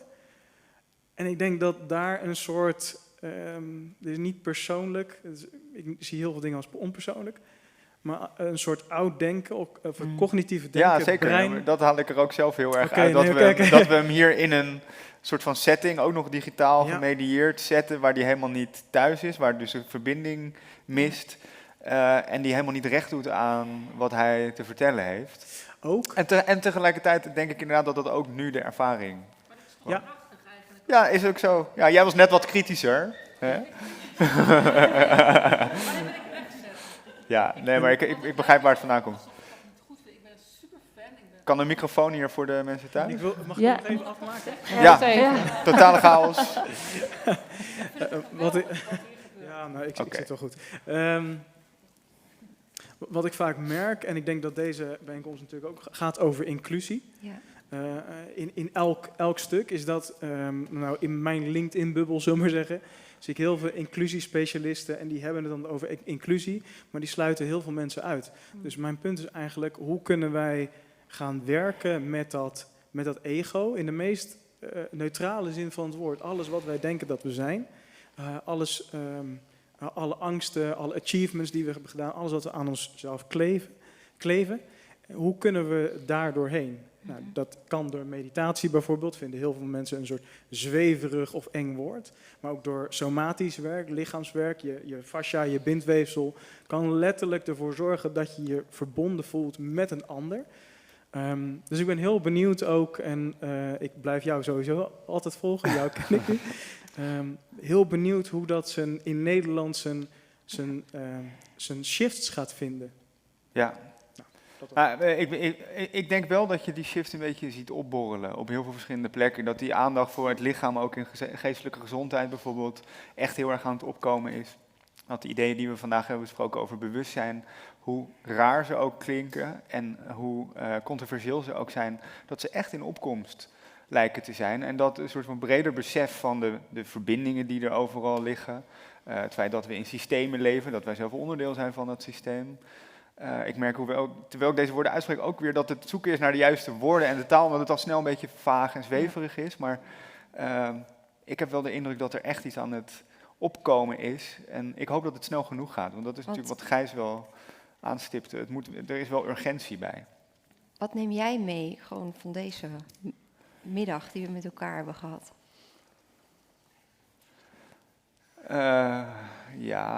Die ervaring. Het is heel letterlijk ook de rode draad door alle gesprekken heen van wat is onze ervaring, naar het belang van die ervaringen. En ik ben er voor mezelf nog niet uit wat ik daarna mee moet, of zo. Maar dat een deel van die verandering die er nodig is, komt door ervaren en niet door denken en schrijven. Dat lijkt mij wel voor de hand liggen. Nou, vandaag. Toch? En jij? Ik wou de laatste vraag aan Wouter. Ik ben geloof ik heel ontroerd door jullie ook, door het publiek. Ik heb het gevoel dat er heel veel oprechte aandacht is voor dit onderwerp en ook heel veel wil. En dat ontroert me echt heel erg. Met het werk ook op de achtergrond, wat me al meteen ontroerde, vind ik gewoon eigenlijk ik vind het een hele bijzondere bijeenkomst. Wat op gevoelsniveau, om het dan maar in die taal te zeggen. Ja. Dus, dat vind ik ook heel hoopvol, dat we kennelijk toch wel klaar zijn voor een soort shift, om dat oude verhaal achter je te laten. We hebben er wel zin in. Ja. Ja. Ja. Ja. Ja. Nou, dat lijkt mij eigenlijk een hele mooie afsluiter. Behalve dat ik nog heel veel mensen wil bedanken die hier, sowieso alle sprekers die hier waren. Ja. Meta Knol, Roosmarijn van der Velde die de organisatie hebben verzorgd. Echt fantastisch. Dus ook een heel groot applaus voor hun.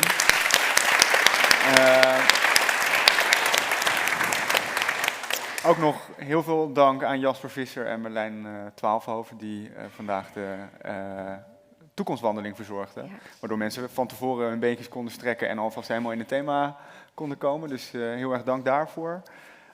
Abonneer je allemaal op de nieuwsbrief Future Affairs, als jullie dat nog niet hebben gedaan. nrc.nl/Future Affairs. En we hebben vanaf 25 mei komt ons nieuwe seizoen uit over het mysterie van bewustzijn. En daar duiken we in de neurowetenschap, de kwantumfysica, de filosofie, de evolutiebiologie. We hebben 5 hele mooie afleveringen nu in de koker. Ik denk dat het ook interessant en gaaf wordt en hoop dat het gesprek weer een beetje verder aanzwengelt. Dus heel veel dank en geniet van de borrel zo. Ja.